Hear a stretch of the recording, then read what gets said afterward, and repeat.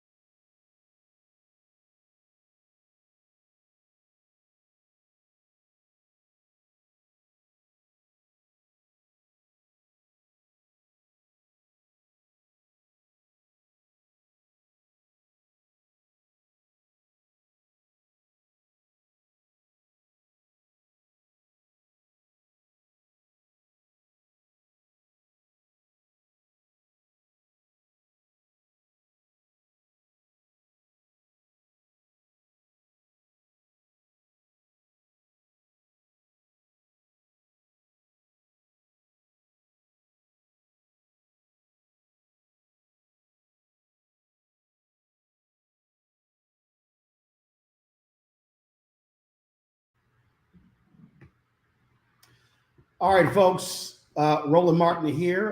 Glad to have all of you on here. We've got a lot of folks who are on the StreamYard, but here's also what we're doing. There's some folks that have already sent me text and they say that they can't get in. Here's the deal. We are streaming this to multiple platforms. So you could actually watch this. You can actually watch this on different platforms. You can watch this on YouTube. You can watch it on our Twitch page. You can watch it on Facebook as well. So everyone doesn't have to all be into the StreamYard. We made it possible for everyone to be able to access this. We've got a whole list of folks lined up to speak. And so what we want to do is we want to get this thing started. Do we have Pastor Jamal Bryant to get us started with prayer?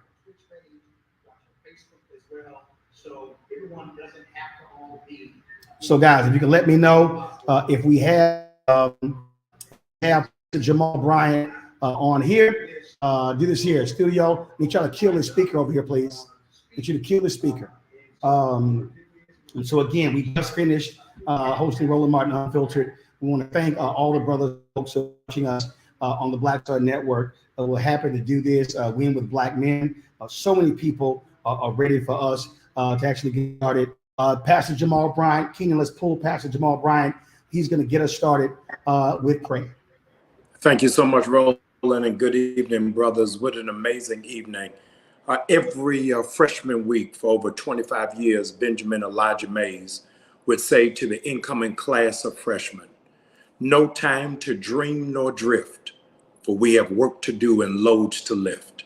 Shun not the struggle, 'tis God's gift. Be strong." Brothers, let's pray. Good and gracious God, we thank you for the place that you have placed us in to provide, to protect, and to lead. I pray that you'll give us strength for the journey. You'll give us strategy against the opposition. I pray that you'll blaze a path forward. I pray, dear Lord, that you will enlarge and increase our numbers.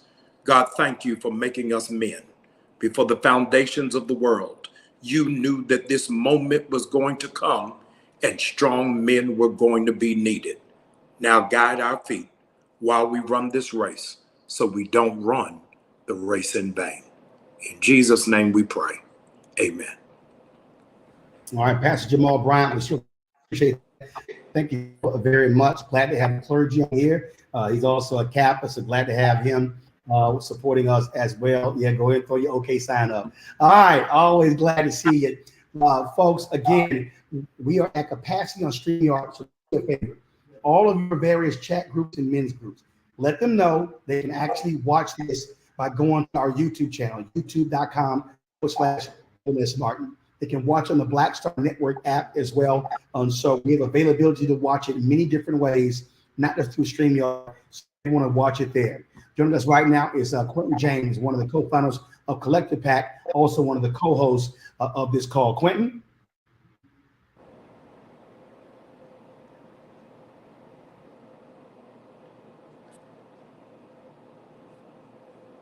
Let's pull up Quentin James, please. There we go. Quentin, there you go. Roland, how you doing, brother? Thank you for having us today. Roland, can you hear me? Yeah, I hear.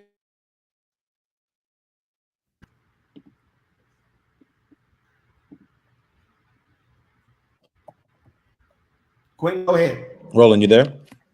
Yep, I'm here. You go Thank ahead. you so much for having us tonight, brother. I know we're having some tech challenges. We're getting over it, but listen, everybody, this is a huge moment for all of us. Tonight will be the largest gathering of Black men in politics in recent history, and we are united to support our sister Vice President Kamala Harris for president. You're going to hear a lot of information tonight, both about what we should be doing. A lot of different leaders from different organizations. I'm here on behalf of the Collective PAC. We support Black candidates who run for office on a local, state, federal level. But we have one job tonight, in a few jobs. One of those jobs tonight is to raise money to support our sister, again, Vice President Kamala Harris. So in the chat, you all will be getting a link to donate. We know last night our sisters with Win with Black Women raised over $1.5 million. And brothers, we know we can either match that or exceed that tonight. We want to make sure we have our sisters' backs. And so tonight, we're going to be asking each and every one of you all to step up and contribute money to support our Vice President, Kamala Harris, as she seeks to become the first woman, first Black woman, first Asian American woman to win the White House. We have a huge threat in front of us in Donald Trump. You'll hear more about that tonight. But major kudos to Roland Martin, to the Honorable Michael Blake, to all the organizers of tonight, attorney and CNN commentator Bakari Sellers, Khalil Thompson, all the folks on the Biden-Harris campaign, including Trey Baker and folks at the CBC, Vincent Evans, all of you all. Thank you all so much for tonight. We have a few thousand brothers on the line now. We're going to get up to hopefully 10, 20, maybe 50,000 brothers tonight. So if you are watching, please post the link on Facebook, on Twitter. Let everybody know to join this conversation right now, because tonight we've got a lot of work to do. So passing it back over to you, Roland. All right, Quentin. We're having some slight issues here, but hopefully we can sort through those right now. Everybody who's watching, let me be perfectly clear. We've maxed out on StreamYard, completely maxed out. We've raised the limit to 20,000. We totally maxed out. Let everybody know they can watch this by going to youtube.com/Roland S. Martin. youtube.com/Roland S. Martin. They can actually watch it. Next up is Michael Blake. Michael, you ready? I am. What's going on, brother? Good to see y'all. Yes, sir. First and foremost, everyone, we just got so much love for y'all. We appreciate you. Of course, Brother Martin, all day, every day. We thank you for everything. For everybody that's watching us right now, Michael Blake, honored to be here.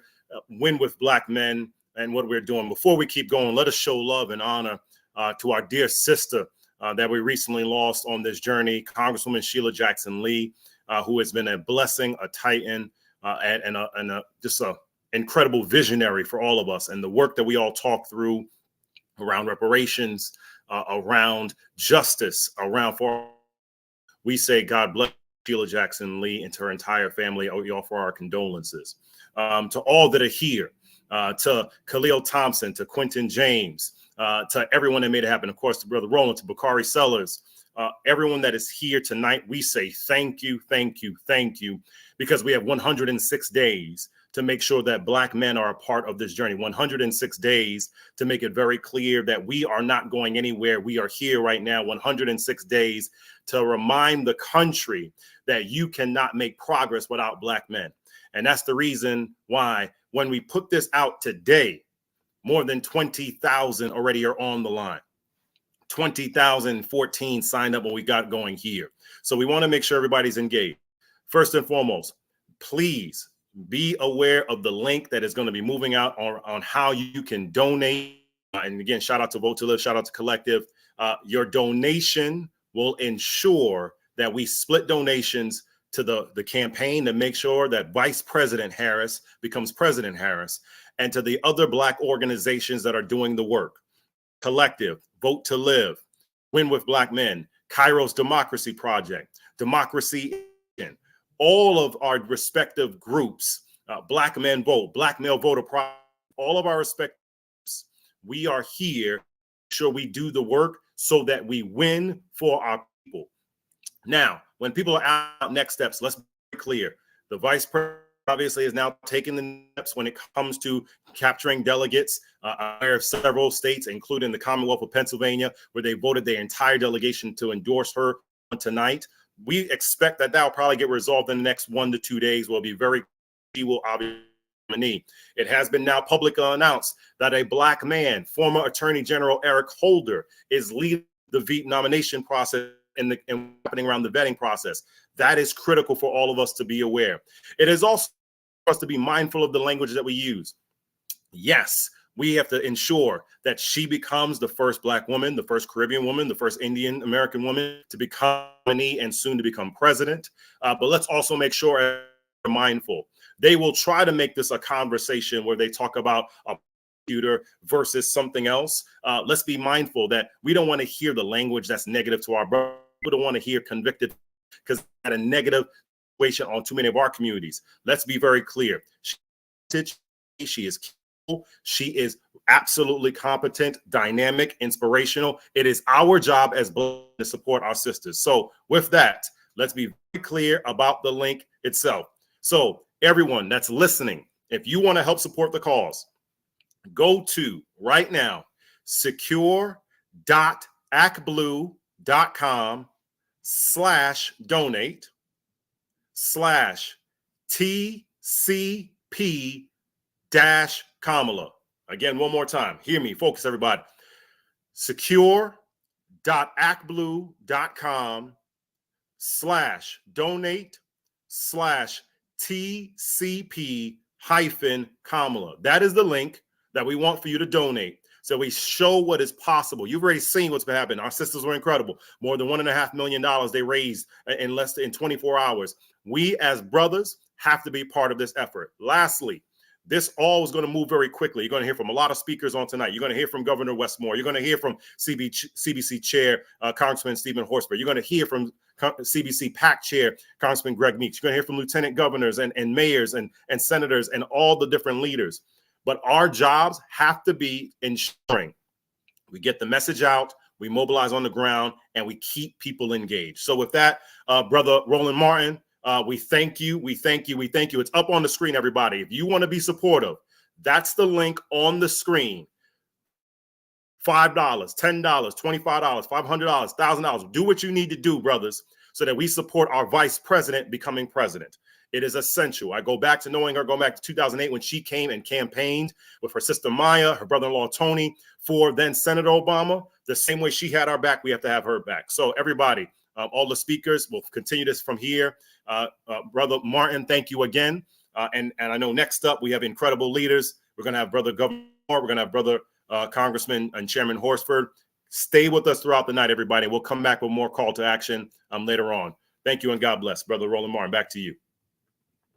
So explain to people that, again, we have the link there. And so some of the funds are going towards the campaign, but others are going specifically to Black male groups to drive GOTV, get out the vote efforts on the ground in critical states. Absolutely. Everybody, we want us to internalize this.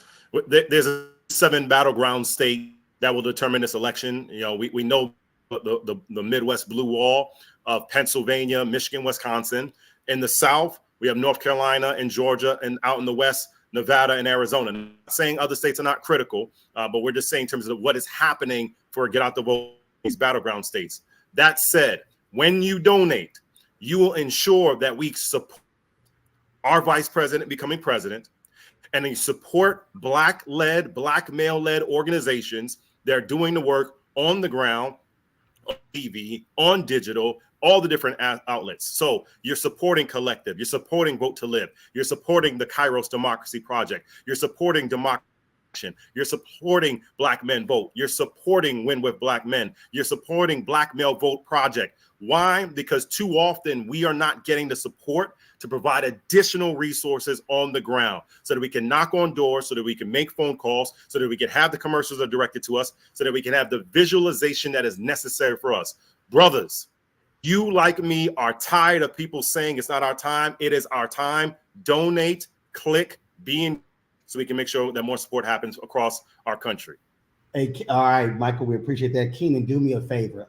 Can you please drop the RMU crawl, the Black Star Network crawl? So, folks, we normally, when we do these broadcasts, so we actually have that up on our show all the time. So, Keenan, kill that crawl at the bottom, and let's just keep that a secure donate button there. So if y'all want to support Roland Martin Unfiltered, y'all in the Black Star Network, y'all can go to blackstarnetwork.com. But I only want this donation link to be up at the bottom there.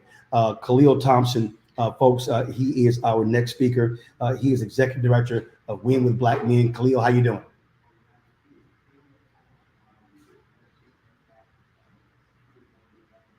We have Khalil there. All right. I see Michael. Do we have Khalil? Khalil? Great, Roland, thank you so much for having me. Truly an honor to be. You got me? All right, cool. Just want to say thank you for convening this and working with myself, Brother Quentin James, Brother Michael Blake, Brother Bakari Sellers for getting us all here tonight. As we do, and as I want to give great honor to my parents, Kathy Thompson and Oswald Thompson. I wouldn't be here without both of them. Following in the footsteps of great Black women. Homage to Joteka Edie and the great work that Women with Black Women have done. Women with Black Men is here to stand up and speak for all Black men. Blue collar, white collar, no collar. It doesn't matter what your affiliation is. As long as you're a Black man, you have a voice and a vote. And we want to make sure you exercise both, not only this evening, but also at the ballot box. Truly excited to be here. Following up on my Yardie brother, Michael Blake, and then soon to follow up with our Governor Wes Moore. We love the donations that jingle, but to quote a favorite movie, we love the donations that fold. So if you're able to go ahead and click that link right there, secureactblue.com/donate/TCP-com. We truly appreciate it so that the organizations that are doing the work on the ground, Black Male Voter Project, Black Men Vote, Win with Black Men, Black Men Build, Fred Hicks and others on the ground who are working hard. We want to make sure they receive the dollars and continue to do the great work in the communities. Also want to give a big shout out to Pennsylvania State Senator Vincent Hughes, Dr. Amos C. Brown from San Francisco Third Baptist Church, and Harris County Commissioner Rodney Ellis. Thank you so much for joining us, as well as many others who are on this evening.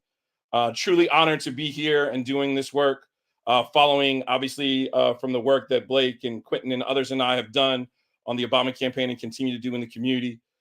Just want to put the challenge out. We are not a monolithic community. We have various different thoughts. I know Brother Martin may like Marvel. I like DC. That's comics, that is. But we all have various different groups. I don't watch none of them. I don't watch. I mean, I just, fair enough. I watch dramas. Okay, fair enough. But the point is that while we come from different ilks and different communities, some of us from inner cities, some of us go to tractor pulls, some of us wear cowboy hats, some of us wear Jordans. This is not about where you're from or what community you're in. It's about showing up on November 5th, going out during early voting, participating in your civic duty.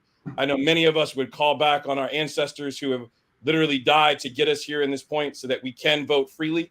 Not necessarily going down that road, but so many have given so that we can be here and having this conversation openly tonight. We have the momentous opportunity to elect and watch the baton given to hopefully the first Black female president. I have an amazing young daughter who is 7 years old, who got to meet her just a couple of weeks ago. And I am honored to be on here tonight with all of you. I am hoping we do 40, 50, 60,000 Black men who are joining this call, either here in this space or on YouTube.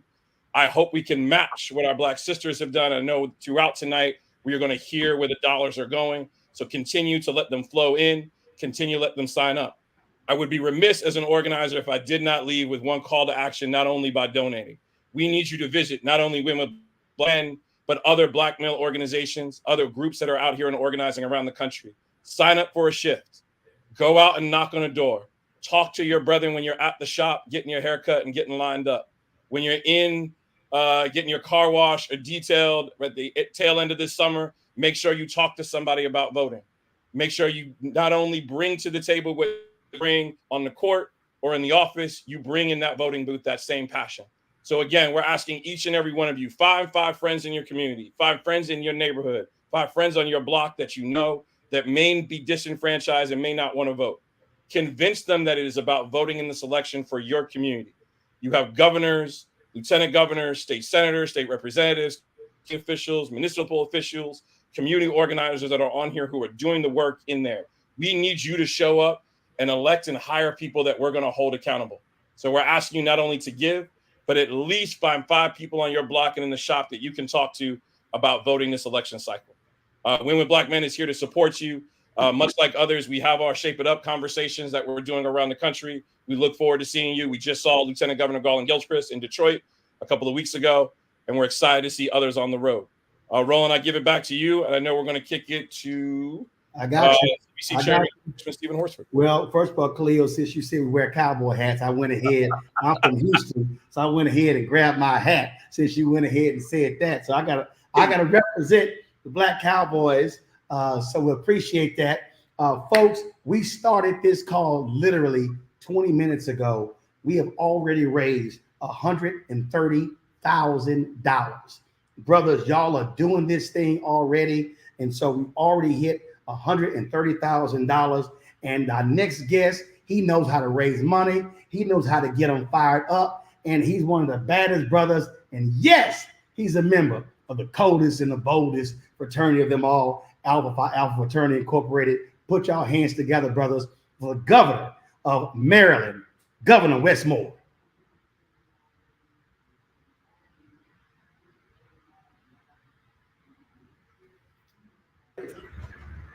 What's going on, Frat? All good, brother. What's going on, everybody? I'm thrilled to be on here. And first, let me just say to the folks who are putting this on, brother Roland, brother Blake, another good Alpha Phi Alpha man, brother Khalil, brother Bakari, and brother Quentin, and everybody on here. I just want to say how much I appreciate you and how thankful I am for you, because I know that when we mobilize, we win. There's just no stopping it. This becomes an unbelievable and an immovable force when we all mobilize and can get fired up about what we know is the mission at hand. And I'm telling you, I got a chance to see this firsthand in our campaign, that is really because of your love and because of your support and because of your push that I'm standing here right now as not just the 63rd governor of my state, but the first African-American governor in the history of the state of Maryland, and only the 3rd African-American ever elected governor in the history of this country. When we mobilize, we move mountains. Now we have a new mission, y'all. We've got to make sure that we are mobilizing for our vice president, for Kamala Harris, who has stood by us, supported us, lifted us up. And it's important that she knows that she has an entire army behind her. And I'll just say, very, very briefly, I have had the joy of working very closely, hand in hand, with her as one of our country's chief executives. I've had a chance to see her in the trenches. And one thing I believe deeply is I never learn anything about anybody in times of ease. Anything I ever need to know about somebody, watch them when times are hard. Watch them when it's difficult. Watch how they work when the pressure gets turned up. And that's when she is at her best. We've got 100 days to go out there and make sure that we are going to protect the future for our children, protect the future for our families, protect the future for our communities, protect the future of our neighborhoods by making sure that we have a president of the United States who sees us, believes in us, and who honors us. And that is Vice President Kamala Harris. And so I'm so grateful for each and every one of you, not just for what we're going to do tonight, but what we're going to do tomorrow, what we're going to do next week, what we will do until Election Day to make sure that the honor of those and the promise of those who came before us is seen and heard and respected. And the honor and the promise of those who will come after us will be seen and heard and respected. And how we move in this moment, it will be remembered. And so I'm so grateful for each and every one of you, brothers, for stepping up and saying, we got her in the way that she and frankly, Black women have always had us. It's our time. And we have to make sure we don't miss this moment and we get this moment right. So God bless y'all. Thank you for everything you continue to do. And let's go ahead and win this thing in November. When we mobilize, we are an immovable mountain, and it's our time to get it right. Brad, I appreciate it. You're absolutely right. That's one of the reasons why I decided to break out this shirt.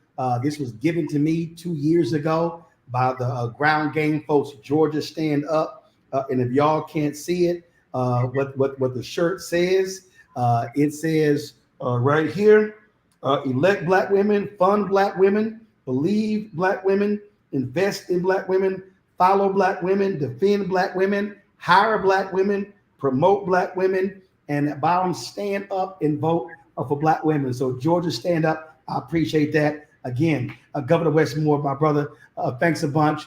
Continue the great job, and we'll see you out there on the campaign trail. You know you will. You know you will. God bless y'all. Appreciate it. Joining us right now, folks, he is the chair of the Congressional Black Caucus, hailing from Nevada, and also a frat brother of mine, Congressman Stephen Horsford. Congressman?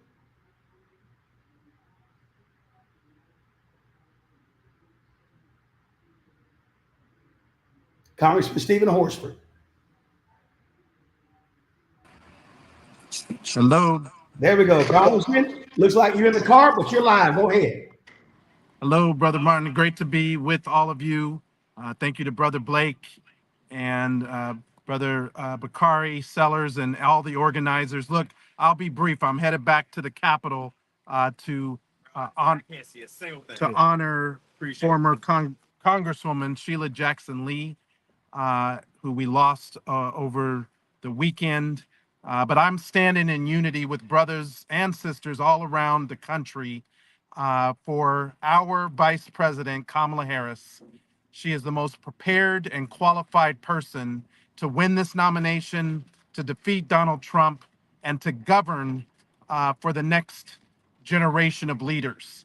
This is an opportunity for all of us to play our part in making sure that we advance economic opportunity and wealth. I'm proud as chair of the Congressional Black Caucus. This has been the center of our agenda around work, wages, and wealth for the brothers in labor, for the brothers that are starting their own businesses, to the brothers that are in corporate America. This is an agenda that lifts all of us up.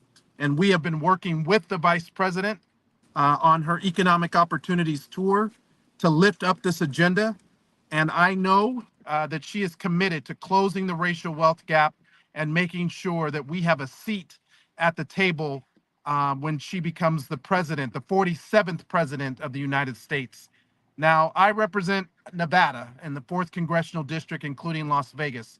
We are a battleground district, and it's going to take all of you to make sure that we not only win the White House, and Nevada was one of the key states that we had to carry in 2020. We'll have to do it again, but also to win the House and to make Hakeem Jeffries the next speaker, the first Black speaker of the House of Representatives. And that is as equally and as important, because we've got to control the Congress in order to control the agenda to get these bills on the desk of the president when our Vice President Kamala Harris is in charge. So I'm asking every brother tonight to do our part. I'm doing my part. I'm going to donate to Harris for President and to make sure that we are seating her. She's already raised more than $100 million In the last 36 hours, 880,000 grassroots donors have contributed. 40% of them, 60% of them, first-time contributors ever. So the energy, the excitement, the enthusiasm that is behind the movement that is now Kamala Harris is electrifying, and we're going to be a part of it. And I know Black women vote. Or Win with Black Women, excuse me, did their part. And I know Win with Black Men will do the same thing tonight. So I want to thank you, Brother Roland. I'm getting ready to head up to the floor, but thank you for allowing me to jump on for a few minutes. And I just want everybody to know the Congressional Black Caucus is 100% behind the Vice President, and we will do everything that we can with the 60 members, the largest in our history, 120 million constituents, a third of the U.S. population, 20 million Black Americans. And we understand that as the conscience of the Congress, this is our moment, this is our time. So let's get out here, let's win, and let's show people that we are unified behind our Vice President, Kamala Harris. Thank you, everybody. Congressman Horford, great words there. First of all, I have known Congresswoman Sheila Jackson Lee longer than anybody else, dating back to when I was an intern at the Houston Defender in 1990. Her office was right next door to ours. And so certainly our condolences. I was last with you and her at the funeral of Reverend William Lawson in Houston. And so she was indeed a warrior fighting on behalf of all of us. And so she is certainly with us in spirit. And we are going to, on the Black Star Network, we're going to be definitely live streaming all of her funeral services once they are announced. So we appreciate it. Thank you so very much, sir. Folks, joining us right now, Repairs of the Breach. He is a co-convener, leader of the Poor People's Campaign as well. Another alpha brother of mine. I want to go to Reverend Dr. William Barber. I know we have him via audio. Reverend Barber. You hear me? Yes, we got you, Doc. Doc, I was just thinking, first of all, thanks to all the brothers that are on, is that the 47th president is a prime number. 47 is a prime number. You can't divide it. And prime numbers only come around every so often. Every so often they're special, but they're transformative. And this is a prime number time. I also want to say to the brothers, as you and I talk often about this organizing, the fact of the matter is Vice President Harris, she was poised to sign a bill to give 55 million Americans, if it had come to her, it would have been a deciding vote, not sign a deciding vote, a living wage of at least $15 an hour, something that Dr. King had dreamed of. She was ready to sign off on the Voting Rights Act restored. If it had come to her, she would have been the deciding vote. She didn't get that opportunity then, but as president, I'm sure she will get the opportunities and will push those two things, one which will lift over 43% of all African Americans out of poverty and low wages. Just one piece of legislation. And so this is a critical time. And brothers, what I want to say to us as we talk about mobilizing is that there is power in this moment. In North Carolina, when the last election and Trump won North Carolina, he only won by 174,000 votes. But over 1.2 million persons didn't vote and over 500,000 African Americans. In Michigan, the margin of victory was only 10,000 votes, but over 1 million poor and low wealth voters who are infrequent voters did not vote. In Wisconsin, 20,000 and over 1.3 million infrequent poor and low wage voters didn't vote. In Pennsylvania, the margin of victory was only 40,000 votes and over nearly 2 million poor and low wage voters did not vote. And African Americans, 60% of African Americans are in that area. The point I'm saying to us, brothers, is that there is this power, there is this remnant. The Bible says there comes a time when a remnant can literally save the nation. There's a time when someone like an Esther figure steps to the plate, steps to the time, and can literally transform the nation. And the remnant out here, enough votes, people are already registered who just need to be moved, who just need to be pushed, that can change this nation. Last point, Roland. In battleground states, where the margin of victory was only 3%, poor and low-wage voters represent over 43% of those are the votes in that state. My brothers, let's reach out to the brothers. Yes, the brothers in the frat, like me and Roland and Alpha and another brother in Capitol, but let's reach out to the brother in the barbershop, to the brother that digs the ditches, to the brothers that is the janitor, to the brother that's in school, to the brother that's a teacher, to the brothers that are painters, to the brothers that are plumbers, to the brothers everywhere, and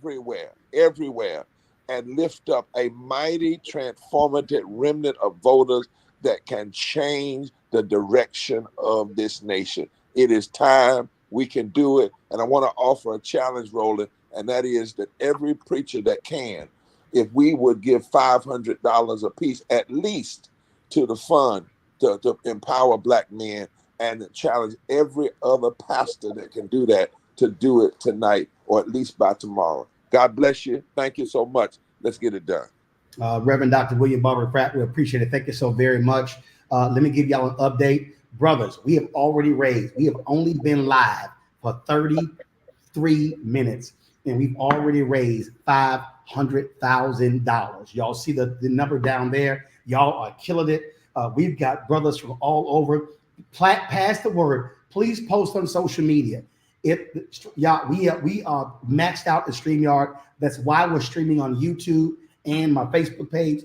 Go to youtube.com/Roland S. Martin or go to the Black Star Network app. Tell everybody they can watch this conversation on YouTube. No need to sign in. We still would love for them to go to winwithblackmen.org so we can capture your data. But to watch this, just go to the YouTube channel. You can see all of this here. Joining us right now, he is live calling in from London, England. He is Lieutenant Governor of Michigan, Garland Gilchrist. Lieutenant Governor Gilchrist, welcome to this amazing call. Thousands of brothers all around the country and obviously around the world. You're live. Hey everybody, it's Lieutenant Governor Garland Gilchrist. I'm repping the great state of Michigan, but I'm talking to you from London, which means it is 1:38 in the morning over here. But I stayed up because I wanted to be part of this powerful conversation, community, and connection, a demonstration and illustration of leadership and unity behind who will be the next president of the United States, and that is Vice President Kamala Harris. I want to thank every brother who has joined here. And I want to thank all of you for inviting others to be part of this, to contribute, to donate your money. And now we need everybody to not only give dollars, but we need them to give their muscle, their resources, their minds, their intelligence, their tenacity to make sure that we do everything within our power to make sure that not only that Vice President Kamala Harris wins, but that we win. And we win when we work together. We work together so we can win together. We win together so we can work together. I'm so excited that the state of Michigan is not only going to be in play, but we have a chance to deliver an electoral victory, the likes of which we have not seen in generations, because we are at a generational moment. All of you understand that we deserve the right to access the dream of health and wealth that exists and burns brightly within every single Black man's soul. That is what we work so hard for. That is what we get so frustrated about when racism and every other form of hatred holds us back from us reaching our full potential. But when we support one another, we can make things happen. And it is that kind of energy we need to bring to this electoral process to make sure that we can make a difference. There are brothers all over the United States of America who will get involved if you talk to them. Every Black man is one conversation away from being engaged in this political process in a way that we have never been engaged in the political process. This is our moment. It's our opportunity. We need to take ownership of this opportunity so we can show leadership going forward. I'm so proud of all of you for being part of this. Roland, I want to thank you for the leadership to bring us all together. Blake, I want to thank you for inviting me. I might be tired right now, but I'm never too tired to put in the work for this movement. I'm never too tired to put in the work for Black people. I'm never too tired to put in work for the state of Michigan. I'm never too tired to put in the work for our collective future that is better when we are a part of it, because our vision of the future is too big to leave anybody out. Those who stand against us, they see a future so small that it cannot fit Black men. It cannot fit Black women. It cannot fit Black babies. It cannot fit the diverse and beautiful members of our community. But I say to them, like I say to you, we believe in a big, abundant, and bold future where we all have a place, have a role, and can be our best. So, gentlemen, God bless you. It's time for us to get to work. It's time for us to convince every person in our life that this is their moment, that when they say something doesn't matter to them, they say the moments always matter to you when you take ownership of those moments. So challenge them to step up, to stand in, and to stand tall. Thank you for having me on here. Let's make history with how much we bring in and raise here. Let's lay a foundation for all of our leadership as individuals and our leadership as a collective, because there is enough room for all of us to lead us into this future. Thank you so much for having me, y'all. Let's go get it. All right, so y'all just want y'all to know, he got the blue blazer on and he's like speaking. Y'all, Lieutenant Governor was like, yo, I'm hyped. That's what he was texting me. So it's early in the morning in London, but he is hyped. We appreciate, brother, you being on this call. I last saw you when I was in Detroit when the vice president was there. You're doing a great job there. And so, listen, we got to have a strong ground game in Michigan, in Pennsylvania, in North Carolina, in Wisconsin, in Georgia, in Arizona, in Nevada, in these critical states. And we got other critical elections. There are sisters who are running for United States Senate in Maryland, Angela also Brooks. You got Lisa Rochester running in Delaware. So there are opportunities beyond the top of the ticket. So these are great opportunities. You got a competitive Senate race there. Hill Harper is on the call as well, and they're in Michigan. So a lot is happening. Lieutenant Governor Gilchrist, we appreciate it, bro. Thanks a lot. All right, y'all. Be good. Appreciate it. Folks, we're going to keep this thing going. Again, you see right here, the donate button is below. Look, we have a goal, but we're not going to give you the number. We want y'all to keep giving. And again, you're supporting the campaign, but you're also supporting Black men's organizations. Do understand, ground game is critical. Many of our organizations do not get the support. A lot of these consultants want to run all the ads on television, but you got to have folks who are making phone calls, who are knocking on doors, who are doing precinct walks. And so that's why your donations are critically important. That's right now. We're going to go to Nevada. See, I know, so I was going to go to Mark Morial with the head of the National Urban League, but I think Quentin and the rest of them said, hey, we done had too many alphas speak in a row. So let's go ahead and go to this Kappa. I went to Texas A&M with him. He's the Attorney General in Nevada, Aaron Ford. What's up, bro? You on mute. Come on, Kappa, you on mute. Yeah, you know what? I was just saying, look, I know it's cold in here, but it's pretty too. I mean, hey, Roland, it's great to see you, man. I'm so proud of you, always proud of you, man. You spearheaded this with your co-host, and I just can't thank y'all enough for putting this on. It's so important. What we're talking about right now, what we're doing right now, the moment that we are in is just too hard for us to grasp. And so we have to stay engaged and we have to continue pushing forward on this. And so, look, I'm not going to tarry long because in about 10 minutes, 6 minutes actually, I got to jump on the Nevada State delegation call. We're meeting, our delegates are meeting. I'm one of the delegates going to Chicago, and we're meeting to talk about committing our delegates. And obviously I'm pushing for Kamala Harris, and I think we're going to pull that out.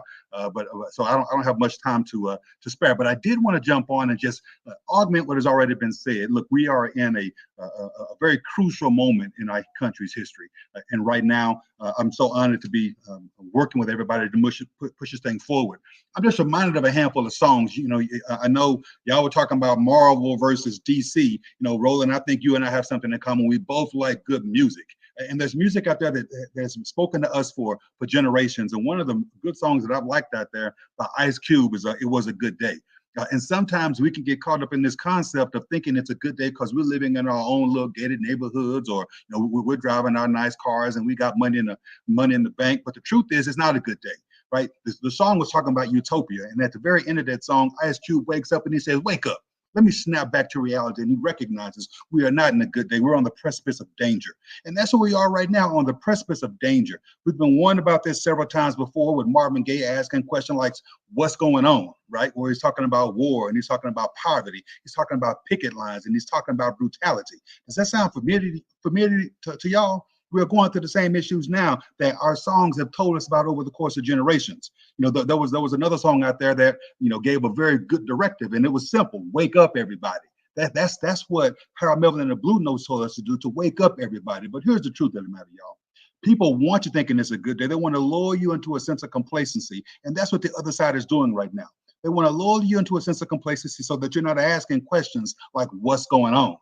That's the reason why they are getting rid of books. They're banning books and they're rewriting history, because they want you ignorant. They want you complacent. They don't want you asking what's going on. They don't want you woke, y'all. They don't want you to wake up everybody. They have a war on woke, in fact. And so what we have to continue to recognize is that is nothing but the devil. At the end of the day, like my mama would say, they are trying their best to take us backwards. You know, they complain about the word progressive like it's a bad word, but the truth of the matter is the opposite of progressive is regressive, going backwards. And that's what so many of the policies of the other side are trying to do, take us backwards.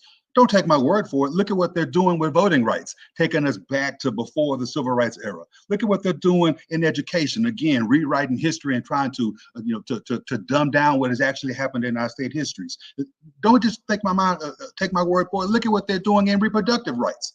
They just took us back 50 years. Right, so right. At the end of the day, we have to continue to fight and push forward and understand that it's not a good day out there, y'all. We have to ask what's going on and wake up and continue to push forward, because otherwise we are doomed to repeat the bad histories that we've already encountered and experienced. And right now, in the Kamala Harris campaign, we have an opportunity to continue moving forward. I've known Kamala for a handful of years now. She was the very first national candidate to support my campaign for Nevada Attorney General. Right. I've seen her so many times. Every time she comes to Nevada, I'm meeting her at the tarmac. I've worked with her. She used to be an attorney general. I'm an attorney general, and I know exactly the work she's had to do in pushing back on predators like Donald Trump. So at the end of the day, we have an opportunity here. We cannot waste this opportunity. We have to raise the money at that Ag Blue sign right here at the bottom there. We have to support these organizations that have been working so very hard to continue moving us forward. And I, for one, am going to be in there. I'm going to be counted in that number. And I'm so blessed and honored to be here with you, Roland. Keep up the good work, my man. All of my friends who are putting this on, I really appreciate y'all. And I'm going to stand with you until we're all done with this thing. All right, then. I appreciate it. Thank you so very much, Nevada Attorney General Aaron Ford. Thanks a lot. All right, folks, let me remind all the speakers, we got lots of brothers, literally. We've got folks waiting in the queue to speak, so please keep your comments brief. We would like no more than 2 minutes, because we've got so many people who want to jump on. People are texting me. Senator Raphael Warnock is stuck at the airport. He's trying to get on. Don Cheadle is trying to get on. And so many others are trying to get on. Here's an update. We've now hit $600,000. We've only been live, y'all, for 45 minutes. We've already hit 600,000. Y'all keep giving, keep giving. Wendell Pierce just texted me. As I said, Hill Harper has texted me. John Legend is watching us right now. And so this thing is going. Let's go back to some alphas. Hey, y'all, don't blame me. It's just how it is. Lee Saunders, he is the president of AFSCME, the American Federation of State, County, Municipal Employees. Let me tell y'all right now, I always give Lee a shout out, because AFSCME was the first sponsor of Roland Martin Unfiltered and the Black Star Network. They were with us for year 2 as well. They were sponsors the first 2 years. This show and this network does not exist if it wasn't for Lee's support. And so, Lee, I always appreciate that. You have the floor. Thank you, Roland. And let me just say this. We're back to the alphas now. So you had so many speakers that are alpha men. And we're going to turn this around, and we're going to win in November. But let me just say this. It's great to be here with all of you. I am the president of the American Federation of State, County, and Municipal Employees. We represent 1.4 million workers across the country, 1.4 million members of AFSCME in the public service. And I want to tell you this. I'll tell you this story real quick. We had a meeting of our board, our executive board, our highest body within our union today. We had a discussion about endorsing Kamala Harris. And before we could even get into the discussion, there was a motion made that we would support Kamala Harris. And it was unanimous, a unanimous vote for Kamala Harris. And I want to tell you this also. I'm the political chair of the AFL-CIO. and a number of other unions are endorsing at the same time. We had a meeting of the AFL-CIO today. I guarantee you that by the end of the week, the overwhelming majority of the trade unions in this country will be supporting Kamala Harris for president of the United States. And let's not make this difficult. And let's not make this hard. We know what we've got to do. We've got to organize, we've got to mobilize, and we've got to educate our communities.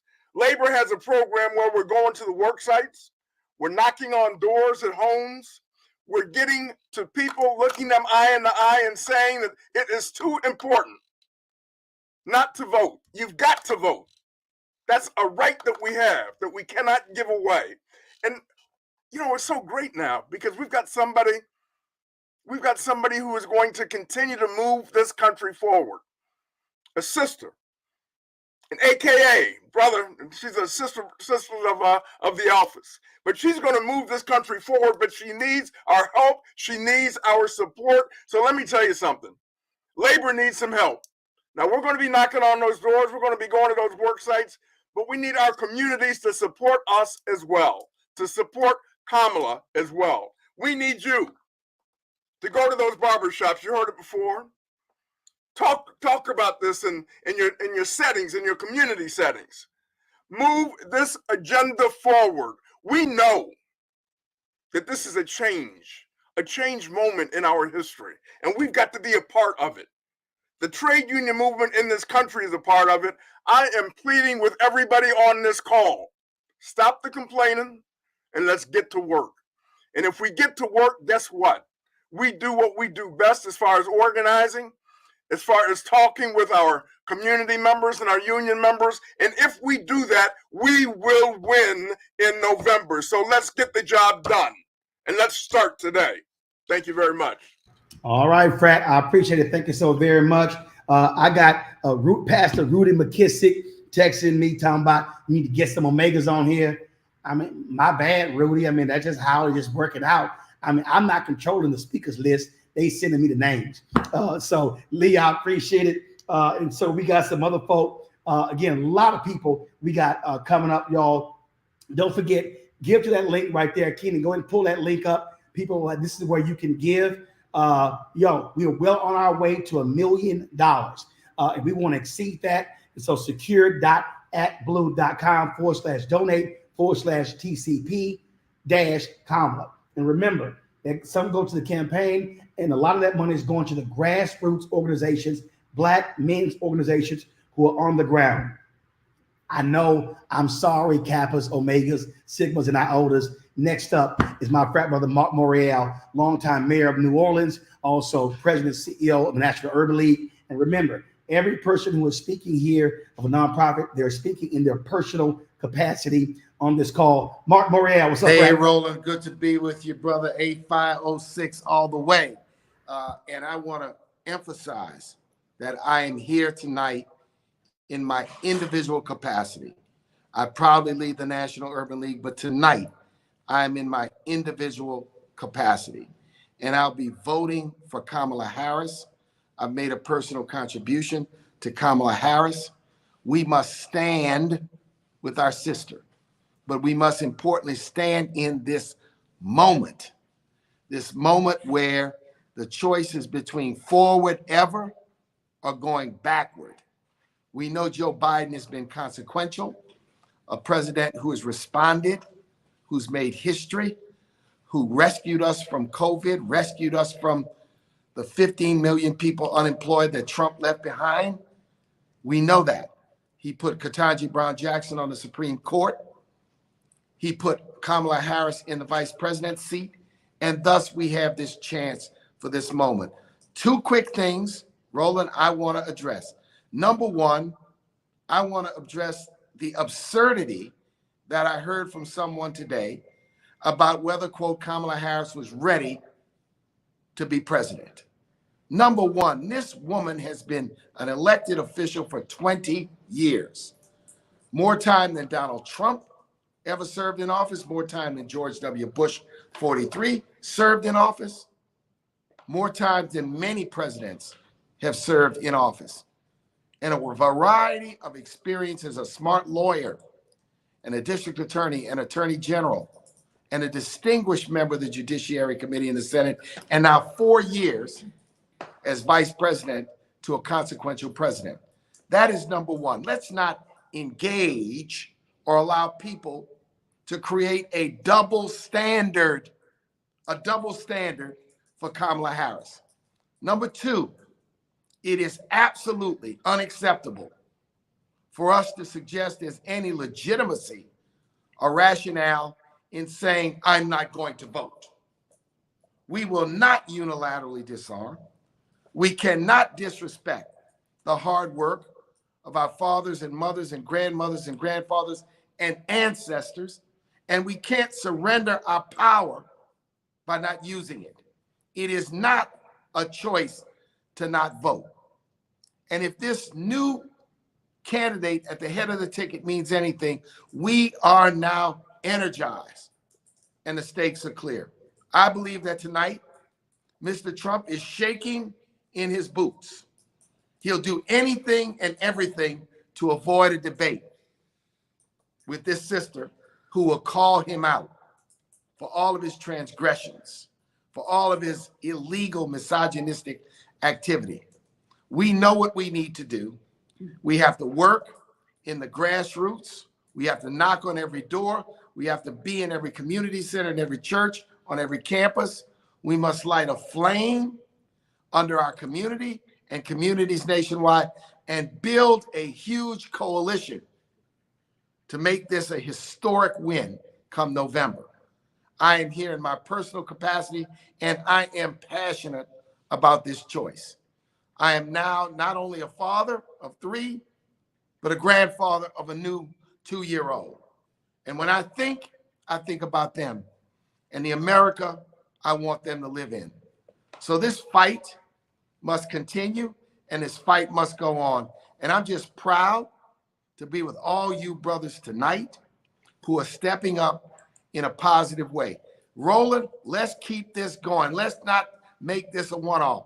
Let's keep this conversation going all the way through November, and let us move and work and act. Mark, we absolutely will. That's one of the reasons why we are collecting data. And so, folks, we want y'all to go to winwithblackmen.org, fill that form out. There's a reason we want you to do that, because we need to do data collection. We don't believe in just having conversations and then don't know who actually was on the phone call. And so that's what we want y'all to do. And so, Mark, we certainly appreciate it. Thank you so very much. I know all the Omegas and the Kappas sitting here getting mad. Y'all, I'm just following orders. So y'all step on up. Next up, super producer, Will Packer, FAMU, represent HBCUs, Anna Alpha. What's up, Fred? What up, baby? What's happening? All good. Come on, man, bro. I'm gonna hit you with the 11119, sir. Oh, 6. My voice is hoarse. Already I can still hit that. Listen, that's all right. You've been out there putting that work in. One time for the Ice Cold Brothers of A5A. One time for everybody from the Florida A&M University. Shout out. Put them rattlers in the chat so I know you out there. Listen, Ro, I'm not going to be long. I want to give honor to everybody that put this together. Listen, you all that are here, all 20, 30,000 of y'all that are here, you are here, right? You understand how important this is. Here's what I want you to do. I want you to give what you can. Somebody asked, how much? What can you give? What you got? What can you afford to give? Okay. The next thing I want you to do is talk to other brothers, cats that's not in this chat. And y'all know who they are. You know the cats that sit back and go, I don't know, for what, right? Ain't none of them for me. Ain't none of them right. I don't want to do it. I understand that. You got to talk to them. That's what we got to do, use our power and influence. The other side has a base that no matter what, they are always riding for theirs, right? They are counting on us to sit this out. They are counting on us to not have a base that comes out and shows up for this sister. I know Madam VP personally. I know Kamala Harris personally. And I'm telling you now, she is ready. She is up to the challenge, and we will win this. They count us out, brothers. And you know what happens when they count us out. I work in Hollywood. You know that, Ro. And I tell people all the time, you got to understand that audiences never realize the true power that they have. They think that that the executives in Hollywood are determining what movies and TV shows are getting made. And I tell people all the time, that's not the case. You know who determines what gets made in Hollywood? You, the audience. Audiences have the power. If you see something, that means that an audience has said, we want to see that. We have the power in this election. This is it. When's the last time you, talking to you that's watching this right now, when the last time you did something that was truly monumental, truly consequential for yourself, for your family, for your community? This is the time. Who better than you? Who better than us? Let's go. That's it. It's period. It's done. This is it. They count us out. They think black men not going to stand up. Guess what? We're going to stand up. We're going to show out. I want you to give what you can. And I want you to reach out to those brothers that are doubting this moment. You know who they are. I want you to talk to those cats. The one that's like, for what? I'm going to sit back. Why do I need to be involved? This is it. This is the moment. It's not another moment. Don't wait on another moment. Don't wait on another time. We don't have time for that.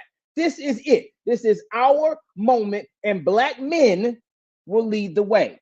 Black men will lead the way. Show me something, brothers. That's it. I came on here to say that, Ro. That's it. That's what I had to say. Let's go and let's get it. It's our time. Right. I appreciate it, man. Thank you so very much for joining us and sharing those words.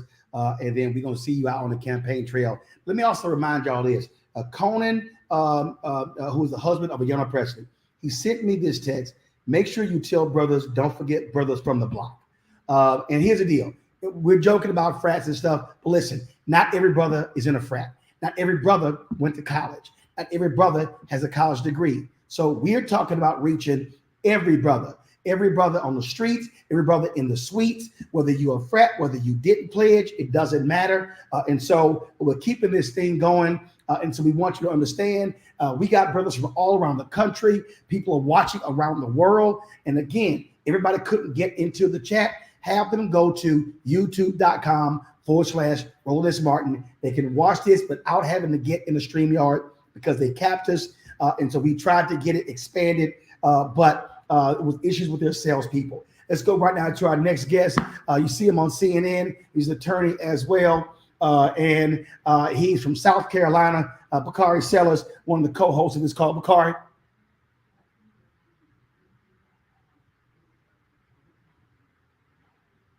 There you go. What's up, my brother? How are you? All good. You're live. Thank you so much. Look, I am actually in Las Vegas, Nevada, as we speak. And I just wanted to start off by saying I'm from the big city of Denmark, South Carolina, where we have 3 whole stoplights and a blinking light. And my mom and dad would always tell me the 2 most important words you can say in the English language are the words thank you. And so the first thing I want to do is just say thank you to all my brothers on this call. Quentin James, a special thank you. Roland Martin, a special thank you. Win with Black Men, a special thank you. Everyone who came in to coordinate this effort, a special thank you. We joined here for a singular cause and a common good. We're doing something that nobody really thought would be possible at this moment. And we're answering questions that people had about whether or not we could change the world that we live in. I'm somebody who doesn't believe in necessarily what this country was or what it is, but I believe in what this country can be. And so I'm here with my undying support for Kamala Harris as the next president of the United States. And the reason being is because many of us who are on this Zoom call, we are head of households, we are fathers, we are brothers, we are boyfriends, we are providers, we are protectors, and oftentimes our voices get muted in the larger political discourse. And I recall a moment in my life where my wife nearly died giving childbirth, and my daughter was sick with a liver disease. We had to have a transplant at 10 months old, Sadie Sellers. And I never forget the first person to call me.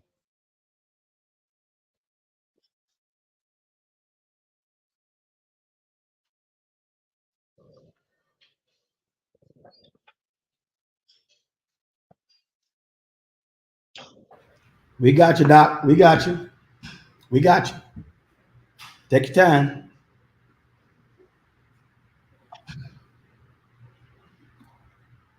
It was Kamala Harris.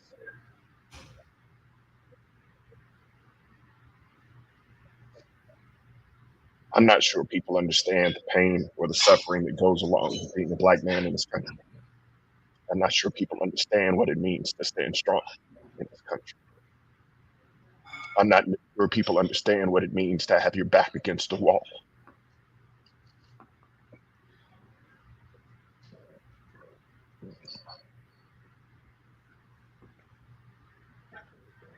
But I'm gonna stand with her because she stood with me.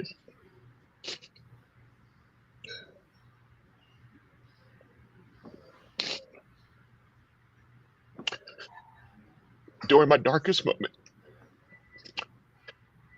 when I almost lost my daughter, when I had to protect my wife, when I had to fight for a Black woman in the hospital.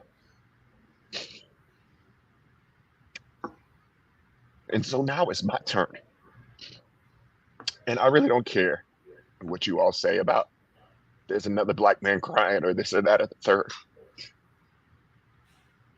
Because every day I'm gonna work damn hard to make sure that tomorrow's better than yesterday.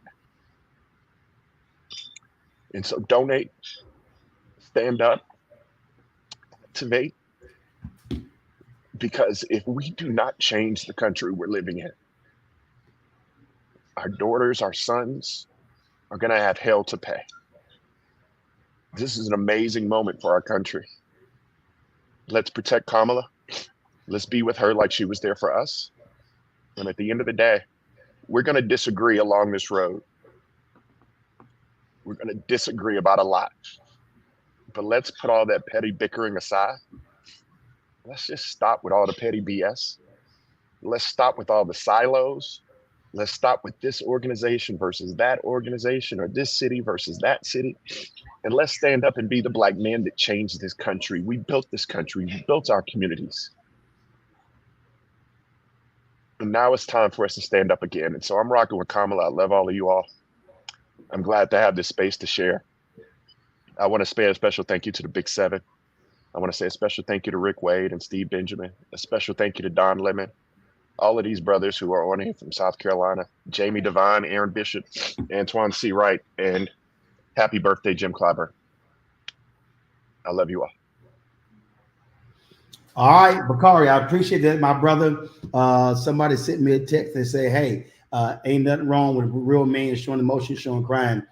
So, brother, we appreciate that powerful testimony that you just gave, quite emotional. And absolutely, that's a real sister in Kamala Harris. Absolutely. So, Bakari, we appreciate that, man. Thanks for joining us. And thanks for being one of the organizers of this and co-hosting this. Thanks a bunch. To everybody who's watching, it's a lot moving. We got a number of speakers going.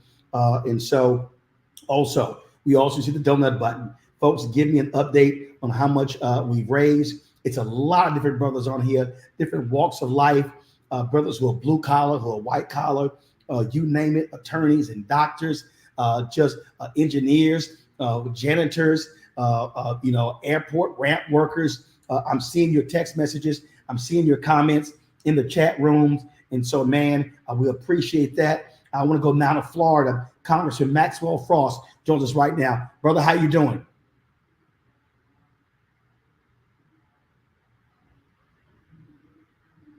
Keenan, we're going to Congressman Maxwell Frost. Hello, everybody. Thank you so much for having me on. Glad to have you here. Haven't had you yet on Roland Martin Unfiltered. We got to make that happen. But you right now on Game with Black Men. Go right ahead. Well, thank you so much for having me on. I really appreciate the opportunity, and it's great to be here as we together, especially as Black men, coming around this historic opportunity to elect Kamala Harris as the president of the United States. And I want to talk specifically about an issue that's really important to me, which is ending gun violence. I got involved in politics at the age of 15 years old, because I didn't want to get shot. It was seeing the gun violence in my community. It was seeing the gun violence across the entire country that pushed me to get involved in politics in the first place. And when I got to Congress, the first bill I introduced was to create this federal office of gun violence prevention, which none other than the Vice President of the United States, Vice President Harris, has been overseeing. And when we talk about policy that centers the most vulnerable people, when we talk about policy that centers Black people in this country, we have to talk about community violence intervention.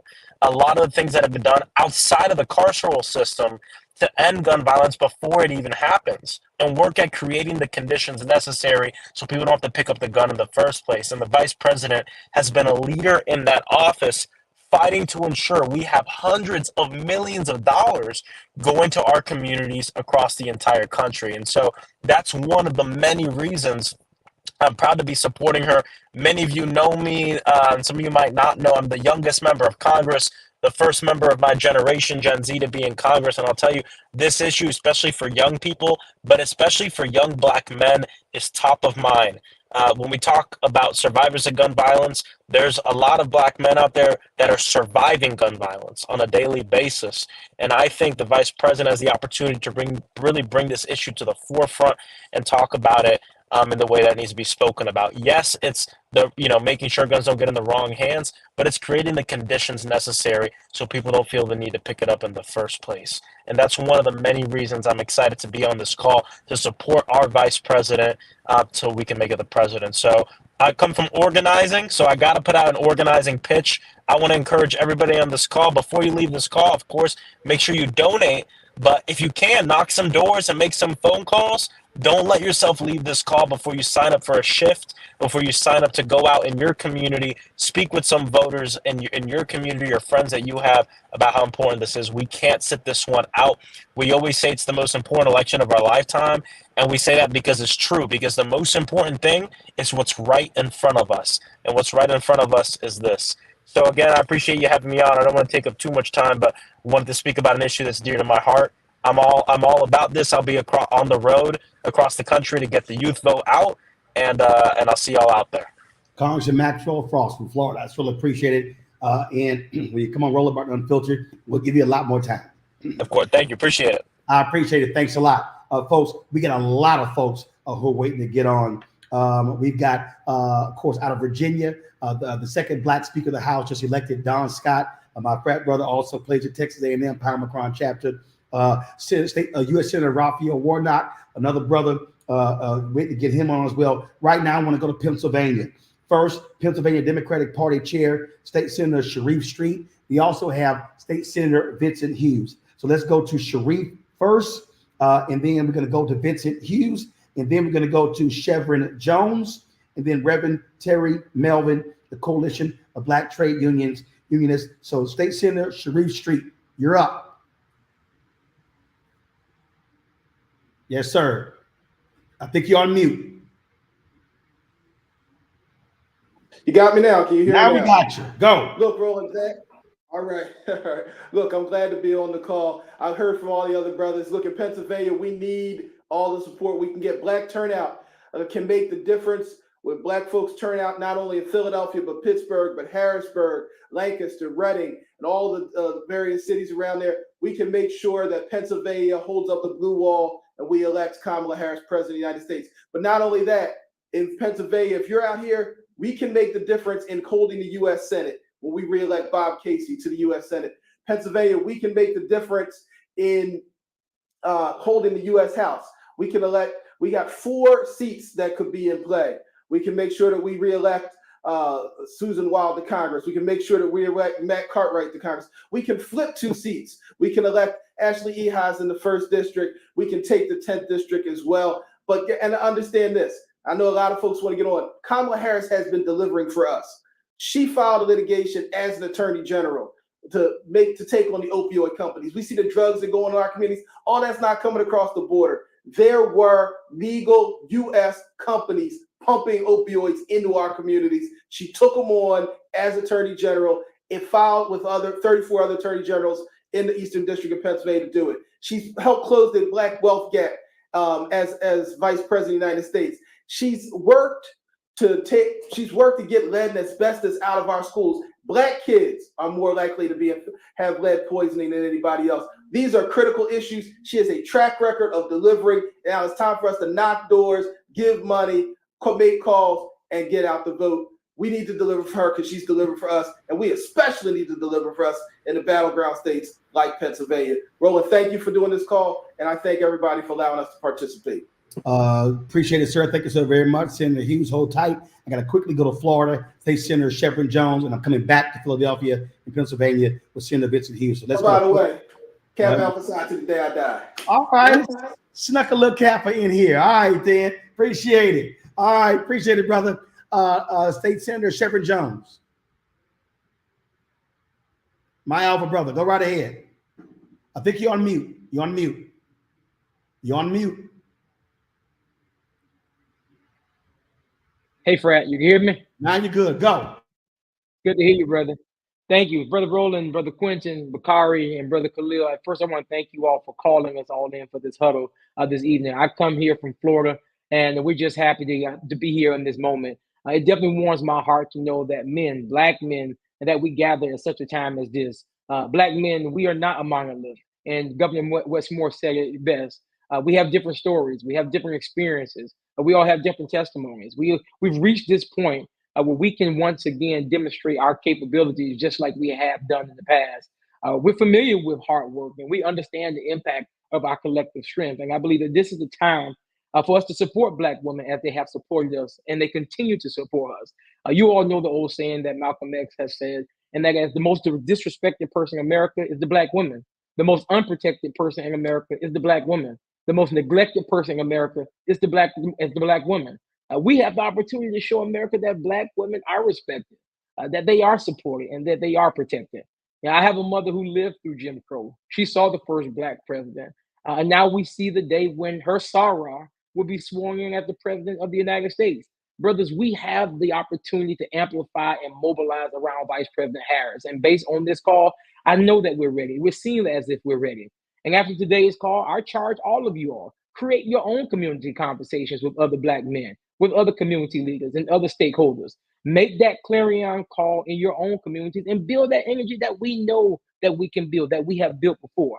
Brother Roland, I can't wait to see the momentum that we're about to build across this country, and because I know we can do it. And we know we need to do it, brothers. And I believe that we will get this done. God bless you all. I love y'all. Love you, King. Thank you so much, Frat. Frat, I appreciate it. Thank you so very much. Let's go back to Pennsylvania. State Senator Vincent Hughes. Also the husband of Cheryl Lee Ralph. What's up, my brother? I may not be a proud frat member, but I'm a damn sure proud husband of Cheryl Lee Ralph. I'll be clear about that. All right. Roland and crew, thank you for pulling this together. If you need reasons why to support Kamala Harris for president, let's walk it down real quickly. In the Biden-Harris economic policy program, states have huge budget surpluses now. What have we done with that in Pennsylvania? Over $155 million of grant money, not loan money, went to small Black and brown businesses, the barbershop, the beauty salon. And I said grants, not loans, grants, not loans. One example. Second example, we just began the funding of the huge education discrimination lawsuit case in Pennsylvania's history. Just this past budget, because of the Biden-Harris budget surpluses that were provided to Pennsylvania, we've driven $1.1 billion to school districts all across Pennsylvania, most of them Black and brown, that historically have been left out. Because of the Biden-Harris budget surpluses that have been provided to Pennsylvania, we've gotten over $240 million to neighborhood-based anti-violence programs that have reduced violence, gun violence in Pennsylvania, and in Philadelphia specifically, the largest reduction of any big city in the country. We've got money to Black and brown mental health providers serving Black and brown communities because of the Biden-Harris economic policies. But let's ask this question on a more personal level. What do we say to our sisters? When asked the question, where were you when Kamala Harris had the opportunity to be president of the United States of Pennsylvania? Do we say we stood with our sisters, partner to partner, shoulder to shoulder, or do we say we turned the other way? What do we say to our children? Daddy, where were you? Grandpapa, where were you when it was that time, when it was that moment? Do we say we stood with them and stood for their future, or we turn the other way? What do we say to our allies who are waiting to see if we are going to step up and stand up? Because they're waiting to see if we're going to move before they move? What do we say to them? And for those of us, brothers, who think about this from a historical perspective, this moment that we're in right now is a manifestation of wherever we were in 1984 and 1988 with Reverend Jackson and his effort to empower us and to move us forward when seeking the White House. This is just another step in that line. And this sister is prepared from day one. She is like that philosophy. If you stay ready, you never have to get ready. The question is, are we going to step up? So all I'm asking, Roland and everybody, all the brothers, take your hill. Take your personal hill. That's that right. Family, that community, that neighborhood that you live on, that you work in, and that you thrive in. Take that hill right now. This is our moment. This is our time. Let's make the difference that we deserve to make. And this sister deserves us to stand up for her and with her. All right, Roland. All right, sir. I appreciate it. Thank you so very much, folks. We've got a lot of folks waiting. My man, Drew Bullock, is going to give us a breakdown in a bit about the attacks on the criminal justice record of Kamala Harris. And so we're going to get that. But right now, I want to go to Reverend Terry Melvin with the Coalition of Black Trade Unions. Reverend Melvin, are you there? Reverend Terry Melvin. He's next. Then we have U.S. Senator Raphael Warnock, Speaker of Virginia, Don Scott, and then Illinois Attorney General Kwame Raoul. And so right now, let's go to Reverend Melvin. Keenan, you got Reverend Terry Melvin?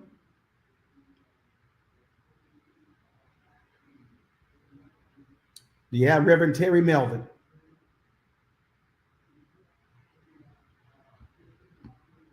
Keenan, send me a text. If you don't have Reverend Terry Melvin, let's go to U.S. Senator Raphael Warnock out of Georgia. Warnock, brothers? You're live, Frat. Good to be with you, Frat. Hello, brothers.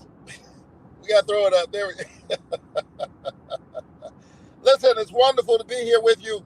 I'm in a car making my way across Georgia where I had an event earlier today, but I wouldn't miss tonight for anything. Thank you, Roland and Mike Blake and Bakari Sellers, Khalil, Thompson, Quentin, James. Thank you all for pulling this together. This is our moment. This is the moment of truth for us to show up. Kamala Harris's name will be on the ballot, but in a very real sense, it's our families that are on the ballot. It's our future that's on the ballot. Our sons and our daughters are on the ballot. I can say a whole lot about Kamala Harris, whom I consider not only an extraordinary human being, an extraordinary vice president, she's a good friend. And I'm thinking about so much right now. I'm thinking about the moment we confirmed to the United States Supreme Court another outstanding Black woman, Ketanji Brown Jackson. That day we confirmed her, the Senate chamber was full. And had I not won, had John Ossoff not won in Georgia, first Black senator, first Jewish senator, even with Joe Biden in the White House, we wouldn't have been confirming Ketanji Brown Jackson.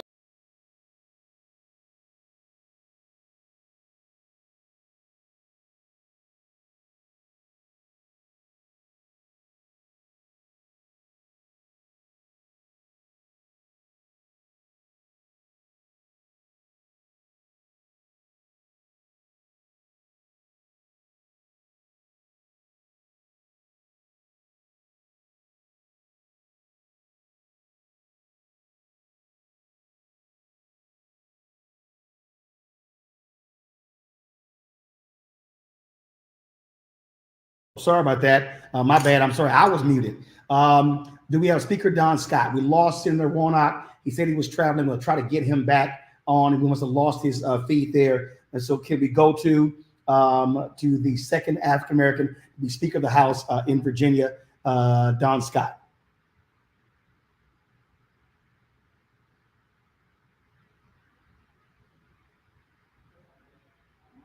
Keenan, you got Don?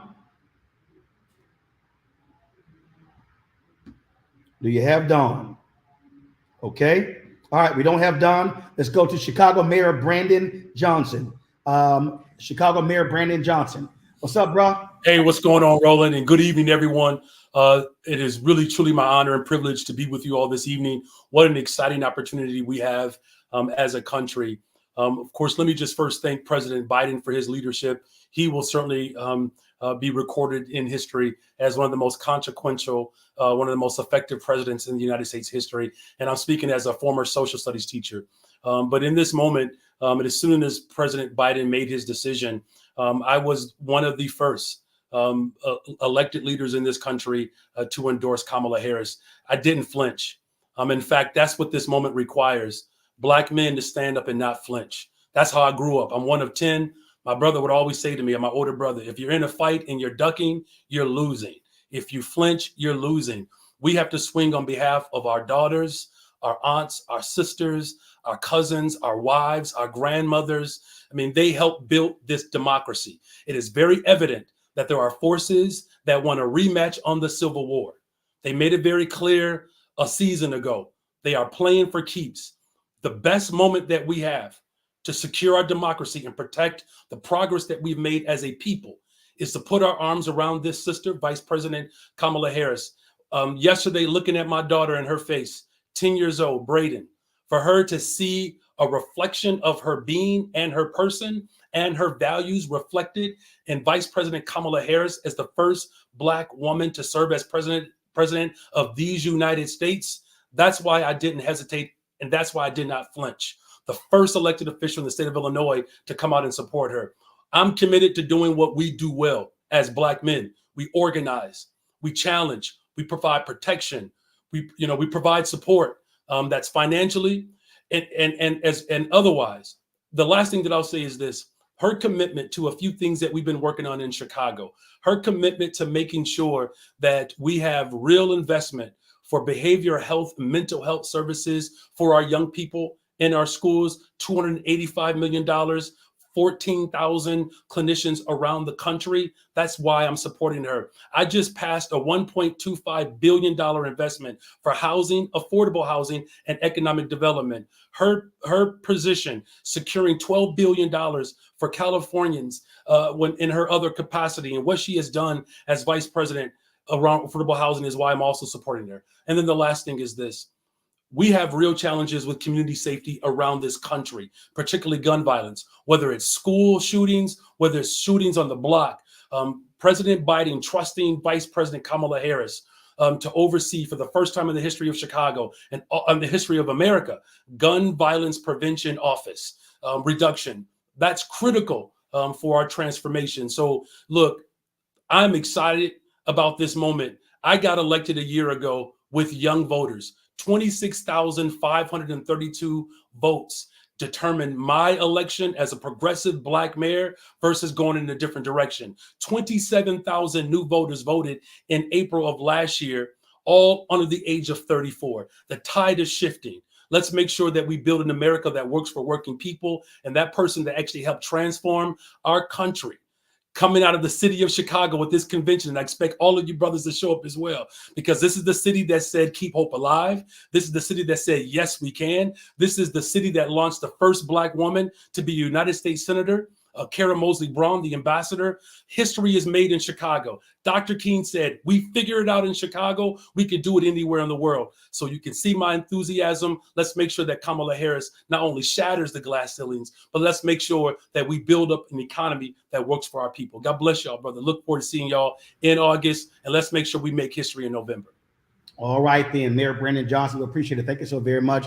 Brothers, we have surpassed $800,000. 800,000. Let's get to 1 million. You see the donate button right there, secure.actblue.com/donate/TPC-comma. Let's stay in Illinois. Here's Attorney General Kwame Raoul. Roland, thanks for having me. And first off, let me say to the mayor, I was in the no flinch zone as well. I was the first statewide elected official to endorse Kamala Harris yesterday. I don't know who was first, whether it was the mayor or me, but I'm gonna give him I'll trust his word on that. Secondly, let me thank you and for organizing this call. I knew something was up when I saw the black and gold colors on the on the invitation. You know, there was a conspiracy to get a bunch of alpha men on here, but that's all right. I circulated that black and gold invite to my Kappa brothers in Chicago, and I'm encouraging them all to make a donation just as I did. I want to really thank as a father of a daughter, I want to thank Bakari for sharing his story, displaying his strength. Sometimes as black men, we get confused as to what strength is. And sometimes we think that standing behind a black woman as a leader does not display strength as black men. I'm here to tell you all tonight that it does the opposite of that. It displays strength. That's why I had no hesitation in supporting Kamala Harris. I've seen her demonstrated leadership. And to all, I'm asking all the brothers on the call tonight to do one thing. When we see a misled brother trying to take down our sister, mischaracterizing her history of leadership, I have served as a prosecutor. I have served and continue to serve as AG. And I know the decision making you have to make. And I've seen people mischaracterize her record. We have to step up and we have to characterize those brothers, because those brothers are not displaying the type of strength that I'm talking about. We have an opportunity right now to make history by electing Kamala Harris. I'm standing behind a black woman to be president of the United States, and it doesn't make me any less of a black man. I'm asking all of you all to do the same. Thank you, Roland.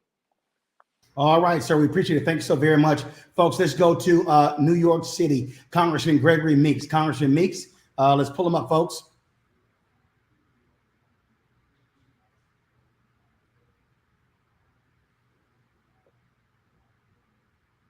Do we have Congressman Gregory Meeks?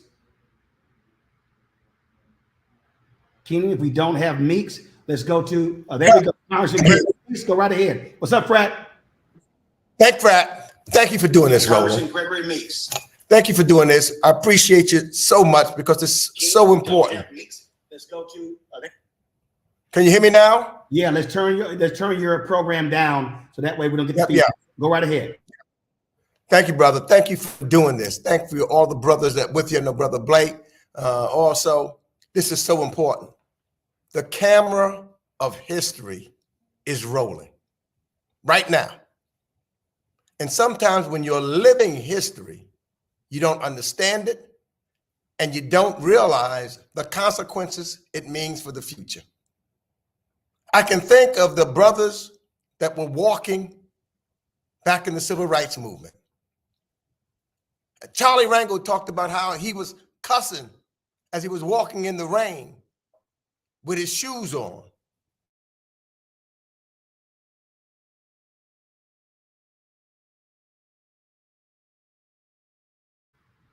Did we lose Congressman Meeks? Did he freeze up? If we lost Congressman Meeks, he froze up there. Let's get his signal back. But let me go to right now, Attorney Ben Crump. Ben, got an Omega. All Omega's happy. Ben, are you there?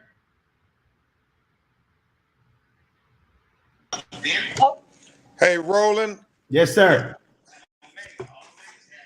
I'm here. Can you hear me? Yeah, let's do this here. Turn your program down because we're getting feedback. So just talk to me direct. So whatever the program, turn it down. Just go ahead and talk. Go ahead. Okay. Roland, it's so good to be with the brothers as we make history, or should I say her story. As I was with the family of Sonia Massey, sister who was shot in the face by a police officer after she called 911, as busy as the vice president is, she always finds time to give a voice to those who are often forgot about, as you very well know, Roland. And obviously, you know, I am 110% committed to Vice President Kamala Harris because of the relationship going back to the days after Trayvon, when I handled a police case out in California and she was their attorney general. And even though we were against one another, we had such healthy respect, and she really showed me and demonstrated to me that she cares about our people passionately. And so what we have to do, brothers and sisters, is protect her. We have to protect her from all of those who are going to try to attack her because of racism, sexism, classism, and just all around haterade. That's what happens. When I talk to her, she sometimes don't even understand why they're being so visceral and nasty to her. And the one thing I always say, Roland, Madam Vice President, you've been chosen for this moment. Some people don't want to accept that. And so you just go ahead and keep your eyes on the prize. And us strong black men and us strong black women, we gonna watch your nine and we got your back. So tonight is a testament to that. As I'll say this, Roland, she is the perfect person to be able to prosecute and cross-examine Trump's Project 2025. I mean, she, as a civil trial lawyer, she is somebody who understands the nuance and the strategy and the brilliance of getting a shyster like Trump boxed in a corner where he can't get out. I really hope that he has the courage to debate her. In the words of my little daughter, we dare him to debate the vice president. We double dog dare him to debate the vice president, to be able to show not only America, but the world just how brilliant this sister is, just how much she is a symbol of hope, not just for black people, but all marginalized people in America who have never had the constitutional guarantees fully bestowed upon them. This is our opportunity. And I know we can win this thing. Roland, you understand president politics, battleground politics better than most. Her path to victory, as long as the Democrats will vote Democratic and not be blindsided by bias or bigotry, and we get our brothers and sisters and our little cousins and nieces, nephews, our homeboys, our homegirls, our frat brothers, our Mason brothers, Shaniquas, Junebugs, everybody, as Derek Johnson, NAACP president, often say, the infrequent voters, like with Obama, like what they did in Georgia with the Senate races. If we get those infrequent voters fired up and get to the polls, then she has such an easy path to victory. And like the great men of Omega Psi Phi say, Roland Martin, we need 10 of us. We come to the poll and we bring 10 people with us. Unlikely voters, people, some of them might be in our family, some of them may be in our community, but we write their names down and we make sure that they are registered to vote and they come to vote. And oh, by the way, y'all brothers, God has blessed everybody on this call. We can donate to Kamala and scare the hell out of those billionaires, because when you got small donors, that's way greater than those billionaire donors, because money don't vote, people vote. And that's why we got to have a ground game and organize. That's it. All right, Ben Crump, I appreciate it. Love you, brother. And again, we got brothers from all stripes on here, in fraternities, not in fraternities, in college graduates, not college graduates. We got on all stripes. We got grassroots. We got people blue collar, white collar, you name it, we got it. He's about to get on a plane right now. Let's quickly go to Derek Johnson, President and CEO of NAACP. Again, he's speaking in his personal capacity tonight. And so, Derek, go right ahead.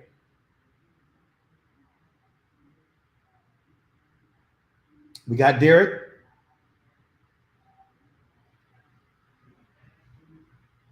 Do we have Derek Johnson? All right, we don't have Derek Johnson. Do we have Reverend Terry Melvin? Kenny, do we have, let's see here, Reverend Terry Melvin, go right ahead. There you go. Hey, Roland, how you doing? Thank you so much for pulling us together and all the brothers that are here with us tonight. This should be the beginning of something great. This should be not a moment, but a movement of brothers coming together to do something positive to save our country. Look, we must support Kamala Harris because she is qualified. The fact that she is Black is great. The fact that she's a woman is great, but she is qualified to be the next leader of the free world.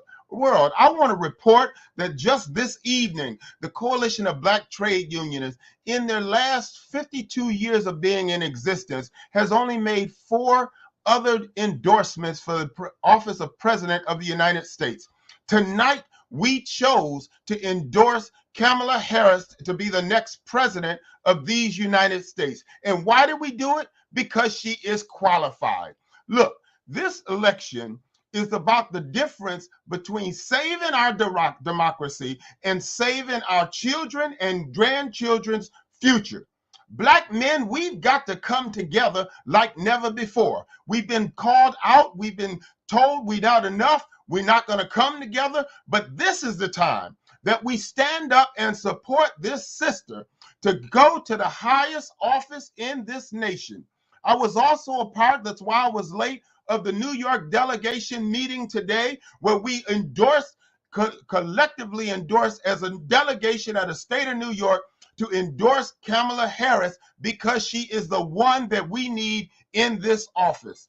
Again, this is the beginning, and this has to be not a moment, but a movement. We've got to stand together because we know that we need the White House, we need the Senate, and we need the House. And we've got to pull together all of our resources, all of our forces to make this happen. When Black men come together, when Black men work together, then we will win. And I believe that we're ready to do something. Let me say what I've been saying for the last 6 months.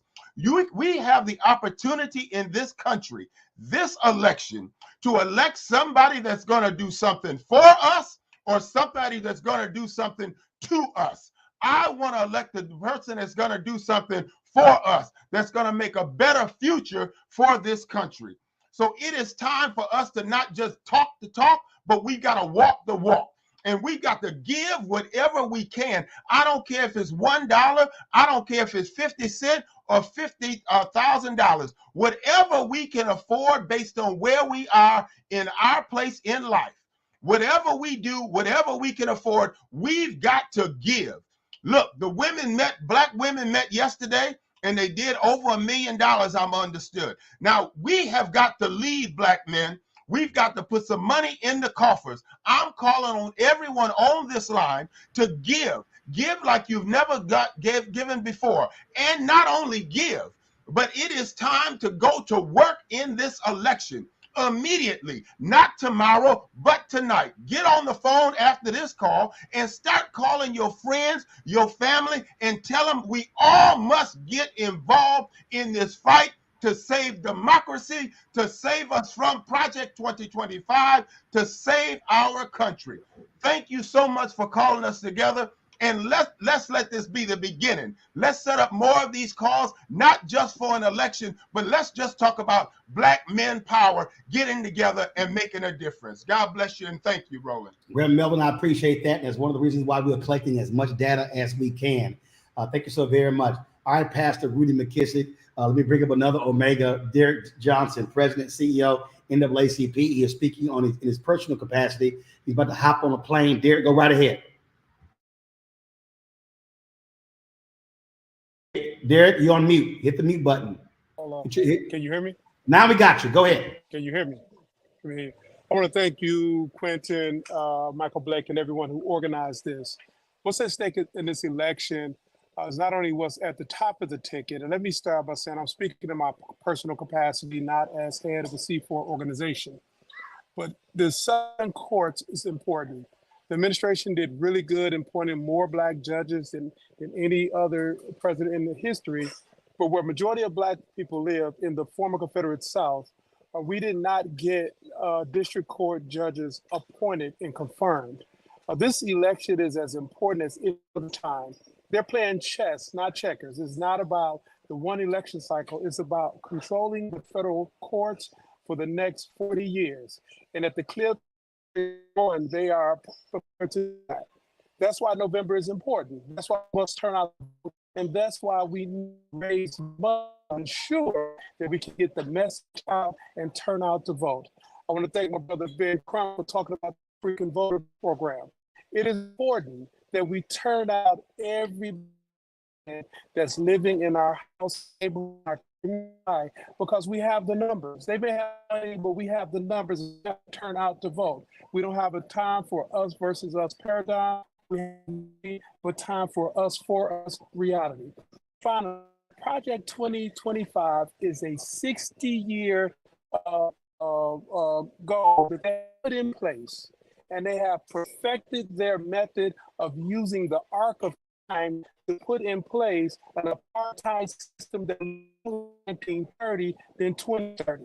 It is important for us to recognize what has been put in place. And for any of our brothers who are in the barbershops that conspiracy theories, the only conspiracy that's taking place is a conspiracy to take your ass out. And that's 2025, whether it's taking out Head Start, whether it is taking out all the programs that we care about. At the end of the day, there is nothing important in this election. There's nothing more important than what's at the top of the ticket. There's nothing more important than make sure we get control of the Senate. There's nothing more important than we prevent them from implementing Project 2025. There's nothing more important than us making sure that we put in place time to protect democracy and secure our look for.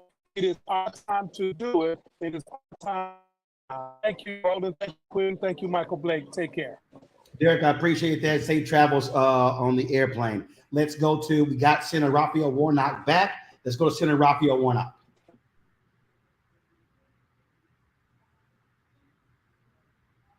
Let's pull up Senator Raphael Warnock. We know he's traveling on the road.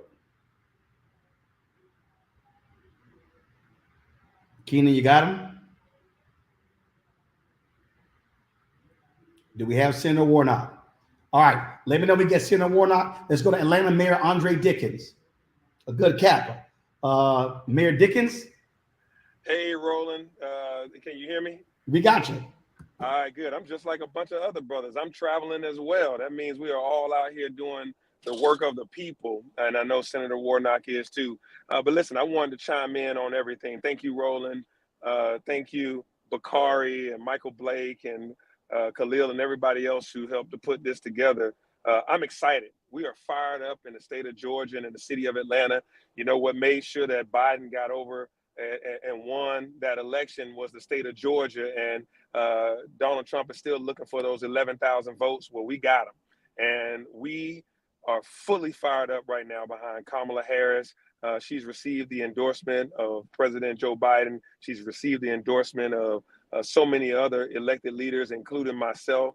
And now we're fired up. And I know a thing or two about momentum. We got 100 days, y'all. And in this 100 days, this momentum is going to carry us all the way to victory. And I want to just make sure that I share this with all the brothers out there from the state of Georgia and those in the South, that we don't doubt nothing. We're going to keep moving forward, and we're going to make sure that we turn out to vote in the state of Georgia.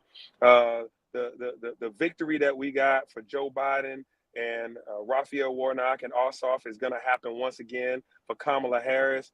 We are fired up, so much so that, you know, everybody from labor unions in Georgia to all the delegates have already guaranteed that all their votes are going towards Kamala Harris. So now it's time for us to raise the money, get the volunteers, and go forward. One thing that I've been hearing is Republicans are scared. And one of the ways I know they're scared is they're already talking about lawsuits. You know they're afraid of Kamala Harris, as if not even in 24 hours are they talking about suing the party for having her already be the nominee. See, that's the kind of fear that we've already struck in them by this momentum that we've got going with over $80 million raised in 24 hours. And brothers, we are all putting our money in Atlanta. We got our money train coming. We are definitely going to show up big with our support. So let's go out there and do our thing. Yes, I'm a Kappa man. Yes, Roland, you're alphas, and everybody else. We're calling out our organizations. We come together just like I was working for Warnock to help the Divine Nine be able to put him over the finish line when he ran in that historic election. And just like Joe Biden, we all work very hard to be able to get him where he is. That's going to happen again for Kamala Harris. Brother, I'm excited. Let's make sure we turn out the polls, whether it's through our churches, through our nonprofits, our organizations, our businesses. Somebody that you know may not have casted a vote in a long time. Don't give up on them. Make sure they know what's at stake in this election. And for us city leaders, I don't know a single mayor across America that is unfamiliar with how impactful the Biden-Harris administration has been to mayors. I know the world's busiest airport has benefited from it. I know the city of Atlanta's roads and infrastructure and the Beltline, as well as all the number of things that we got going on in the city. Our crime rate went down because the American Rescue Plan Act that Biden-Harris put together. So Kamala Harris was at that table, and when she becomes president, she's going to make sure that our cities get just what we need, which is why we were able to reduce our homicide rate by 21%, while we were able to hire all these kids and make sure they have the best year ever with the Year of the Youth, because of the programs and the policies and the money that came out of Biden-Harris. When Harris has it as the presidency, we're really going to take off and do amazing things for Black and brown people and youth and urban communities and all of America. So I'm excited. You can count on me, Roland. Let's continue to keep this thing going. I'm glad to see all these brothers on the call. I watched the sisters last night and they did their thing. And I'm hearing so many conversations that are excited in all the communities that I represent, not just Black communities, but all of them. People are ready to go across America and definitely in the city of Atlanta and the state of Georgia. Let's keep this thing going, guys. And let's continue to support one another. No doubt, no fear. We're moving towards the finish line. Mayor Dickens, I appreciate it, my brother. Thank you so very much. Folks, we got a big, important update. Here's Mike Blake, Quentin James. Brothers. Thank y'all so much for joining us. Won't you kick it off first, Q? Yes. Thank y'all, brothers, for joining us. Roland, thank you so much. Y'all, I've raised a lot of money over the past few years. I have never been a part of an effort to raise over $1 million in less than 2 hours. Win with Black men. Win with Black men, y'all. This is powerful. I am sitting I'm out of the country right now. I'm on vacation, and this has been so amazing. The other important announcement: Kamala Harris has now secured enough pledged delegates to be the official nominee for the Democratic Party over the next few weeks. And so, y'all, this is incredible. Thank you all. Please keep giving, though. I will say, listen, the Black women last night, Black women, they raised, I think, 1.5 million on their call. 1.6. It's at 1.6. I had Holly Holiday on my show. They had 1.6. Yo, we gonna get past 1.6. We're gonna get them, y'all. Come on, let's go. Let's keep it up. Thank you again, Roland. Let's keep it going. Got a lot more speakers to come, but thank you all so much for being here, for giving. And we're gonna have some organizing updates. Our money is important, but also our time is gonna be important. So you're gonna hear from the DNC and Trey Baker and Darren Owens, other folks on the DNC, to give us some marching orders for our time to get our brothers, again, from the streets to the suites, lined up to make sure that we're knocking on doors, making phone calls, doing the work and organizing to get Vice President Harris over the finish line. Mike. Look, we got to keep this going, y'all. We have more to do. We are excited. If you did not hear the update just now, we have passed tonight $1 million raised to make sure that Vice President Harris becomes President Harris. We are raising this to support her campaign and to support Black men organizations that are doing the work on the ground. You know, Collective, Vote to Live, Democracy in Action, Kairos Democracy Project, Black Men Vote, Win with Black Men, Black Male Voter Project. We are here to do the work. And because of what you are doing, we got to keep going, everybody. They're afraid of us right now. They're afraid of what we're doing. They can't understand that Black women and Black men have stepped up in this way. So we need you. So again, you see the link on the screen. Doesn't matter what the amount is. It matters to making sure we all home. 106 days, everybody. Other critical update, because many of you have been asking this.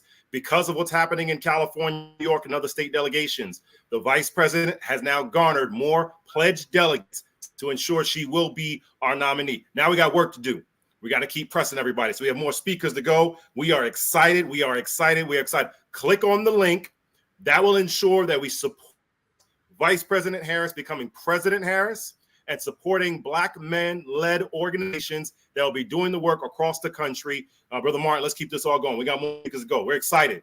We're excited. And Blake, and Brother Martin, you know, if any brother on this call had 38 felonies, they would not be on this call. They would not be taking flights around the country, speaking at rallies. They would not be going to see their kids, not be spending time, doing crazy things that Donald Trump does. So we got to make sure that somebody else gets held accountable, that Black men, that if they have 38 felonies, they'd be buried underneath the jail. So we got to make sure we show up. We got to do what's right and show up and vote and organize in our communities. All right.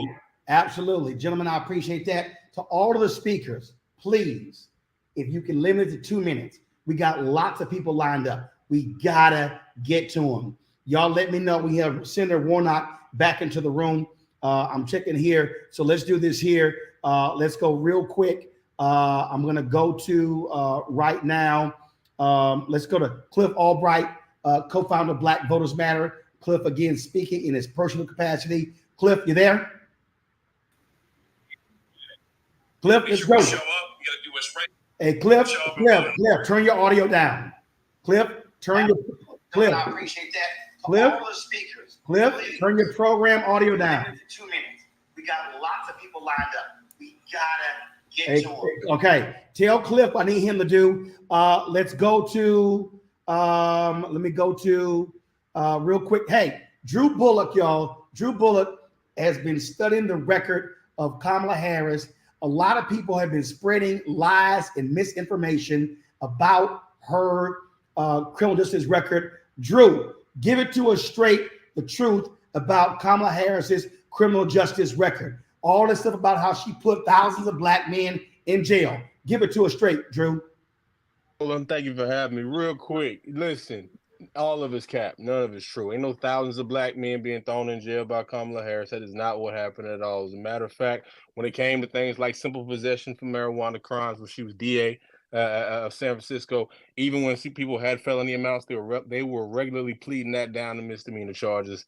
Folks were not getting locked up. And I'd even touch on this program she started called Back on Track, which instead of giving you jail time, even if you got caught with like 2 grams of crack where you facing 40 years, you go to a boot camp, get training, go through certain classes. You got a job waiting for you when you get out. You got your GED waiting for you when you get out if necessary. You got parental training if you need it when you get out. So, nah, she wasn't locking us up. She was keeping us out of jail. So I'm eternally grateful for what she has done for many people who look like me, who have come from different circumstances. And more recently, just keep in mind that child tax credit, that's her idea that y'all got.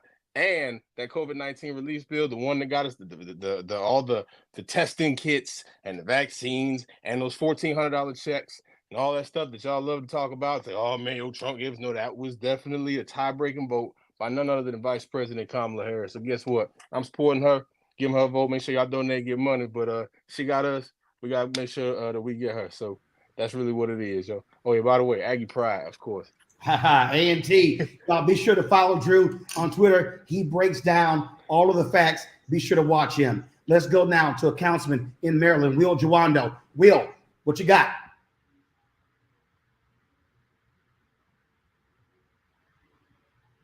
Will Jawando.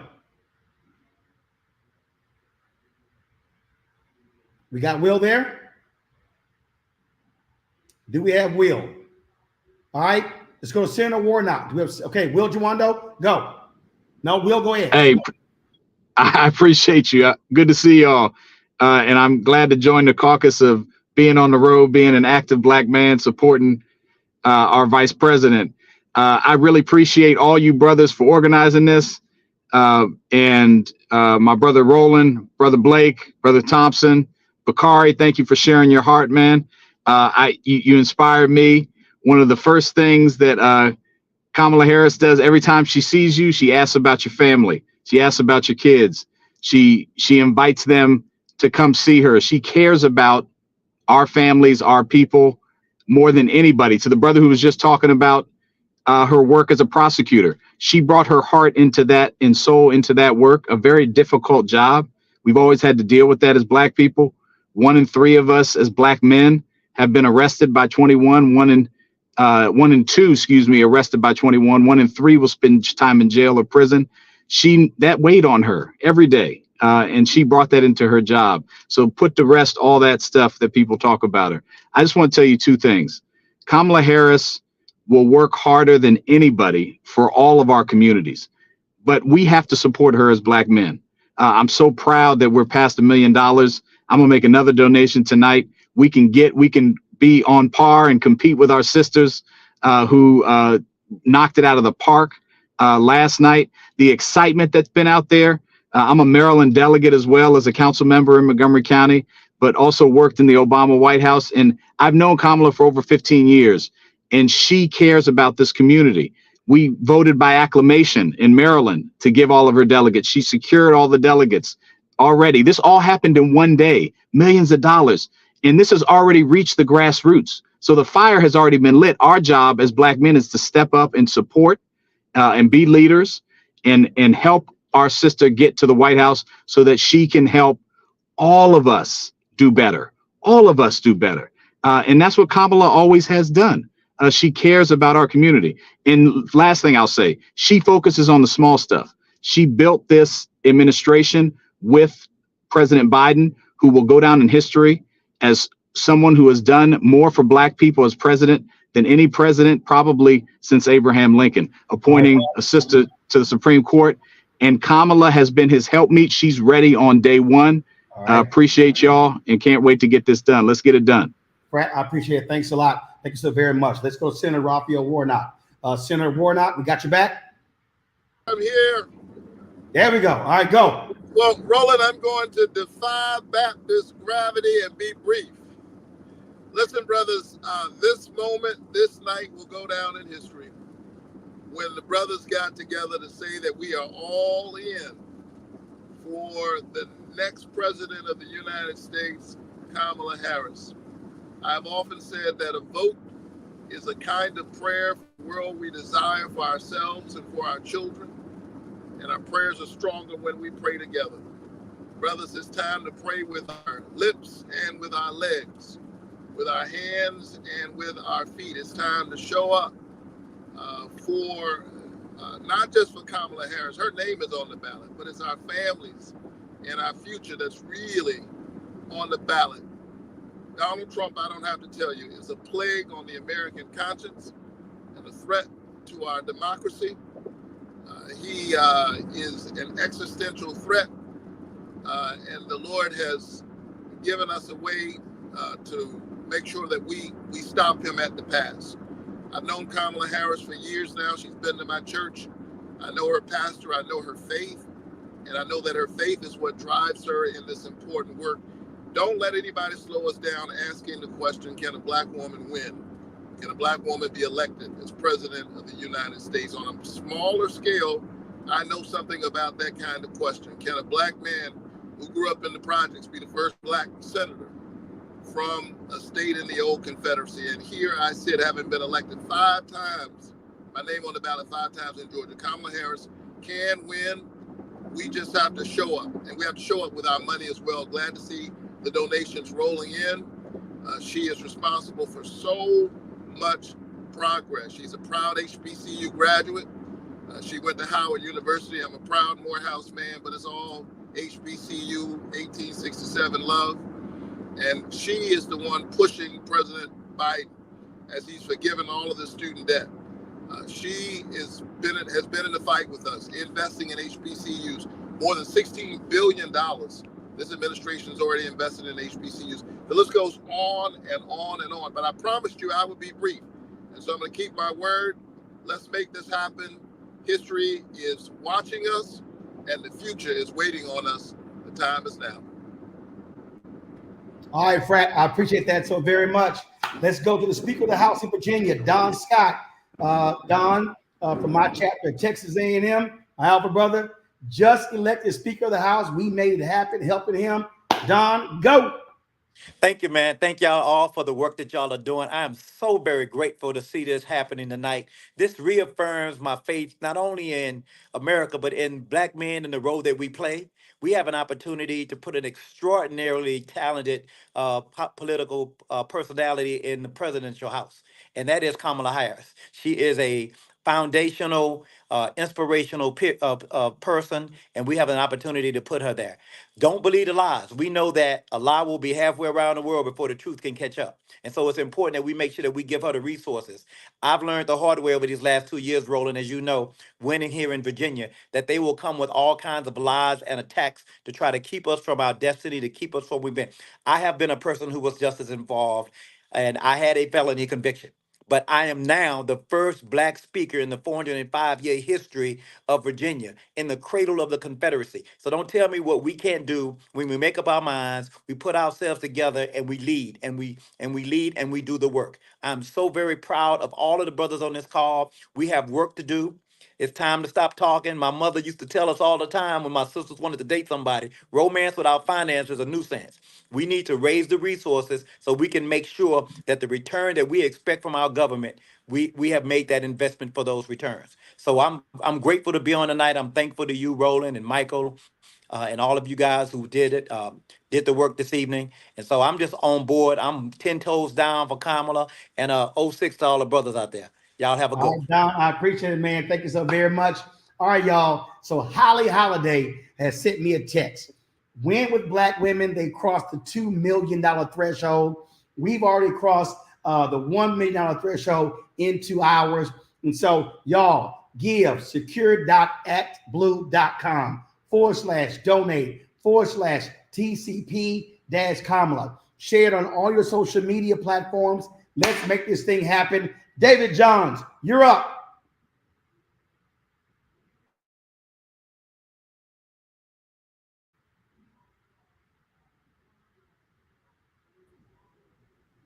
David, you're up. 2 minutes. Go. Hey, brother. I appreciate you, Roland. I got you. I'm thankful for this space and the steadfast leadership of all of my brother organizers. I want to give a special shout out to brother Quentin James and all of the good brothers of Kappa Alpha Psi Fraternity Incorporated on the line. Beloved community, we are so much closer to freedom than we know. When we fight, we win. And by sheer mathematical permutations, those of us who care about democracy, who care about Black people thriving, should win almost every political contest. I'm excited, and I want us to keep this energy going. Shout out to our sisters, including Joteka Edie and the Win with Black Women crew for laying the foundation. Let's keep this energy going for Vice President Kamala Harris.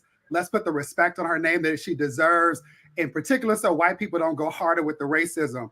Let's organize, let's combat misinformation and disinformation. Let's ensure that every member of our beautifully diverse community can vote safely. We got to do it together, right? This is one band, one sound. We can debate policy nuance in private, but we got to remain united in our support in public. Now, here's the last thing I want to say. We got to engage young people. Most of y'all know that I'm honored to have served Barack Hussein Obama, still my president, leading the White House Initiative on Educational Excellence for African Americans, traveling across this country, talking about representing this government on behalf of a Black administration. There's something called the Black effect. It does something to us.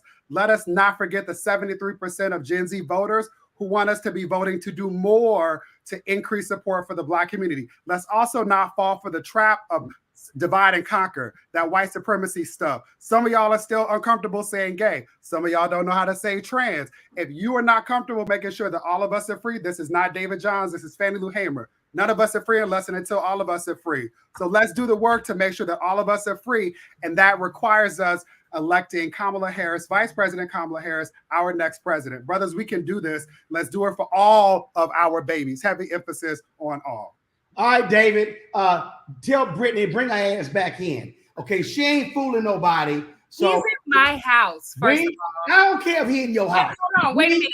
Hey, everybody. Hi. I'm Brittany Packnett Cunningham. This is my brother. I just wanted to say I was one of the 44,000 last night, have been a part of Win with Black Women since the very beginning. And I just want to say it is beautiful to see our brothers standing up for and with Black women on this evening in public, just like you do all the time, just like y'all do all the time. So we're excited to see all this money you raised and going to Sister Vice President Kamala Harris. And we're excited to see all this energy over the next 4 months. Love y'all.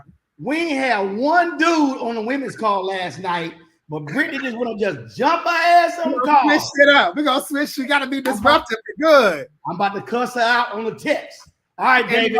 I appreciate it. Thanks a lot. Mondale Robinson, you're up.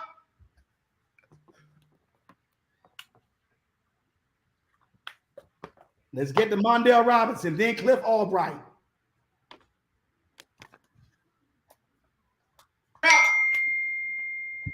Roland, what's good, man? All good. You're on the clock. Can you hear me, Roland? Yes, all I right. can. You're on the clock. Yo, listen. All right, well, listen. The clock is not as important as me setting the record straight. And let me start by saying that regardless of what anybody tell you, Black men will already guarantee be the second highest voting demographic for Vice President Harris, regardless. Let's just start there. So when people are already talking about what Black men need to do, I think we're already behind the 8 ball on that because we're forgetting all the weight that Black men are carrying. They keep saying we don't do our part, but they forget to tell you that Black men outperformed everybody in Ohio in 2023 for women's right to choose. So when people are talking about Black men in this context, I want people to think about what science, not Mondale, not Black Male Voter Project, but what science tells you on how to animate and motivate people to do something and form new habits. So if the new habit we want to form is more Black men that don't normally vote to participate in elections, we don't need to be adding negative information about what it means to be Black man in the political space. So when people are creating judgment, animosity, or any chaos, you're not doing anything to help the vice president own this extremely important moment. So here's what we need to do. There are 9.6 million Black men in this country that are already registered. 9.6 million.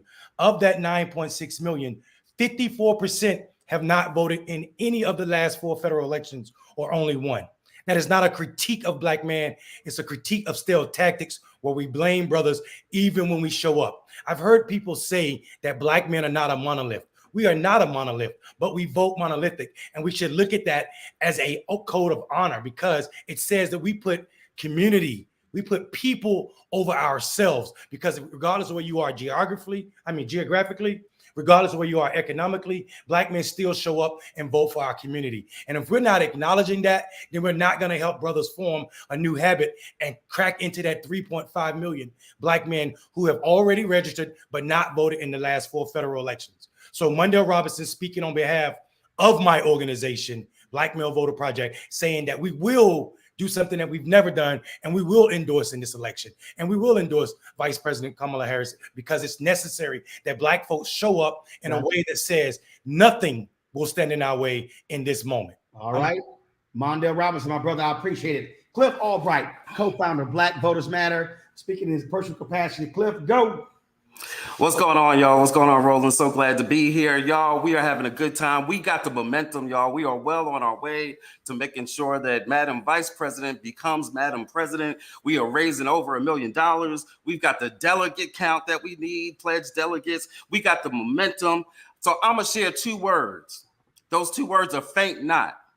Why in the midst of all this would I be talking about faint not? Because as an organizer, and those of us who do this work know, not every day is going to feel like today, y'all.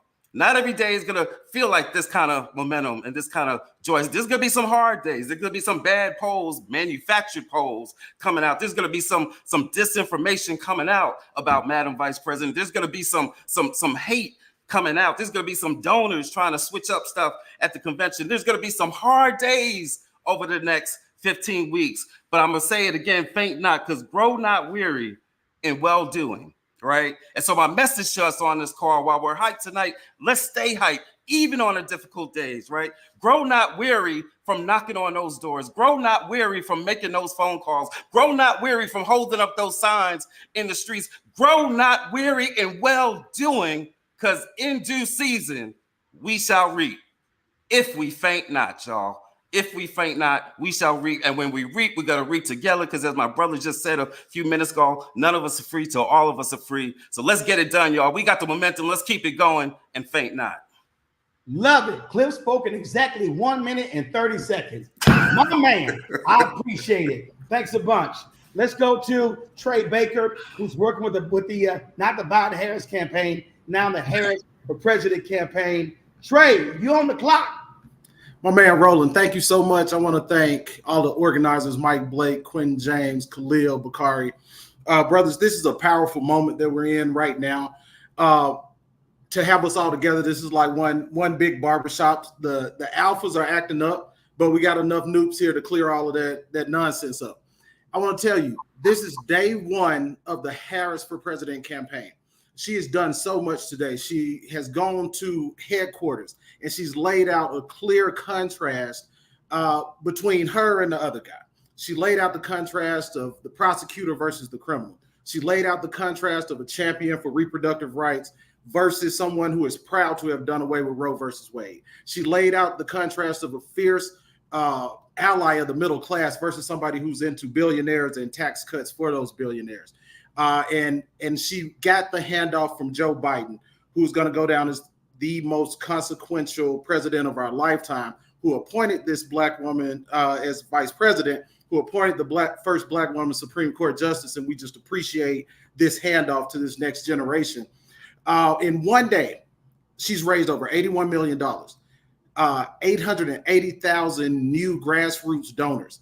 28,000 new individual volunteers have come up. So the momentum is here. We are pushing it. People are excited and ready to go. And so what I want to do is draw your attention to the link should be coming up, or the link should be up for you to click on.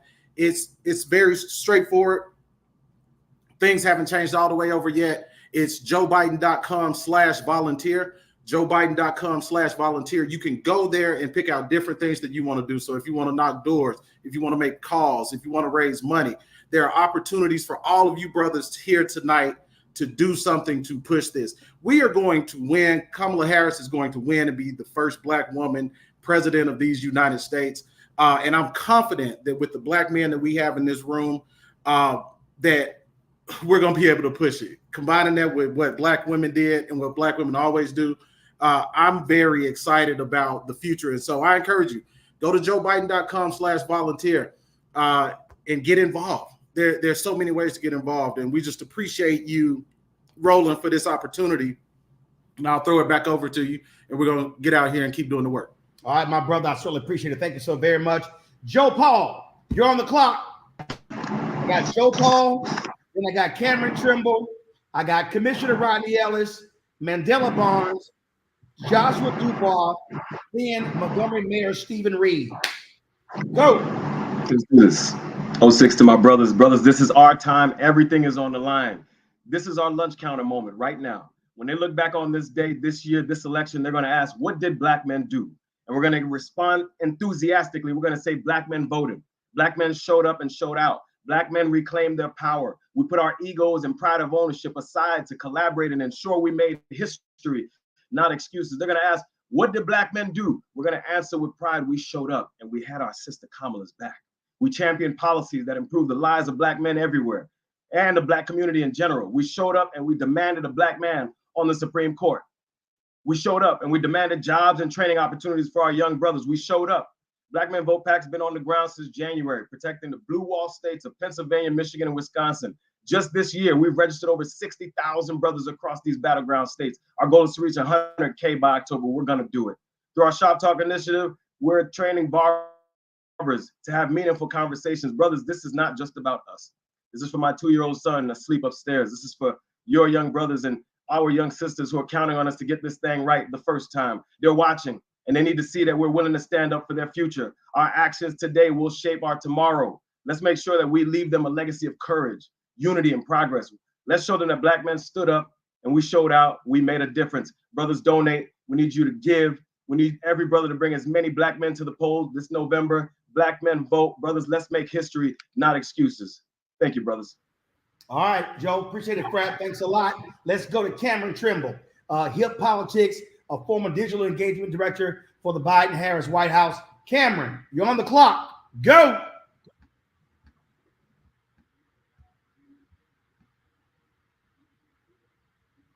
We got Cameron. Cameron, go. Cameron. Yo. You're on the clock. Go. Thank you, Roland. Thank you for putting this together. I'm gonna keep it short and simple. I'm gonna keep Cameron, do this here. Turn the program feed down. Just talk to me on the stream. Turn the program feed down. Just talk to me directly. Matter of fact, just take your headphones off. Got it. Now, just talk. Thank you, Roland. Coming to you as President. All right, Cameron, now you hit the mute button. Cameron, you hit your mute button. We got you. Sorry. Thank you, man. I was your ass the digital director for the White House, and you can't get your damn computer straight. Man, talk. Thank you. Thank you. I'm over here doing this. Yes, Cameron Trimble, former digital engagement director for the Biden-Harris White House. I'm going to keep it short and simple. All of our research, everything is pointing. We as Black men are the #1 target online for disinformation and misinformation. I just wanted to come on and give some quick shares, 3 quick to-dos, 3 quick do-nots, because the collective power here, while we have our financial and voting power, this online battlefield for misinformation and disinformation to reduce our numbers by just a little bit is going to make the difference in so many states. We need you, 1, share your content loudly and online. We are trying to create online permission structures for brothers who are not politically involved to make sure they feel comfortable sharing their support. Engage with positive Harris content only. If you see negative content, do not comment, do not like, do not share. It feeds the algorithm. It keeps negative content going online. Number one thing, please only share factual government or trusted sources on voting locations and polling locations. We are getting a ton of information that there will be misinformation around polling locations and places to vote. So please do not share that. Do not engage with negative content. Do not amplify information that is not from a trusted source. And please do not believe everything you see. There is going to be so much happening online. So please make sure you're sharing loudly and proudly for Kamala Harris for president. Hit politics. Thanks, Roland. There you go. You talked in 1 minute and 58 seconds until after we had to go through all them damn technical issues. All right, Cameron, I appreciate it. Thanks a lot. Let's go to Houston, Texas. Harris County Commissioner Rodney Ellis. Roland, thank you. This dude y'all ever seen. Roland, thank you for doing this. And I want to thank Michael Blake, Khalil, Bakari, and Quentin, and of course, Vince Evans, who gave me a call. He was on the vice president's staff when she was in the Senate. Look, I want this race to be successful because, Roland, I'm so tired of being embarrassed to say I'm from Texas. You know, this is not a red state. It's a blue state that does not vote. And I think with Kamala Harris at the top of this ticket, you're going to see a change. And next go around, if we don't get it this go around, next go around, people are going to say Texas, of all places, is a swing state. Vince wanted me to mention how long I've known her. I've got the privilege of being able to say that I wrote a check to her first campaign for district attorney in California. She took on the incumbent who she worked for. She won. She did a great job as DA. When she decided to run for attorney general in California, the second largest justice department in the country. And being from Northern California, from Oakland, you would have thought Southern California, where more of the votes are, had an advantage. She won that race. She decided to run for U.S. Senate, raised an unprecedented amount of money. She has earned the right to be president of the United States of America. Roland, I'm excited. I wrote a check. I want to stay on this line because it's important for Black men to stop all of that BS, all of that talk. I remember when Maynard Jackson was leaving and Andy Young was running the first time, some of those folks who were on the other side, Maynard had a phrase for them, shuffling and grinning. And on the other side, they're going to have a few shuffling and grinning people saying she has a problem with Black men. Nothing could be more ridiculous. And to show that we raised over $1 million, I hope we surpass what our sisters did. So, brothers, I wrote a check earlier. I wrote one of the checks the first time she ran. I'm going to write another check. So I'm going to end my comments, and I want everybody else who's still on this line, you wrote a check, write another one. Thank you, Roland. All right, then. And again, Commissioner Ellis, just real quick, because I'll give you 30 seconds. Just a few words about the late Congresswoman Sheila Jackson Lee. We're going to have a homegoing ceremony. Nobody could work harder than Sheila Jackson Lee. She raised the bar for all of us. The Congressional Black Caucus members, did a special order tribute to her tonight. What a great leader. She became America's Congresswoman. In fact, I tell folks all the time, if you walk in a room and nobody knows who Sheila Jackson Lee is, get out, because you're in the wrong room. A powerful voice, and we're going to miss her. And she fought cancer until the end, out passing out supplies for her constituents. And she is the reason Juneteenth is a national holiday. All right, then. Harris County Commissioner Rodney Ellis, I appreciate it. Thank you so very much, folks. If you want to understand why voting matters, in 2022, 50,000 fewer people voted in Milwaukee than they did in 2020. If those 50,000 people in Milwaukee had voted in 2022, our next speaker would have been the United States Senator from Wisconsin and not MAGA Ron Johnson, who was a part of the conspiracy to overthrow the government. Joining us right now is Mandela Barnes. He joins us right now. Again, he lost by 26,000 votes. And so if y'all understand what happens when we check out of a process, that's what happens. Mandela, go. Hey, yeah, I just want to say thank you so much for having me, man. Was proud to have been on your show during my time as Lieutenant Governor. You gave me an audience when I was running for the United States Senate. I'm glad to be here today talking about why we have to support Kamala Harris. We all understand why, and I think you made the case very clear. You talked about that 26,000 votes. To put it in context, my race came down to 1%. There are a number of reasons. There are a lot of folks who had the means to get involved in this race, but decided before I even got in, or at the time I got in, that my race wasn't winnable for whatever imaginable reason. I'll let you take your guesses. But there are going to be so many people that think that this race in November is not winnable for the same exact reasons. And for those folks who have the means that will not show up for Kamala Harris in the way that they would have shown up for somebody else, we have to step up as Black men and fill in the gap. She has been there for us. And I can tell you right now, 4 years ago, she wasn't my number one choice. I was not all in for Kamala Harris, but right now, today, for November 2024, I could not be more in for Kamala Harris to make sure that she's the next president of the United States. So we got to show up like never before. But the folks on this call, we get it. We understand. And I know for sure, because I know some folks who've already texted me, and I've seen some group chats, and I know some of us have some mutual friends, and I know some of our mutual friends have shared some real bad stuff in the last couple of days that is completely wrong, out of line, and out of place. We have to correct that. We do have to pull brothers to the side and tell them that we have to show up because she has shown up for us. Nobody is going to show up like she has. I can guarantee you it's not a single thing that Donald Trump has done in the 4 years that he had a chance to do something for us. So, brothers, thank you so much. I am here representing Kappa Alpha Psi Fraternity Incorporated, Gamma Phi Chapter, Alabama A&M Spring 2005. But most importantly, somebody who is dedicated to democracy, somebody who wants to see this country strengthen. And we know what an uphill battle it is going to be. We're going to have our disagreements.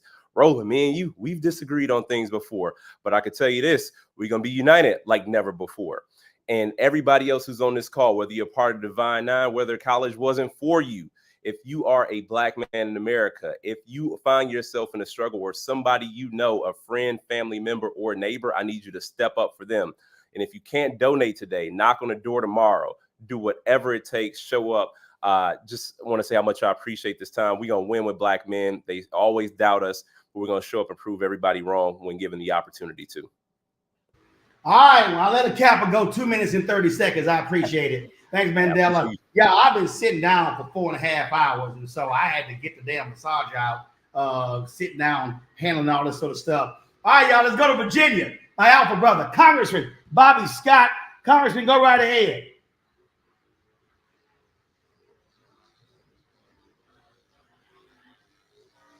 We got Congressman Bobby Scott, Keenan. Congressman Bobby Scott, go right ahead. Hey, how you doing, Roland? Thank you for doing this. This is great. When Joe Biden was in this race, we were talking about the number of jobs he created, his infrastructure, his health care, reducing health care prices, the environment, putting money into education, and comparing that to Trump's record, where all he did was a tax cut for the rich and posted the worst job numbers in about 100 years. You remember those long lines to the food bank that he wants you to forget.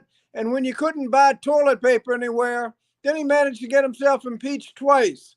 That's the record, his record, and that was Biden's record. And now that Kamala is leading the ticket, we don't have to change the message at all. It's still jobs and infrastructure and healthcare and everything else. We can get this done. I talked to the Virginia delegation a little while ago, unanimous for Kamala.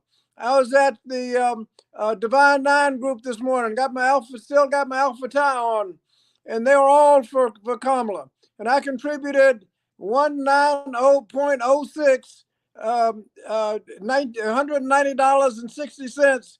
Either give $19, you can give $19.06, you can give $1,906. I gave $190.6.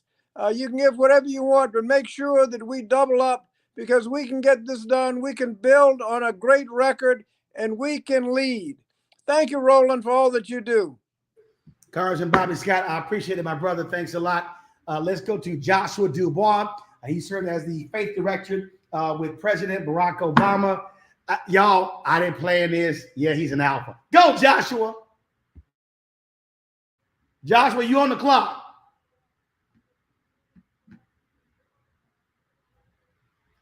Joshua Dubois, then Gary Chambers, then Mayor Stephen Reed. We got Joshua. Joshua, go right ahead. Yeah, I'm here, Brother Roland. Brad, thank you. Q, thank you. Khalil, thank you. Reverend Michael Blake, thank you. Sister Joteka, thank you. Brothers, this is historic. This is powerful. And this is God ordained tonight, y'all. Remember where you were on July 21st and 22nd, 2024. These 2 days will literally change the course of the nation. Listen, I'm going to say one thing. I was proud to work closely with our first Black president, my friend and mentor, Barack Obama, but I'm actually not here thinking about and speaking in a professional capacity. I just put my kids to sleep, and right now I'm thinking about my role as a husband and a father.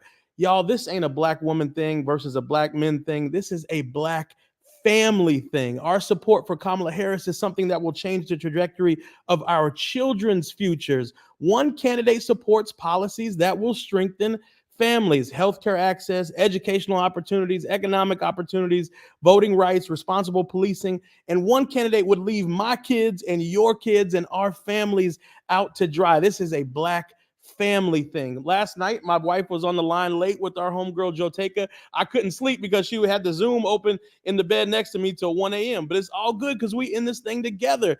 Tonight, I got my laptop out and she's upstairs right now listening to me talk to Brother Roland, but it's all good because we are in this together. My kids asked me, what are you doing so late up on the computer, Daddy? And I said, I'm fighting for their future. If you're asking yourself, or if somebody asks you why you support Kamala, it's because you care about your families. And she's the only one that supports policies that will strengthen Black families. Black men are for Kamala, Black women are for Kamala, but Black families are for Kamala too. In fact, me and Michelle want to get mamas and daddies and babies on the line together and rally for Kamala Harris. So let's push back on the haters in the barbershop, y'all. If they ask you why you're with her, say you want to be with the AKA instead of the KKK. Spread the word, donate tonight, but most importantly, remember that this is for the future of our families. Thank you, Brother Roland, and thank you to all the brothers that put this together. All right, I appreciate it, Frat. Thank you so very much. Hey, y'all, let's go to Montgomery, Alabama. Here's Stephen Reed representing for the Omegas in Alabama. What's up, Mayor Reed? Roland, how you doing today, All man? good. Hey, listen, thank you and everybody for putting this together. I was on a little earlier, called Leader Morial, called Bishop, called Reverend Barber, called so many people, Reverend Jamal Bryant. I mean, you've had a great team, and I know some of my brother mayors have gotten on here already, but as a president of the African American Mayors Association, representing over 520 some odd mayors across this country, small, mid-sized, and large cities, we're excited about Vice President Harris becoming the next president of the United States. I can't tell you enough how much her leadership and her friendship to us has been crucial over these last 4 years, and what they have done to bolster cities and what they have done to bolster many of the things we want to do in our communities. And so winning with Black men has been evident from the time she came in as VP. And I think we will see that even more as president. So I want us to really make sure that we're reaching beyond our own circles, make sure that we're doing things beyond our norms and talking to brothers everywhere we can in barbershops and everywhere else about why this election is so important. I'm excited about the energy that we have, because I felt like we were lagging behind these last couple of months. And now there seems to be that burst. Now there seems to be that injection of not only money, which is great, but energy in the campaign that I haven't seen probably since 2008. And many of us who were doing a lot of that work then, whether we were volunteering or whether we were just trying to help out President Obama, it's great to see that back. But we got to make sure we get everybody to the polls. And I want to say this before I run out of time. Roland, you talked about this a lot on your show. It's so very important that everyone on this network, everyone that has been on this call, talks to people about how to register to vote, where to vote, and how to make sure their vote is counted. Because the other side is set up to steal this election. The other side is set up to take away votes and deny people their legal right to vote. They have done it through the courts. They have done it through the legislature. They've done it through secretaries of states and other election officials. How do I know? Because I was a chief election official for Montgomery County, Alabama for 7 years. So I'm telling you what I know. We got to make sure that all the men who we're talking to, all the men that we want to bring out to bring other men to the polls, understand what the rules are in your cities, in your counties, in your states. And we don't need to wait till the last minute, because the race is now. The race is already on, and we have to make sure that we aren't cheated out of this and we aren't shortchanged out of these votes, because we've got too many swing states, too many counties that are going to come down to just a handful of votes that can make the difference. And that's why certainly it's important that Black men get out and vote, but we also have to make sure we inform them of how they should vote and why that is so important, and how to make sure ultimately that vote is counted. So I just again want to thank you, Michael Blake, Bakari, and everybody, Khalil, everybody for putting this together. Thank all the brothers who've been a part of it. And let's not make this the last time that we get on the call between now and November. Nope, not going to happen. Let's do this as often as we need to. Well, it's not going to happen. That's why we got the database. And so we're going to make that happen. Mayor Stephen Reed, president of the African American Mayors Association. Appreciate it, bro. Thanks a lot. Thank you. All right, y'all. So here are the next 4 people. Okay. So Keenan. Next is Gary Chambers, then Jamie Harrison, then Tennessee Rep. Justin Jones. We got Michael Eric Dyson. We got Congressman Troy Carter, New Orleans, trying to call in. Multiple people. So here's the deal. So again, Gary's gonna speak, then Jamie's gonna speak. I gotta go to the damn bathroom. So if Gary finished, Keenan, and I ain't back, pull up Jamie, and Jamie, you just talk. All right, let's go. Gary Chambers, you on the clock. Thank you, Roland. I really appreciate the opportunity to speak. Let me be to the point. We as Black men have a responsibility and an obligation to our communities to this moment. There's a picture that you see behind me of Black folks that were elected in the 1800s. Ever since we got off the plantation, we have been fighting for economic progress and political progress, because when we are not in the political conversation, when we are not electing our people to serve, we are on the menu. I'm from Louisiana, the 50th ranked state, and we gave you Mike Johnson. And understanding that this is the second largest population of Black people in a state in America, and we don't have a Black person elected statewide because of voter turnout. And so when folks who ask me, why am I supporting Vice President Kamala Harris, the stakes are too high. You can have disagreements with things in her past and her record. You can feel all of the things that you want to feel, but feel them while you go to the voting booth. I felt all of the things that many people feel conflicted about President Biden, but I was going to vote for him. And I have a deep understanding, and I put my money where my mouth is tonight and made a contribution to the vice president, because this is not about our emotions. And for brothers who are in their feelings about these things, get out your feelings and do what we got to do as leaders in our communities. Because when we show up and when we participate, change happens in our communities. Understand this: they allow the red hat Trumping Black men to get the telephone and the prompters and the exposure. But it is really 85% of Black men that showed up for Joe Biden. And we as Black men are going to show up for Kamala Harris because we understand that our liberties are at stake, that our rights are at stake, and that the future of our children is at stake. And so I'm just asking you, no matter how you feel about the situation, about politics, this is not an emotional decision. It's a business decision, and it's time to take care of business. We have a candidate that we can support, somebody that understands our plight, and somebody that we can talk to. Let's get to work, brothers. But Gary, let people know, listen, you were on my show, you were on other shows talking about Louisiana and about turnout. Black turnout in Louisiana was abysmal. And then what happened? Jeff Landry wins. You got a black guy who's running on the Democratic side. Landry comes in and he is driving a MAGA agenda. What Jeff Landry is doing in Louisiana is exactly what Trump's Project 2025 is.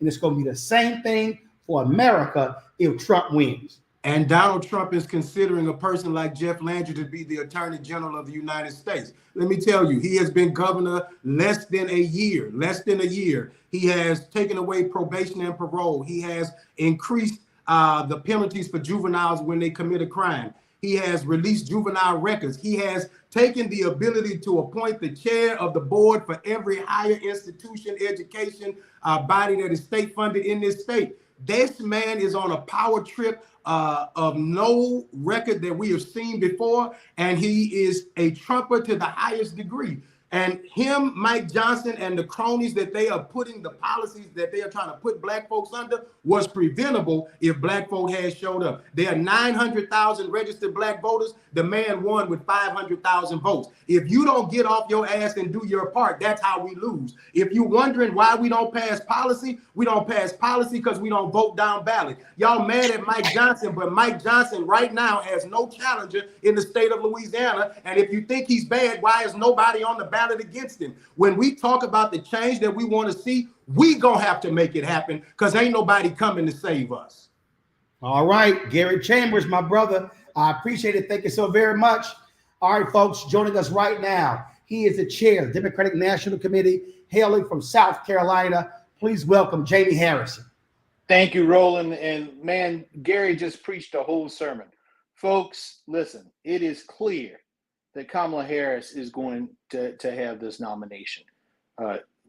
Texas, California, all of these states have come out and have demonstrated her strong support. Just this type of forum is unprecedented. We are all a part of history right now. And the question is, how is history going to note us? You know, often growing up in South Carolina, you watch Eyes on the Prize and all these other things about the marches and the civil rights movement, and you often wonder, what would I have done in that moment? Well, you don't have to wonder about what you're going to do in that moment because you're in that moment right now. You are in that moment. So the question is, what are we going to do? Are we going to sit back on our hands and say, woe is me, when we see what they have on their agenda? We know what Project 2025 is. We know that if it's going after everybody's freedom, who's the first freedoms that they're coming after? It is ours. You know, I live in the state raising my two black boys. Same state in which they still have a statue of Ben Pitchfork Tillman, a man who basically would go to the floor of the United States Senate and talk about the joys of lynching of black folks. Democrats have tried to take that statue down, but you know what? Republicans said, no, let it stay there. It's our history. At the same time, they're trying to wipe away our history. Folks, we have an opportunity to make our own damn history. We have that opportunity. It is in our power. Gary talked about the fact that we don't turn out. I ran against Lindsey Graham in a state where 400,000 unregistered black voters. I lost by, I got the same amount of vote that Donald Trump got when he beat Hillary Clinton by 13 points.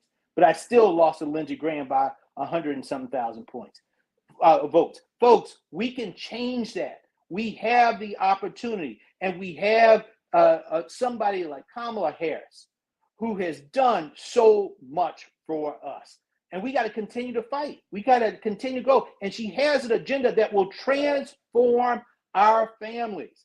Think about wiping out medical debt. How many of us have medical debt that we are carrying, or our family members have medical debt that they're carrying right now? And wiping that out, taking it off of our credit report. That is how we are able to then live the American dream. dealing with the child care and student loans and all of these burdens that we have right now. It's time that we fight for ourselves, and it's time for us to get the people who will fight for us. And we got that. So folks, let's continue to organize. Let's continue to mobilize. I'm proud.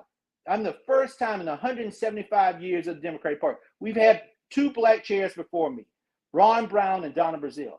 But this is the first time that a president of the United States and a vice president picked a black person to be chair of the DNC in the 175 years. So folks, we got it.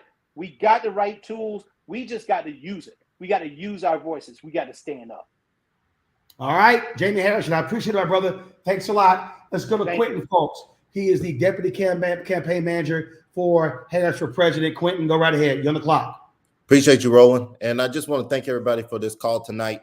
I was just with the VP earlier. As Roland mentioned, I'm the principal deputy campaign manager on the campaign. And before that, I ran Senator Warnock's campaigns in Georgia.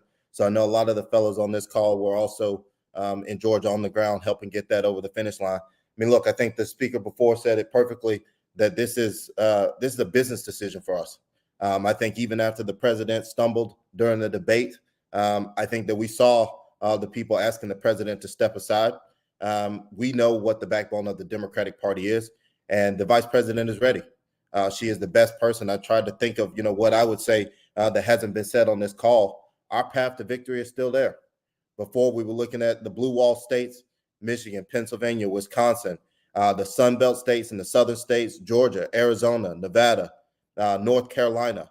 North Carolina's got an extreme person running on the ballot as well, just like Donald Trump. An African-American already dealt with something like that in Georgia against Senator Warnock. But our path to victory is there.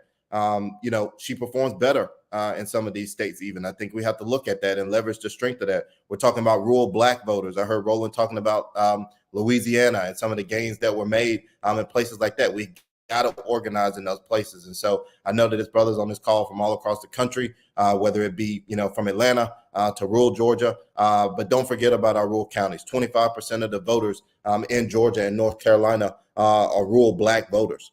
They're our voting base. And these folks are energized now. Obviously, we see the enthusiasm that the vice president is getting from the money standpoint, $80 million raised in 24 hours. And obviously, this group on the call doing this, the last 2 days and 2 nights alone, just with the Black Women's event and this event tonight are unprecedented.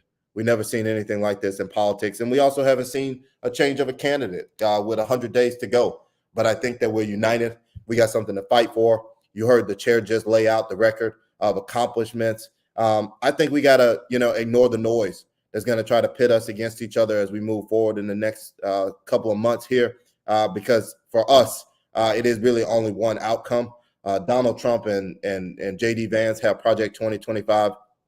They want to usher in. I mean, it is dangerous. It's scary. The vice president is going to get torn in a lot of different directions, and she has been since the moment that she stepped office. She's a woman. She's a woman of color. And she can never be enough of any one thing for anybody. And I think we have to make sure that we're constantly holding her up. We have to make sure we're supporting her. That is what this call is doing tonight. I know the energy is only going to keep going. We need y'all. We are figuring it out, right? Like, she just took over the mantle. The campaign is in the field, testing, polling, doing research. I know people are hungry, for that specific data that a lot of people on this call, I see a lot of organizations, a lot of elected officials want to know how they can tap in. And we will do our best to make sure that we're coming up with that and getting you all, the theory of the case on where we need to be, who we need to be talking to down to the district levels, so that people on this call can get to work, but also want to partner with you all. I know a lot of people on this call are involved in organizations that are helping specifically drive up the Black male vote. And I think it's a lot of, concerns out there about the Black male vote, but really, the gap in between Black voting and white voting is really what's going. The voting has actually stayed pretty steady, but the portion of Black voters turning out, specifically Black men, is low. I do these briefings all the time. I have it by the state level of how many Black men, Black women, age groups, religion, anything you can think of. And so really want to just partner with you all to make sure that we can get the VP across the finish line, and appreciate the support tonight. All right, Quentin, we appreciate it. Thank you so very much. Folks, money update.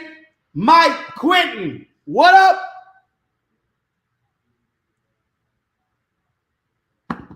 Quentin James, Mike Blake, bring him up.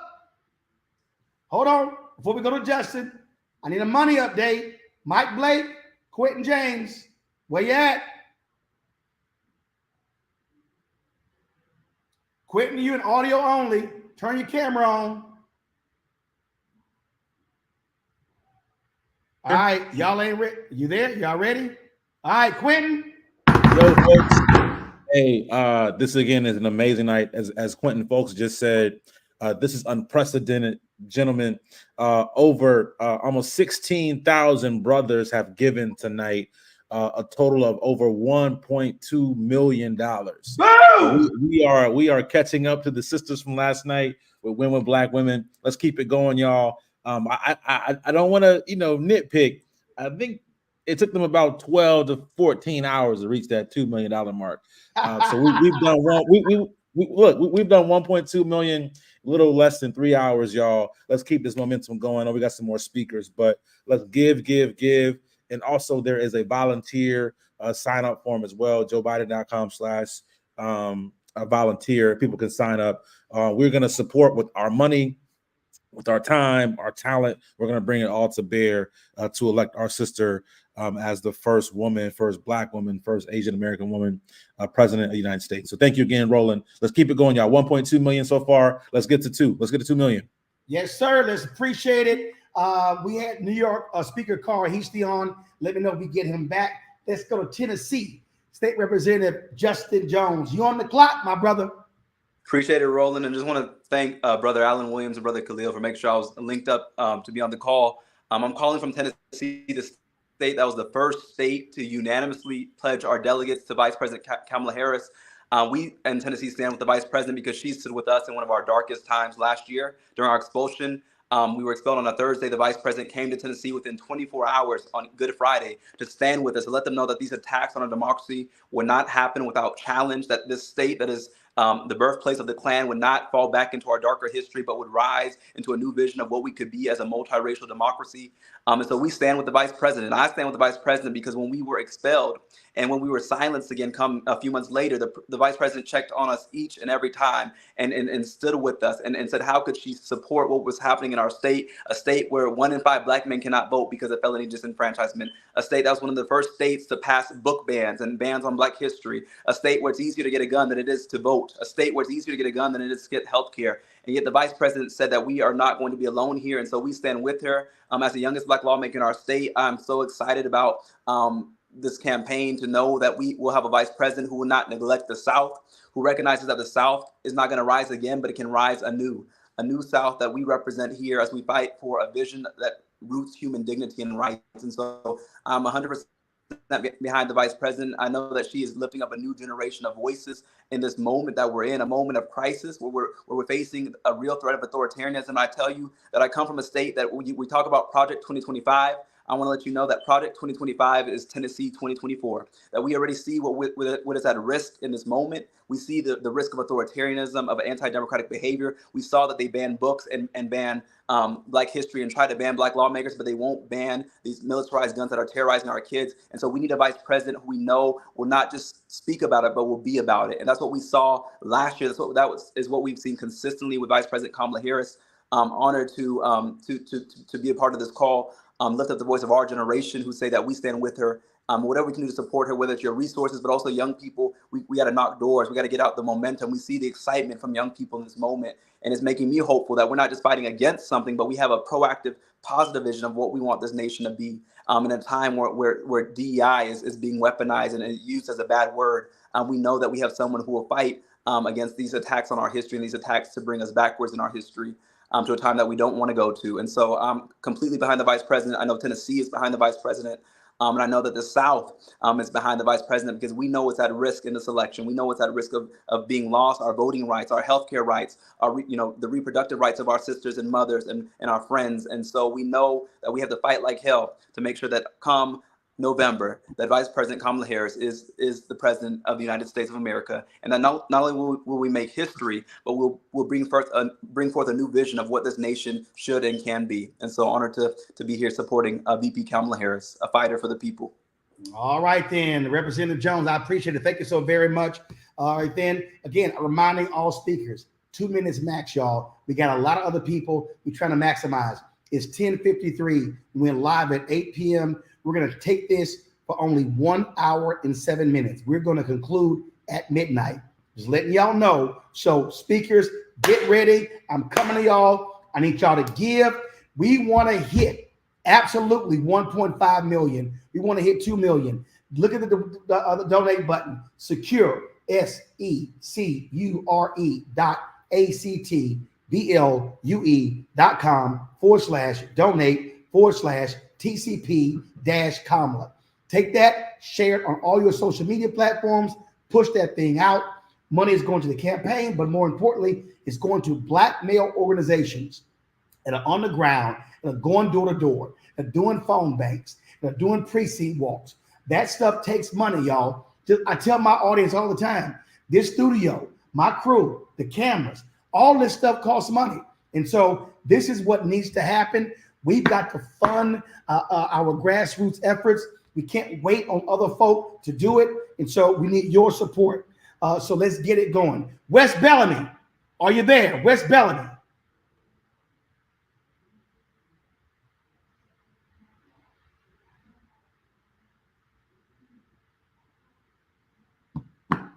West Bellamy with 100 Black men. We got West. All right. If we ain't got West, I'm going to move on. Y'all know I don't roll how I roll. Michael Eric Dyson. Yes, sir. Michael, hit me up. Here we go. Michael, there you go. Yep. All right, my brother. Thank you, Roland, for what you're doing, your leadership and organizing and galvanizing us. Look, we have a historic opportunity to get into office, the first woman, the first Black woman, the first Asian woman in America to represent us. But it's not simply about the titles. It's not about the magnificent, if you will, sexiness of being the first. It is about on-the-ground commitment to our people and the ability to tell the truth about what's happening in America. Joe Biden passed the torch to her. Joe Biden has done more in his first term than many presidents have done in 2 terms.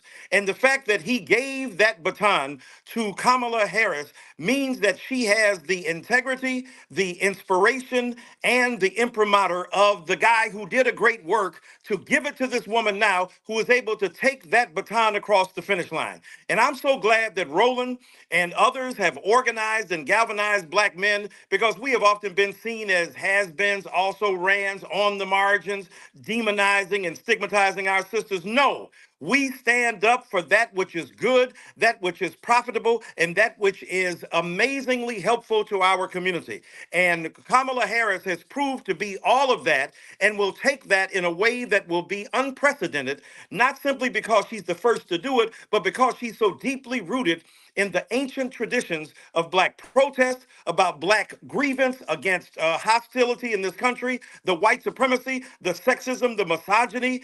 Thank God that we are galvanizing as Black men to support this sister, because she represents the best of us. And as President of the United States of America, she will do an amazing thing. I am with you all. I stand with you. I'm grateful and honored to be on this call to support our sister, Kamala Harris. Y'all, oh my God.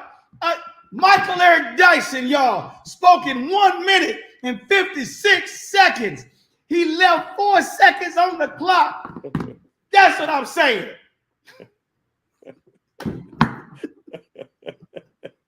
Michael, I appreciate it, brother. Love you, Doc. Love you, brother. Appreciate it. Y'all know we gotta have some fun, y'all. We gotta do that. My man, West Bellamy, 100 Black Men of America. You finally turn your camera on. What's up, good brother? What's up? Hey, man, I appreciate you having me on. I guess I was having some technical issues.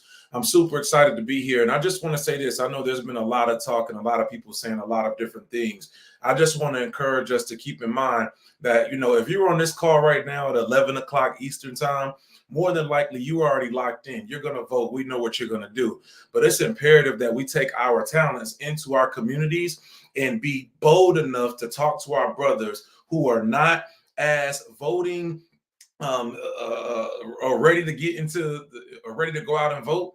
Like, we need to make sure that we're going out and talking to those, again, who have been targeted by misinformation, those who have been just feeling as if nothing's going to change within their communities, and remind them if they have sisters, nieces, mamas, daughters, their lives will be completely different if they're not engaged in this electoral process. And then us specifically as Black men, we know it's important for us to take our rightful place.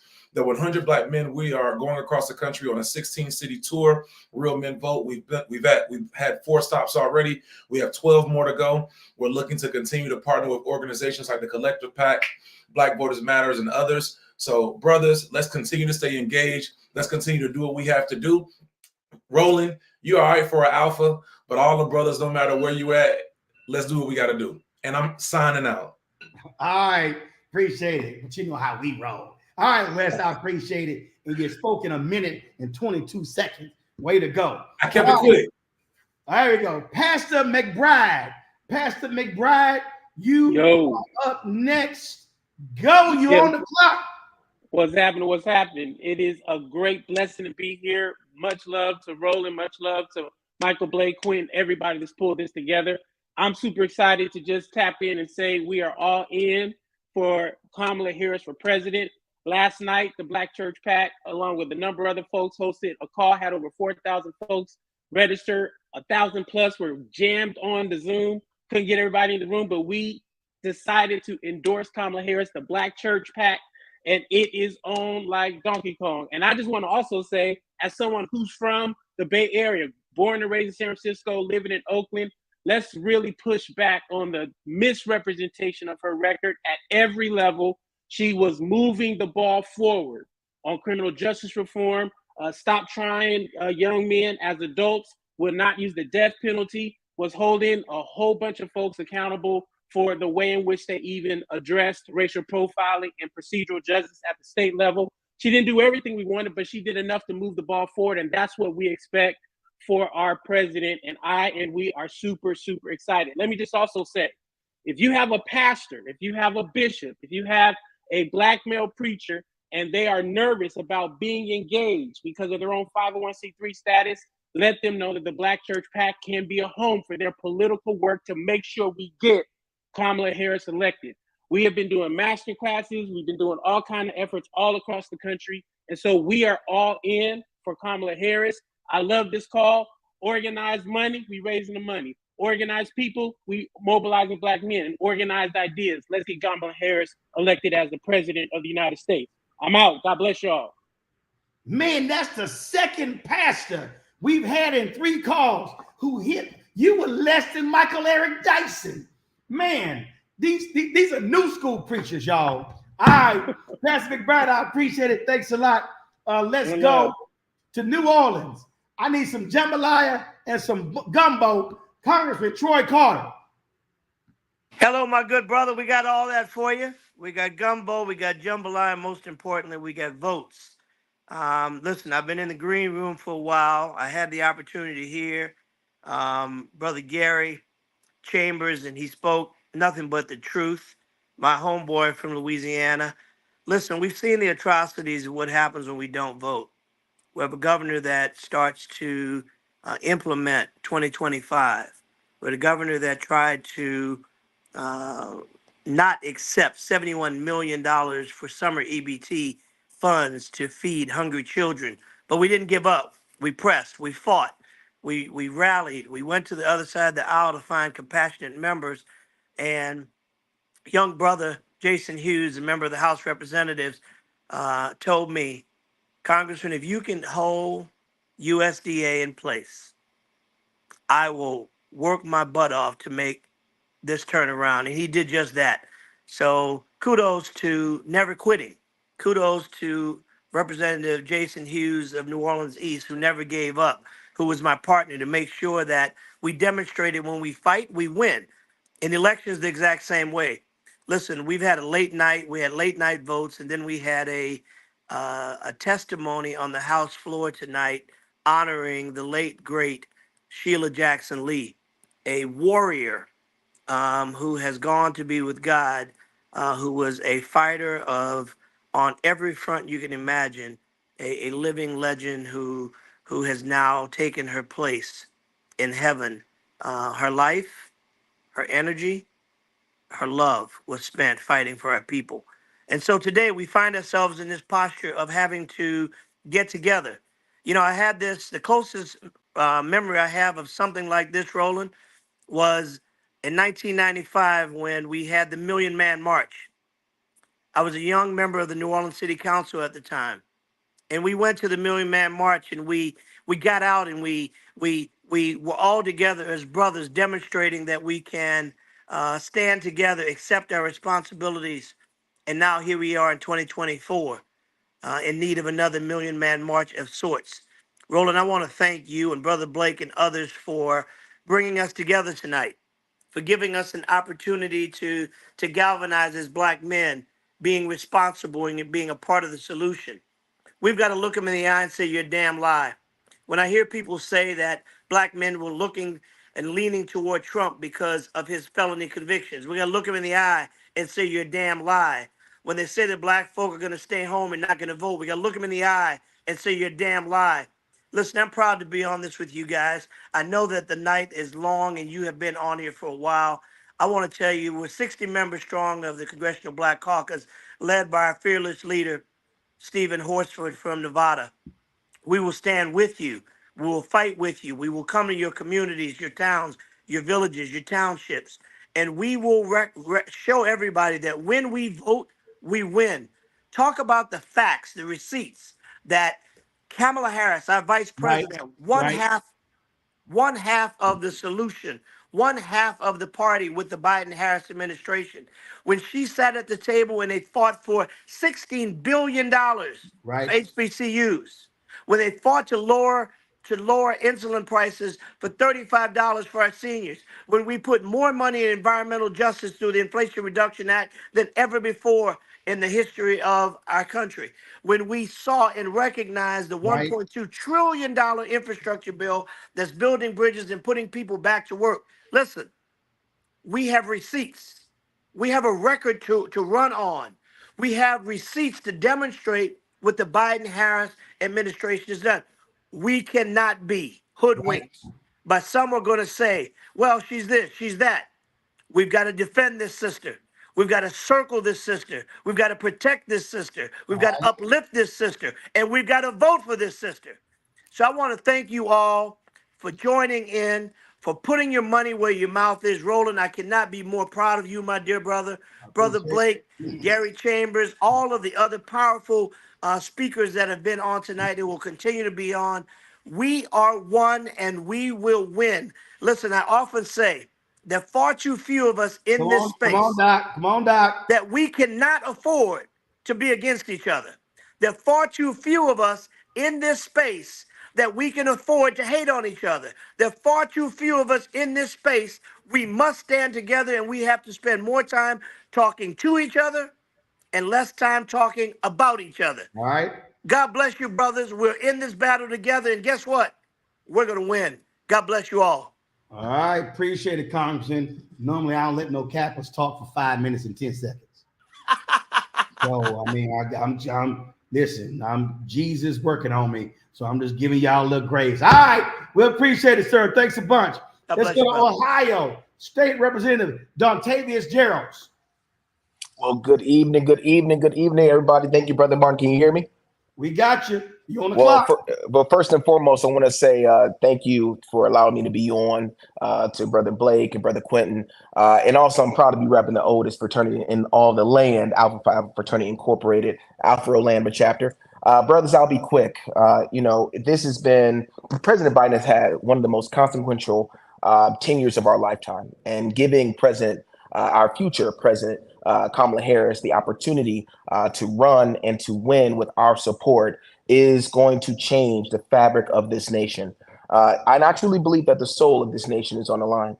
And each and every one of us is on this call is going to do everything we have to do, whether it's give money, get into the streets, knock on doors, do everything possible to make sure that the reality of this presidency and of this administration includes all of us. There's two things I want to leave you with. One, I know right here in Ohio, we can set the bar because we did it. We just passed in November issue 1, which gave the ability for women to have autonomy over their bodies. And you want to know the highest number of voters that we saw in terms of the highest demographic, it was Black men who came out and turned out and said, we believe that women should have control over their bodies. And so if we believe that women should have control over their bodies, we also should believe that Vice President Kamala Harris can be in the White House. And so we have to do the work, brothers. We don't have a lot of days, only 106, 105 days left to go. But I really do believe that we will get it done. The last thing I'll leave you with is this. President Dr. Martin Luther King said this: to serve, you only need a heart full of grace and a soul generated by love. Each and every day, we have to fight for the soul of this nation. And if you are someone you know who's never checked their registration, who has not updated their registration, you have to make sure that you do it, because purging laws across this nation are real. We're seeing it in Ohio. We've seen Black folks being taken off the rolls simply because they didn't vote in one election. And we got to do everything possible to make sure every person has the opportunity to vote this election. And so I'm proud to be on the battlefield with each and every one of you all. And God bless, and I love you, brothers. Let's get to work. I appreciate it, Frat. Thank you so very much. Let's go to Durham, North Carolina. The mayor of Durham, Leonardo Williams. Mayor Williams, you're on the clock. What's up, Frat? There's a lot of alphas out here tonight, but I had to get on here. I've been in and out, listening in, man. And I listened to the ladies last night. I'm so glad that we're making it happen. Listen, I just wanted to get on. Some of what I'm saying is what you've already heard, but I just wanted to give you the perspective of North Carolina. And I think Kendrick Lamar said it best. They're not like us. We got a clown running for governor, Mark Robinson. And this is not what Black men in office look like. And we have a lot of sisters that are running down ballot. Jessica Holmes, Judge Carolyn Thompson. We can't forget about the judges. And I think what's happening, as a matter of fact, I know what our sister, Vice President Kamala Harris, is bringing is 2008 vibes amped up. It's on steroids. The last time I felt this energy was with Obama. But she's breaking her story. And I look forward to being on the battlefield with all you guys. What I wanted to say was just let's continue to use this momentum strategically. Let's make sure that you are drafting your Project 2025. Let's stop talking about what the damn Republicans have, and let's focus on what we are going to do, because people want to vote for what they want to vote for something. Let's stop giving airtime to the other guys. And to our brothers who find it, convenient to speak up only when it's time to vote against ourselves, let's spend some intimate time to educate those brothers as well. Have a little grace and be a little patient, but we got to be strategic about all of it. This is an opportunity to really change the game in our democracy. This is an opportunity to change the game and how we do business. So let's make it. Let's draft our own Project 2025. Let's start putting it out there. That's what I'm working on here in North Carolina. I have 100 Black mayors and mayor pro tems across the state. We are in formation. We are lined up, ready to go. Send out an endorsement 1 hour before the actual announcement the other day, and now we have the same folks announcing their endorsements for Kamala Harris. But I want to make sure we go down ballot. So in North Carolina, we're going to make sure we get everybody, and I hope you all do the same thing in your states. So appreciate you, man. Thanks for having me on, Friday. All right, bro. I appreciate it. Thank you so very much. Let's go to Greg Jackson. Greg Jackson, you are on the clock. All right, what's up, Roland? Peace to the Five Brothers. Hey, man, thank you, Q, Khalil, Quentin, everybody for having me.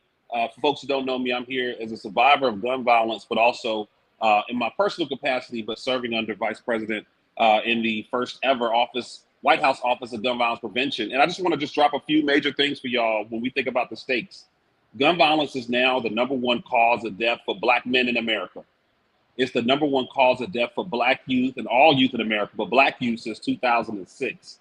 And when we think about what's happening in our communities, it's not as simple as gangs and crime. What we're seeing is that only 11% are connected to gangs. Only 30% is connected to other felony crimes. What's happening is interpersonal conflict and people in crisis that have firearms.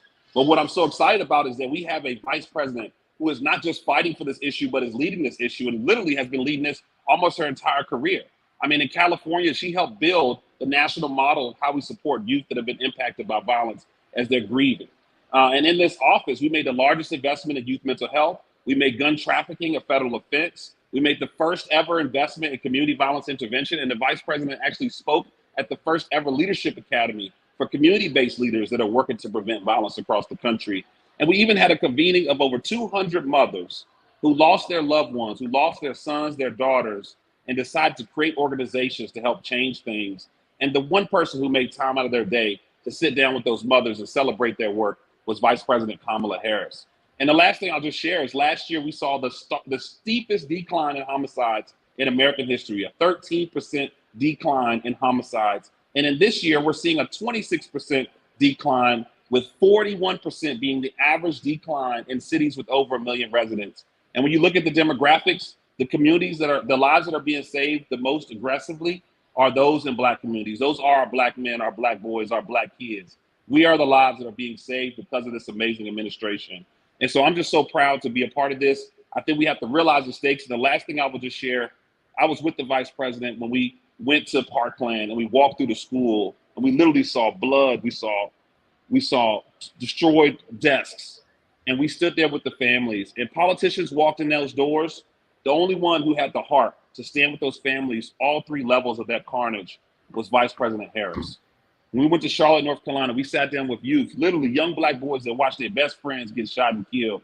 And the only person who sat there and heard from every one of those Black boys was Vice President Harris. And so we have someone who leads with their heart, who understands the issue and is willing to fight every day to save our lives. And those are the real stakes. And so I'm just so thankful to be here. I'm so thankful to be a part of this legacy, but so thankful that we have someone that we can fight for and fight with that we know is committed to fighting for our lives. So thank you again, Roland. Everybody, put in what you can. Let's do this. All right. I appreciate it, Greg. Thanks a lot. Folks, don't forget, secure.actblue.com/donate/TCP-Kamala. Last update, we got 16,000 donors, $1.2 million. Y'all, we got 45 more minutes before we sign off. Let's hit 1.5 million. Let's go to 1.6. Let's go to 1.7. We are going to be supporting these folks, these groups that are out there on the ground doing the work, these Black male groups. They are doing it. Let's make it happen. My brother next, he's been with us all night. We've been texting back and forth. He was like, well, what I want to say, I said, man, just speak from your heart. He's one of the baddest actors in America, Oscar nominated. You know him, Mouse, Devil in a Blue Dress, and all kind of other roles. Put your hands together, y'all. My man, Don Cheadle. Yo, what's going on, Roland? My brother, how you doing? I'm good. I just ran in the house and ran upstairs, and the connection finally came through, and I'm like, look at us. Look at us go. So glad that you're doing this, and so appreciative of your efforts. They're consistent and true and real, and you always, put your whole spirit and soul where your mouth is, and that's very important. And really glad to see what's happening. Amazing to see what's happened. Was on that call last night with the women, and it was great that the women leadership, kind of always works. Black women leadership is what it's about. And it's great that we are, here as a result of it, doing our thing and supporting them and walking arm in arm with them. So it's just beautiful. And just thank you, everybody that's come on board. We have 106 days left, a lot of work to do, and, down to do it. And Roland, you and I were in a very special room talking about the things that matter the most, directly to power. And now to see if that comes to fruition and we get to really, be in the room where it happened and be parts of making sure it continues to go forward is really exciting. And also the gauntlet has kind of been thrown down. Absolutely. Very well said. And, Don, the thing here is everybody can contribute. This is what I said about these Democratic donors. They may have lots of money, George Clooney, Ashley Judd, the rest of the people, but they only got one vote. And every single one of us, we need more than one vote to win. Biden Harris got 81 million in 2020. That's what it requires. Regular, ordinary people making sure they cast their ballots. Yes, exactly. Showing up. Don't disenfranchise yourself. I think every year since, I've been alive and paying close attention, it matters. You can't have it's the margins. You always talk about this too, Roland. It's the margins game. And, we can't disaffect ourselves and not show up and be apathetic with what's, coming down the pipe if it doesn't go our way. With this Project 2025, I encourage everyone to read it and not just look at it, but look at the architects of it and see, what it is that we're dealing with, and really see what it is that your future potentially holds, and make an informed decision. Not just the one that makes you feel good, but really thoughtful. And to me, it's absolutely clear which way to go. It's not even a thought. Indeed, indeed. Don Cheeto, my brother, I appreciate it, man. Thank you so very much for hanging there with us and getting on this Win with Black Men call. Thank you, Roland, and thank you for everything you do, and more to come, man. This is just the beginning. Yes, it is. Indeed, indeed. Hey, folks, earlier, my man John Legend, he said, hey, if I move to say something, I will. But John was on. He donated. We appreciate John being on. Hill Harper was on earlier as well. Bill Bellamy has been on. So a lot of brothers out there making this thing happen. Let's go to Reverend Mark Thompson. Mark Thompson, you've been waiting some time, so come right ahead. Bless you, Roland. Thank you to you and Michael, Quentin, and Khalil for convening us. Some of you will remember 29 years ago, we gathered as Black men on the National Mall to stand up for our families, to stand up for our sisters, as Malcolm said, the most disrespected, unprotected, neglected women in the country. We are called to do this again. I stand with Kamala Harris in the name of the women who raised me, the names of the women who raised me, my mother, my grandmother, in the name of my daughter. We must do this, and we must stand for our sister, and we can't take anything for granted. You may also recall we had to fight. We had to organize in the way Win with Black Women organized, and in the way Win with Black Men organized in 2020 to get her on a ticket. In the past 10 days, we had to mobilize and organize to be sure that the Democratic Party elites didn't leapfrog over her and pick someone else as the nominee. She is entitled to this. She has earned it, and she can do the job. It is in our nature to do so. We must educate all of our young brothers that it's okay. It is part of being a man. One's manhood is not lessened to support a Black woman. And if we know our heritage and our culture, we've always had queens. We had Ta'i and Hatshepsut and Amina and Makeda, the Queen of Sheba and Nefertiti. And so this is no different. We can support a Black woman in leadership. The Supreme Court wants to make Donald Trump a king, but we can stop that by electing our queen. So brothers, continue to give. Let's continue to hit those marks in terms of the money. Let's talk to our young brothers, get them out to vote, and let's be certain that Kamala Harris is the next president of the United States. Man, that's the third reverend tonight that spoke under 2 minutes. Mark was 1:35. Lord, that is a God. Appreciate it, Mark. Thanks a lot. Give thanks. Yes, yes. All right, let's go to Baltimore. The mayor of Baltimore, Brandon Scott. Still rocking that afro? Oh, you got the whole. It's curly fro, brother Roland. What's up, my brother? I'm good, man, and I'm gonna be brief. We know what the mission is. Black women have saved this country time and time and again from itself. And if we're going to be honest, brothers, even from us, it is now time for us to support a Black woman, my vice president, your vice president, the future president of these United States, because we know that this is the most critical election. We know what the other side wants to do. We know that the numbers don't add up. They do not qualify and can't even be compared to what this sister has done. We have to show up. We have to pull the young brothers up. We have to challenge everybody and stand in the way of all the bull crap that is going to be thrown our way. We know that they're going to dig it all up, because when you look at the results, the historic numbers that they put in the HBCUs, you heard Brother Greg talking about the historic numbers of reduction in violence in this country, all the things that we've asked for all these years, she's delivered on. It's time for us to deliver for her, to be there for her, so that she, a Black woman, can be the first president of these United States as a woman. We know we have to do it. We just have to show up, put up, or shut up, and deliver for her the same way that she delivers for us. Thank you. All right, then, Mayor Brandon Scott, great leadership when it came to the bridge collapse. So, brother, we want to congratulate you and keep doing a great job there. Thank you, brother. In Baltimore. Or somebody sent me a text. They said, Roland, it's not Baltimore, it's Baltimore. I'm like, Baltimore. We do what we do. 1 + 2. I got you, my brother. Thanks a lot. I appreciate it. Y'all, yesterday I was playing in Wendell Haskins' Richard T. Golf Classic, and my phone rings, and man, people were texting me. I'm on the 7th hole, I'm gonna putt for a birdie. Hell, after Biden announced, my golf game was crap. I couldn't focus or concentrate. Bill Bellamy sitting here FaceTiming me, calling me. I'm like, what the hell? Is Bill in jail or something? I'm like, he needs some bail money. And so he hit me today. I was like, Bill, I'm working. And so we finally got him. Bill Bellamy, y'all, joins us right now on the Win with Black Men call. What's up, Bill?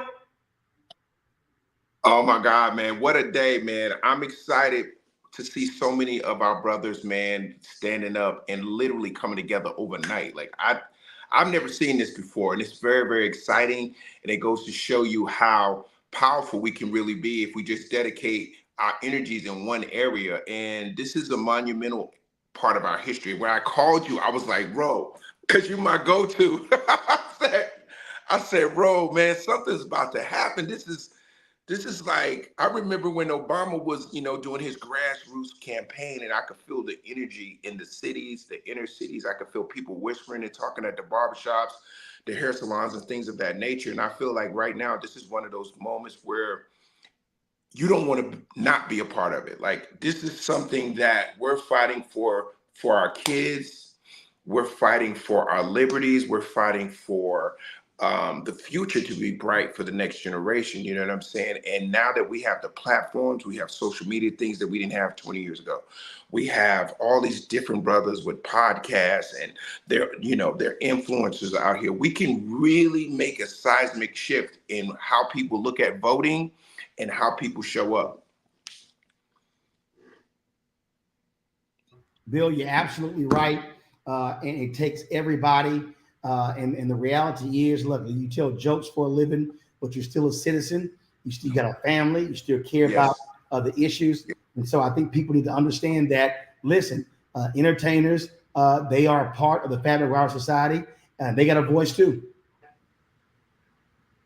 Yeah, I mean, being a comedian and an entertainer. Can you hear me? Yep, you're good.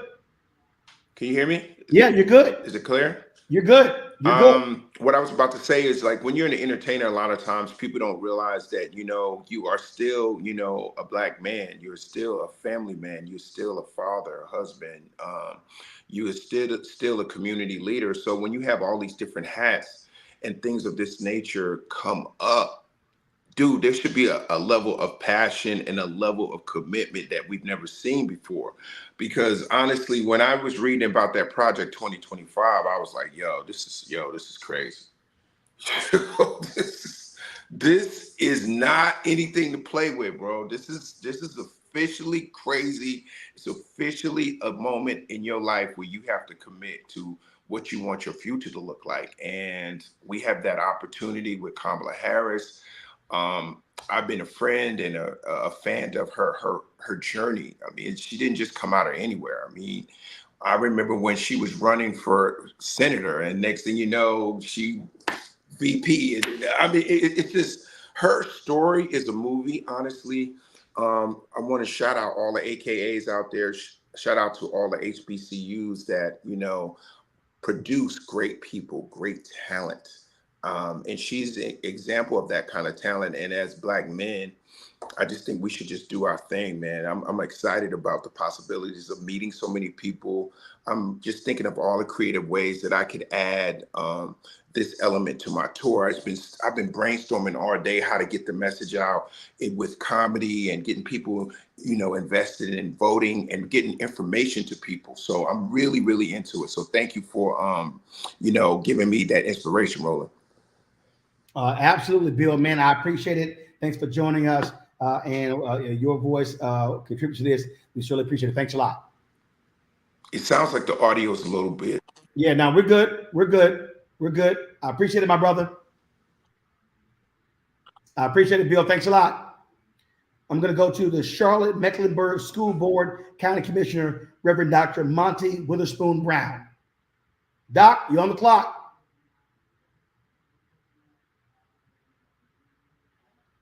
Doc, you're on the clock. I'm here. Thank you.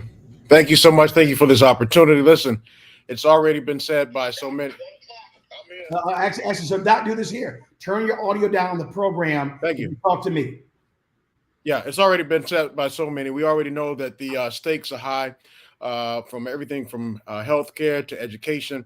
Listen, this is more than an election. This is more than a campaign. This is more than just a vote. We are in a fight. This is a fight for our existence and a fight for our lives. And I believe that with our help, if we get out there, we spread the word, we drive people to the polls, we mobilize our communities, that Vice President Harris will be the next president of the United States of America. Thank you so much for this opportunity. Let me hold up before you go. The reality is education is a critical issue. You've got Trump's Project 2025. They want to abolish the Department of Education. They want to cut Pell Grants.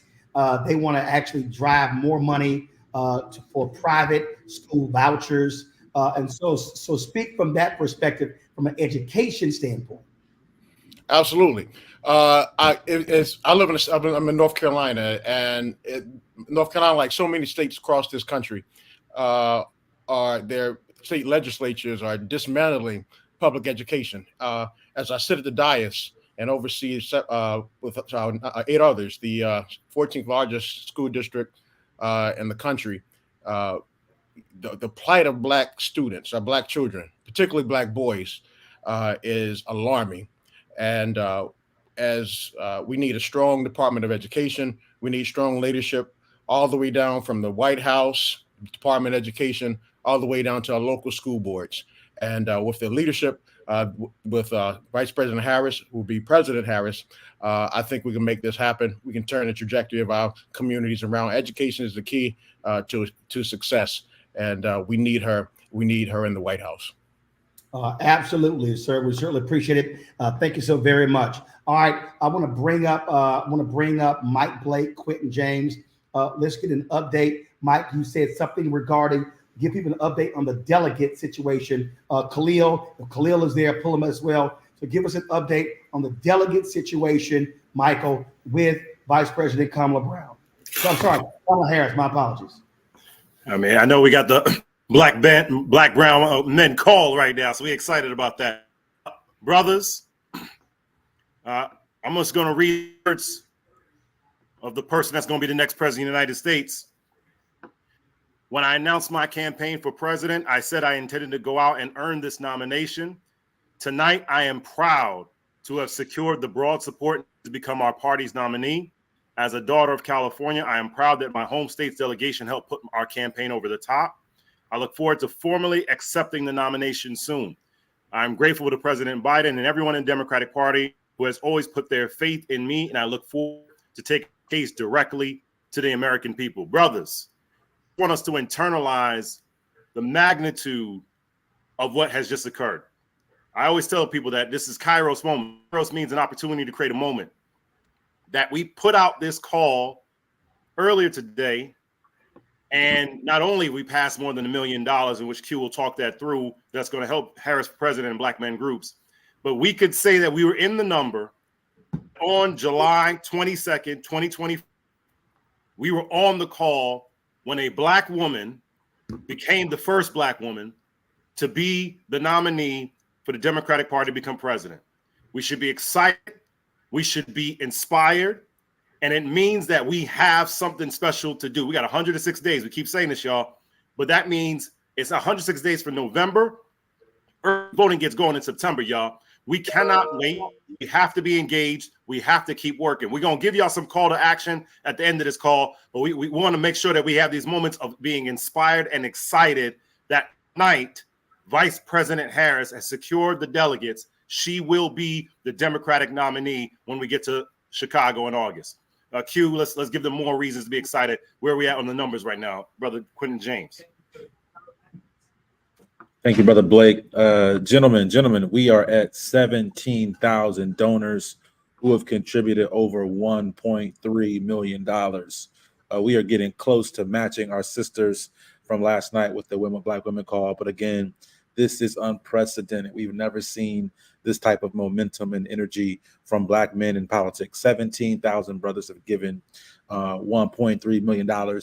And the thing about it is less than 4 hours. It's 3.5 hours we've been on this call. And so this is exciting. We know we got a lot more to build upon. This will not be our last gathering, but only our first. And so again, thank you all for joining. I want to thank again Brother Blake, Brother Khalil, Women Black Men, Roland, thank you, Bakari Sellers, thank you, the entire team from the campaign, Quentin folks, to Trey Baker, to Antoine Seawright, Steve Benjamin, the entire group of Black men surrounding our vice president right now. Thank you, thank you, thank you. Brother Alan Williams, thank you all so much for what you're doing. We know this is going to be a tough fight over the next 104 or 5 days.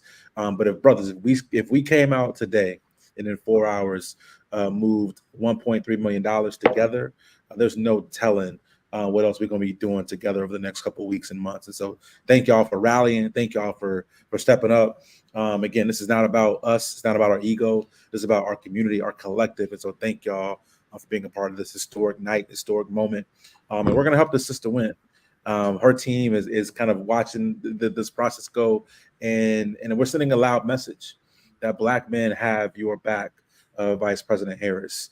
On day one, we are here and ready to rock with you, as we have really been doing for our communities since the beginning of time. A lot of misnomers out there about how we show up, but Black men will be with Kamala Harris. Black men will have the backs of our families, of our wives, our children, of all these people. And so I do want to say, Roland, my wife just told me I need to wrap it up. She said she's trying to win with a Black man tonight. So again, toast to everybody out here raising. Let's keep it going, y'all. Want me to tell you, you on the clock. I'm on the clock. All right, Khalil, explain to people again, if you give, you're not just supporting the campaign, you're supporting the Black male organizations that are on the ground.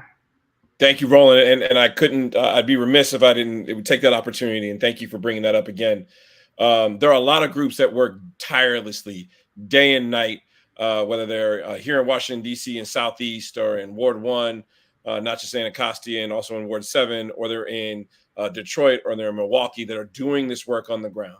A part of your donation not only goes to support the work that myself, Kairos with Michael Blake and Quentin over at Collective PAC, but we're really trying to make sure that those groups on the ground who are doing the work, who get up every day, whose organizations exist in the red day in and day out, have the support over these next 100 days to really get the work done on the ground, to move voters in our communities, to get them out to vote. So want to make sure each and every one of you know, go to secureactblue.com/donate/TCP-Kamala and donate every single dollar that you feel comfortable to give. We truly appreciate the moment that we have had tonight. I'm glad to see that the iteration of Women Black Men has been able to match this amazing work that we saw our sisters do last night. And we hope we can all surpass and get together. We're texting right now to see if we can create a club quarantine in the months to come. I should say days to come, over these next 100 days, where we can get 1 million Black people together in a forum to host this and hear from each and every one of us and share our opinions. I just want to say, and Bakari moved me earlier, lastly in the role, I know we'll get it back to others that we're trying to get in this last chat. But our vice president is a sister of my late wife, Megan Janelle Jackson Thompson. I'd be remiss in this moment if I didn't feel that moment that she is speaking to all of us to share with us this amazing opportunity to participate and show up and vote. For us in our household, when she was pregnant with our little one, Olivia Grace, we would make sure we would go out and vote. There's a picture of a voting sticker on her belly. And so I am truly proud that we are here at 11:30 p.m. on the East Coast, still rocking hard. I know we joke with Roland and his massage gun and other things, but this is a truly pivotal moment for many of us that worked in the Obama campaign. We've been striving for and looking for that moment in our community where we can really galvanize. We know we've had a tremendous president in Joe Biden, but we're truly excited about the opportunity of what a Kamala Harris presidency means for this country. So just want to say thank you and thank her for all the work that she's doing and will do. Khalil, I appreciate it. Thanks a lot. Let me just quickly go, because I got to play a couple of things. Let me quickly go. Ben Chavis, what are the Black newspapers doing? What are the Black newspapers doing? Can you speak to that?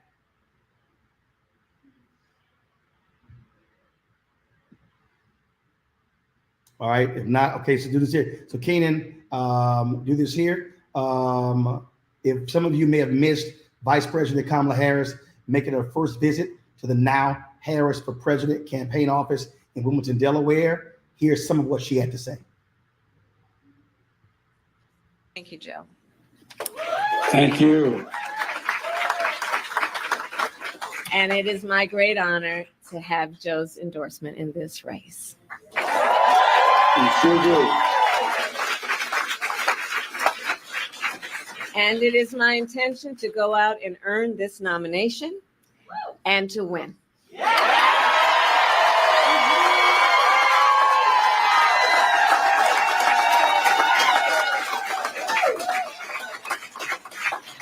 So in the days and weeks ahead, I, together with you, will do everything in my power to unite our Democratic Party, to unite our nation, and to win this election.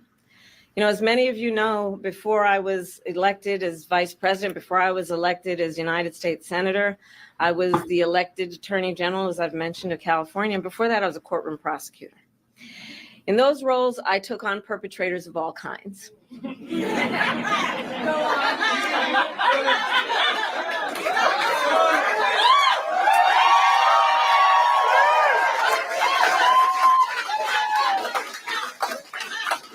Predators who abused women, fraudsters who ripped off consumers, cheaters who broke the rules for their own gain.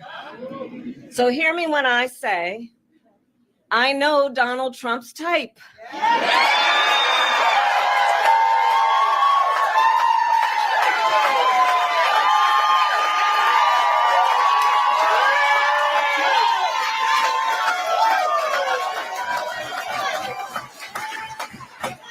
And in this campaign, I will proudly put my record against his.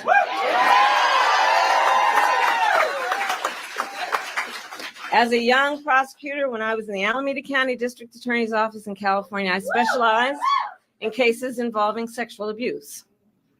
Donald Trump was found liable by a jury for committing sexual abuse. As Attorney General of California, I took on one of our country's largest for-profit colleges and put it out of business. Donald Trump ran a for-profit college, Trump University, that was forced to pay $25 million to the students it scammed. As district attorney, to go after polluters, I created one of the first environmental justice units in our nation. Donald Trump stood in Mar-a-Lago and told big oil lobbyists he would do their bidding for a $1 billion campaign contribution. During the foreclosure crisis, I took on the big Wall Street banks and won $20 billion for California families, holding those banks accountable for fraud. Donald Trump was just found guilty of 34 counts of fraud. But make no mistake, all of that being said, this campaign is not just about us versus Donald Trump. There is more to this campaign than that. Our campaign has always been about two different versions of what we see as the future of our country, two different visions for the future of our country. One focused on the future, the other focused on the past. Donald Trump wants to take our country backward to a time before many of our fellow Americans had full freedoms and rights. But we believe in a brighter future that makes room for all Americans. We believe in a future where every person has the opportunity not just to get by, but to get ahead. We believe in a future where no child has to grow up in poverty. where every person can buy a home, start a family, and build wealth. And where every person has access to paid family leave and affordable childcare. That's the future we see. Together, we fight to build a nation where every person has affordable health care, where every worker is paid fairly, and where every senior can retire with dignity. All of this is to say, building up the middle class will be a defining goal of my presidency.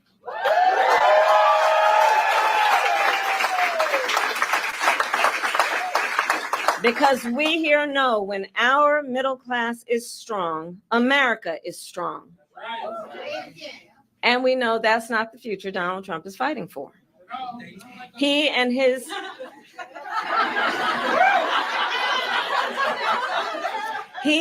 extreme Project 2025 will weaken the middle class and bring us backward. Please do note that. Back to the failed trickle-down policies that gave huge tax breaks to billionaires and big corporations and made working families pay the cost. Back to policies that put Social Security and Medicare on the chopping block. Back to policies that treat health care as only a privilege for the wealthy instead of what we all know it should be, which is a right for every American. Right.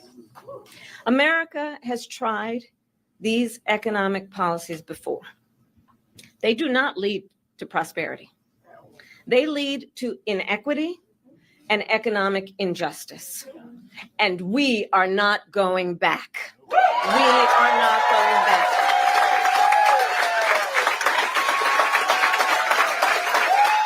You're not taking us back. Our fight for the future is also a fight for freedom.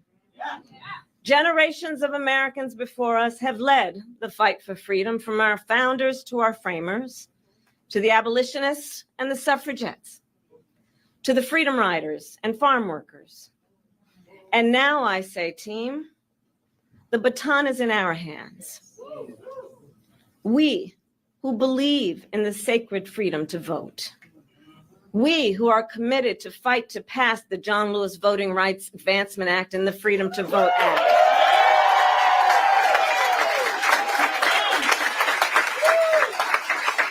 We who believe in the freedom to live safe from gun violence. And that's why we will work to pass universal background checks, red flag laws, and an assault weapons ban.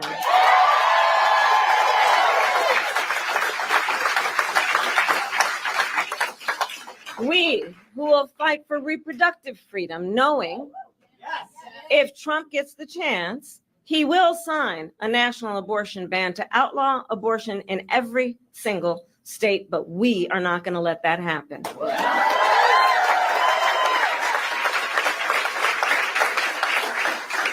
It is this team here that is going to help in this November to elect a majority of members of the United States Congress who agree the government should not be telling a woman what to do with her body.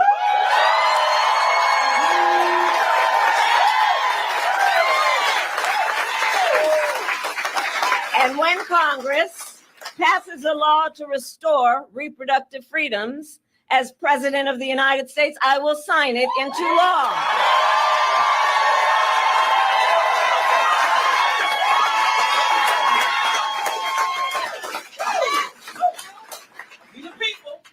Indeed, we the people. So ultimately, to all the friends here, I say, in this election, we know we each face a question: what kind of country do we want to live in? A country of freedom, compassion, and rule of law? Yes! Or a country of chaos, fear, and hate? No.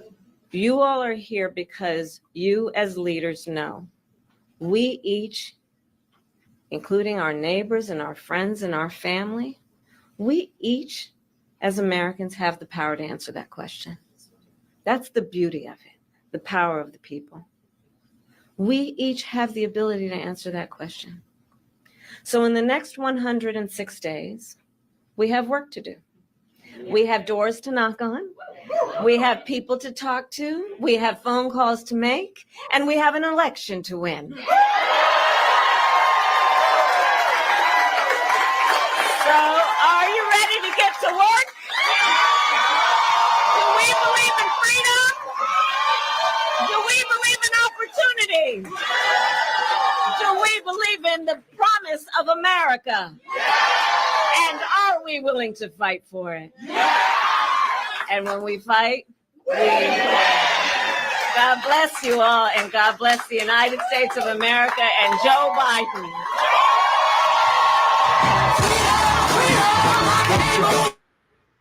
Folks, that was Vice President Kamala Harris a little bit earlier today, speaking at the campaign headquarters for Harris for President.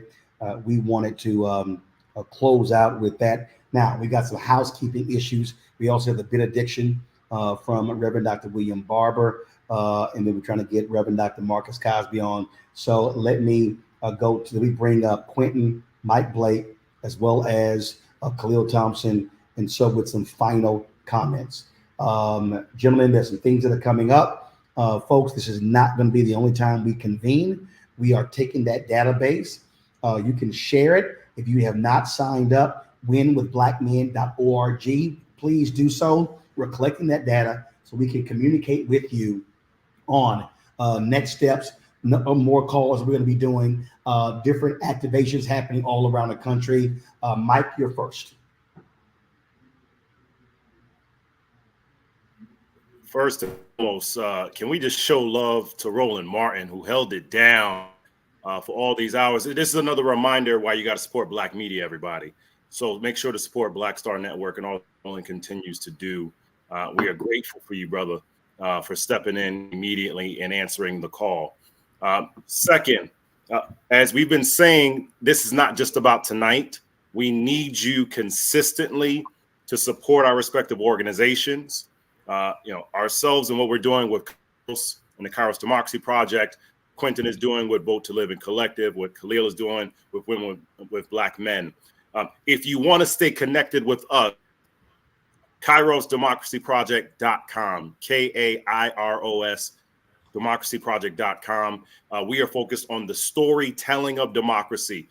We got to make sure people are connected to the issues and to the demographics before we know what's happening with democracy. If you want to stay connected with us, KairosDemocracyProject.com.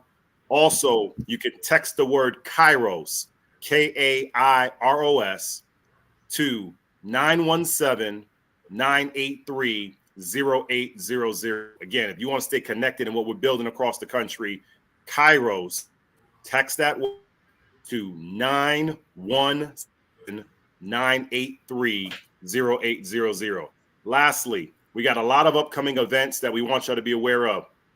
If you want to rock with us, again, Kairos Project, you want to rock with us, we'll be on Martha's Vineyard in a few weeks. Our-Kairos.com, OUR-Kairos.com, August 12th through the 15th. If you want to build with us, brothers, you've seen what we did online. Now meet us in person.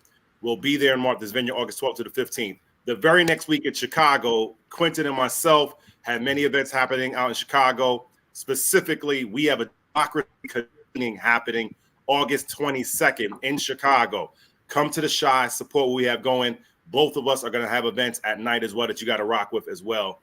Lastly, shout out to Mayor Michael Hancock, former mayor of Denver. He is leading the national nonpartisan conversation on voting rights. Brothers, families, September 21st, we need you in Selma.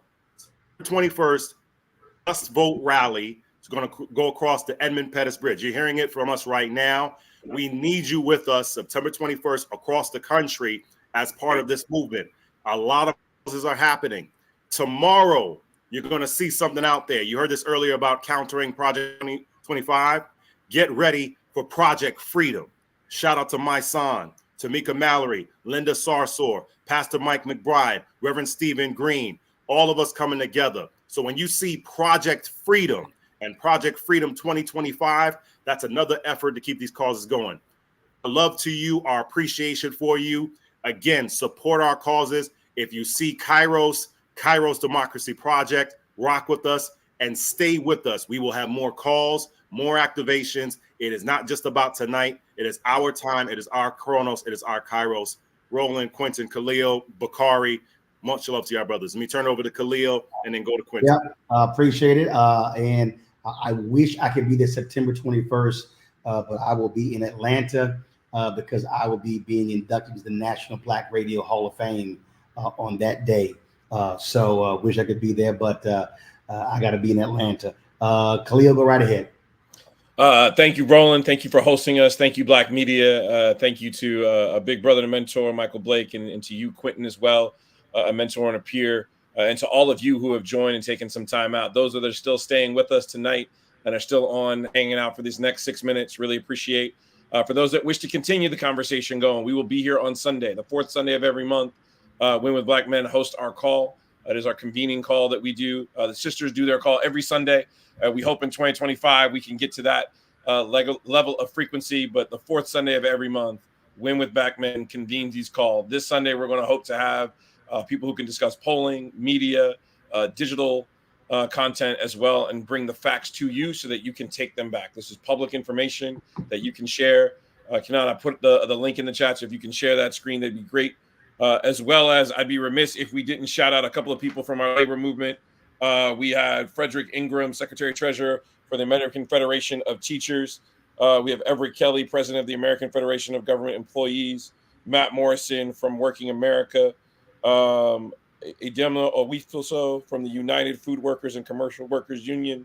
Samuel Epps from Unite Here, Local 25, President of the Metro Washington Labor Council, as well as Fred Hicks from Black Men Decide and John Taylor from Black Men Build. I know there are more and more organizations that we didn't get to shout out. That does not mean we do not love you and appreciate the amazing hard work. I forget how the phrase goes, but charge it to my head, not to my heart, or however that frequency goes. But truly appreciate the work that you're doing on the ground. Each week we'll try to do a better job of making sure we can highlight all the work we're doing. Less than 100 days or just about 100 days to go. We need all of you to lean in. Again, we love the money that jingles. We appreciate the money that folds and clicks online. Please go to that link and donate tonight so we can keep this going and support the organizations that are doing the work on the ground. Again, winwithblackmen.org. Really excited to be here. Thank you, all of you, Roland, Mike, and Quentin. I'd kick it over to you. Quentin? Thanks so much to everybody again, especially to you as well, Roland. This has been a historic night. Don't want to keep rehashing that, but we're going to have to sit with this gentleman for the next few hours and going into tomorrow. A couple of things. Want to give a special shout out. Happy birthday, Congressman Clyburn, yesterday. Again, we continue to send our condolences to the family of Sheila Jackson Lee, tremendous leader who we all owe a great debt to. But again, to everyone who jumped on tonight, thank you all so much. Thank you for your comments. Thank you for your energy. Thank you for the dollars. We want to keep raising. Again, we're at $1.3 million. Let's see, can we get to 2 million by tomorrow? The link will stay live. We'll keep promoting it on social media, so please keep sending that out. But as Michael Blake mentioned and Khalil mentioned, the work continues. If you are watching and you want to make sure that you or your family is registered to vote, please visit votetolive.org. There you can register. You can check your status. I live in Ohio. Over 100,000 people were purged from the rolls just last week. So make sure you check your status to make sure you haven't gotten purged anywhere you may be registered, or commit to vote, commit to cast a ballot. Those things will be really important. We'll be making sure that we are turning out Black voters this November through registration, mobilization, and turnout. Michael Blake mentioned the DNC coming up.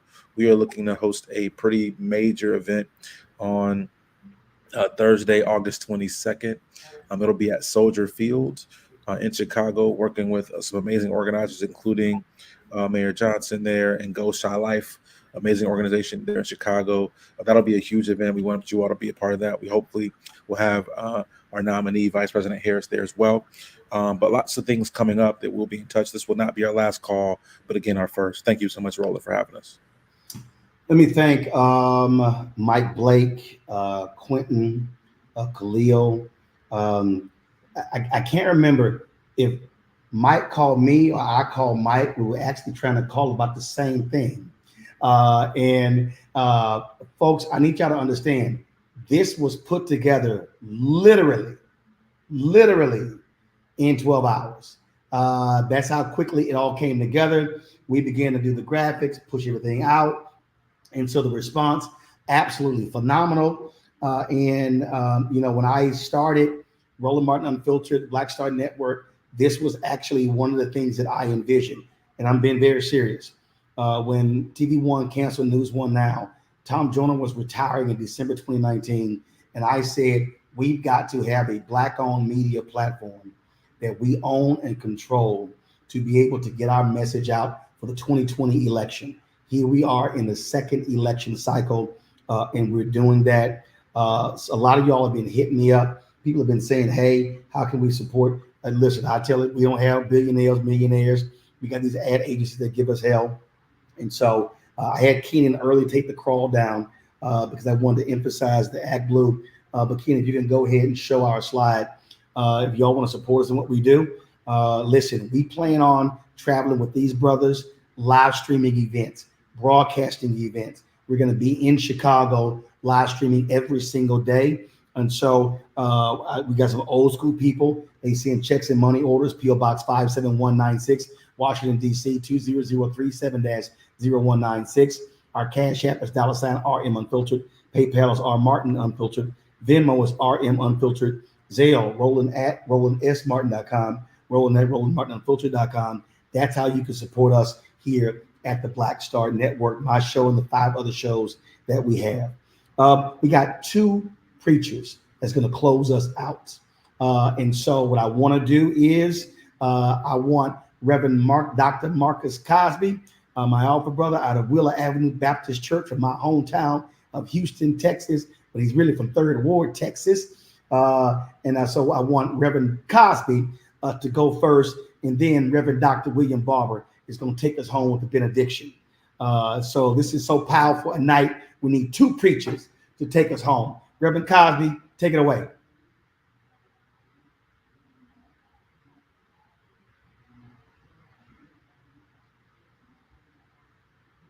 Keenan, we got Reverend Cosby.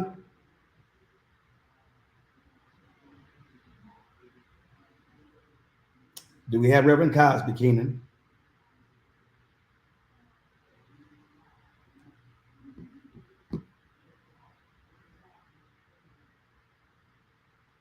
All right. I don't know what's going on with Reverend Cosby. Do we have Reverend Barber? Yeah. Says Cosby's not connected.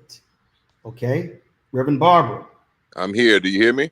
Yes, Doc. Go right ahead. Roland, when I had the opportunity to preach the inaugural sermon for President Biden and Vice President Harris, I want to remember that tonight and say this benediction, things that were said to them then. And we thank God for each of you who have come out online. God, we thank you for Roland and all of the other brothers that are leading in this moment. God, we thank you for every brother, from the barbershop to the businessman, that participated in tonight. We thank you, God, for the privilege to be in this moment and in this hour. And God, we thank you that there are more than 26 million of us who are Black and eligible and able to vote in this country. And now, God, after such a powerful night, grant us wisdom and grant us courage for the facing of this hour, this moment. Grant us wisdom and courage to move and motivate every one of the voters in our community. Grant us the wisdom and courage to have a vision that calls all people who believe in justice and right to this task. Grant us wisdom and courage to be able to support this strong sister, for recognizing that in every generation you place some sisters to be Esther, to be Deborah, to be people who care more than just about themselves. And we heard tonight Kamala Harris, Vice President Harris, say we, not I, what we can do if we stand together. Grant us the wisdom and grant us the courage to mobilize this we. Grant us the wisdom and the courage to take the onslaught of criticisms that will come and the lies that will be told and persevere with truth and unity and love. Grant us wisdom and courage to fight back with justice and courage and to never surrender. Grant us wisdom and courage for the facing of this hour, that you have given to us an opportunity that the stones that the builders rejected now have the power to be the chief cornerstones into building a new society and a brand new vision for the uplift of all people. Grant us wisdom and courage for the facing of this hour. Amen. Reverend Barbara, I certainly appreciate that. Thank you so very much. Let me thank my team from the Black Star Network, Lisa. Let me thank Keenan for the amazing job handling all the guests, the StreamYard, all that good stuff. And so fantastic job. And also my crew here as well. Do we have a Marcus Cosby? Do we have Marcus Cosby? I see him in the green room. For some reason, we're unable to pull up Reverend Dr. Marcus Cosby. Not sure what's going on. So, but we'll guarantee this here. When we do our next mass call, we're going to make sure we have Reverend Dr. Marcus Cosby straight and praying with us. Not sure what's going on. For some reason, we're not able to pull him into our studio out of the green room. Let me thank all of you who connected to StreamYard, all of you who have been on our YouTube channel, all of you who have watched on Twitch, on Instagram, on Facebook. Thank you so very much. Don't forget, please go to winwithblackmen.org. Winwithblackmen.org. If you did not sign up, please sign up, fill the data out so we can keep you abreast of the things that we're doing moving forward. Folks, I thank you, all of you, for being with us. I thank every single caller. We could not get to all callers. Well, there were some technical issues. I see some callers in here. I could not pull you up. So for some reason, we had some technical issues with some callers. So my apologies, but this will not be the only time we do this. Folks, I will end with this. Dr. King's last speech took place on April 3rd, 1968 at Mason Temple in Memphis, Tennessee. And in that speech, Dr. King said that Black people individually are poor, yet collectively represent one of the largest economies in the world.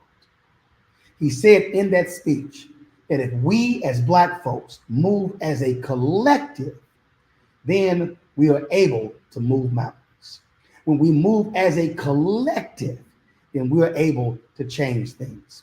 Tonight was not about egos. Tonight was not about whose name is on the flyer and who gets to speak and who doesn't speak. Tonight was about how do we move as a collective? How do people bring their talents to bear? So those are those who are organizers, who are mobilizers, who are political strategists, who handle media, who handle PR, who handle finance. This happened because brothers moved and operated in the collective. If we're going to change this country, then we must operate in the collective. That means that we must have people in all of our different cities, all of our neighborhoods, in our streets, who are moving and operating and not just focused on themselves. Because this is not about whether you get a tax cut. It's about whether or not we have civil rights, whether we have human rights, whether we have health care, whether we have quality education, whether we get funding for HBCUs. And so the challenge for every single one of us is whether we move as a collective, whether we understand that we must register folks, we must educate people. If there are people who say, man, I don't know about Vice President Kamala Harris, ain't never heard of her, take the time to educate them. Take the time to find the information out. If they say, I don't never heard of Trump's Project 2025, take the time to educate them. Take the time to walk them through. Because must understand you cannot say, I'm my brother's keeper. Now I'm my sister's keeper. You don't actually do it. If we move as a collective, like we did in Montgomery, like we did in Selma, like we did in Birmingham, like we've done all across this country, I can guarantee you this: America will be confronted with a mass force that they've always underestimated. Black people made, as Dr. King said, be true to what you put on paper.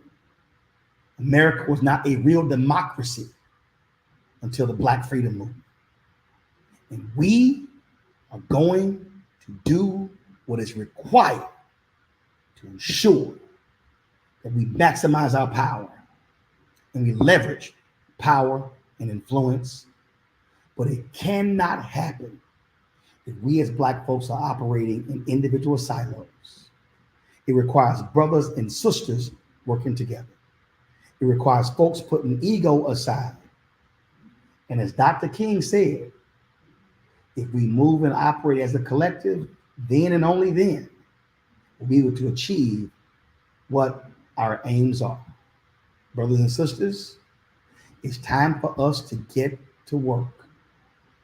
It's time for us to do what we are supposed to do, because the ancestors did what they were supposed to do. God bless you. Holla.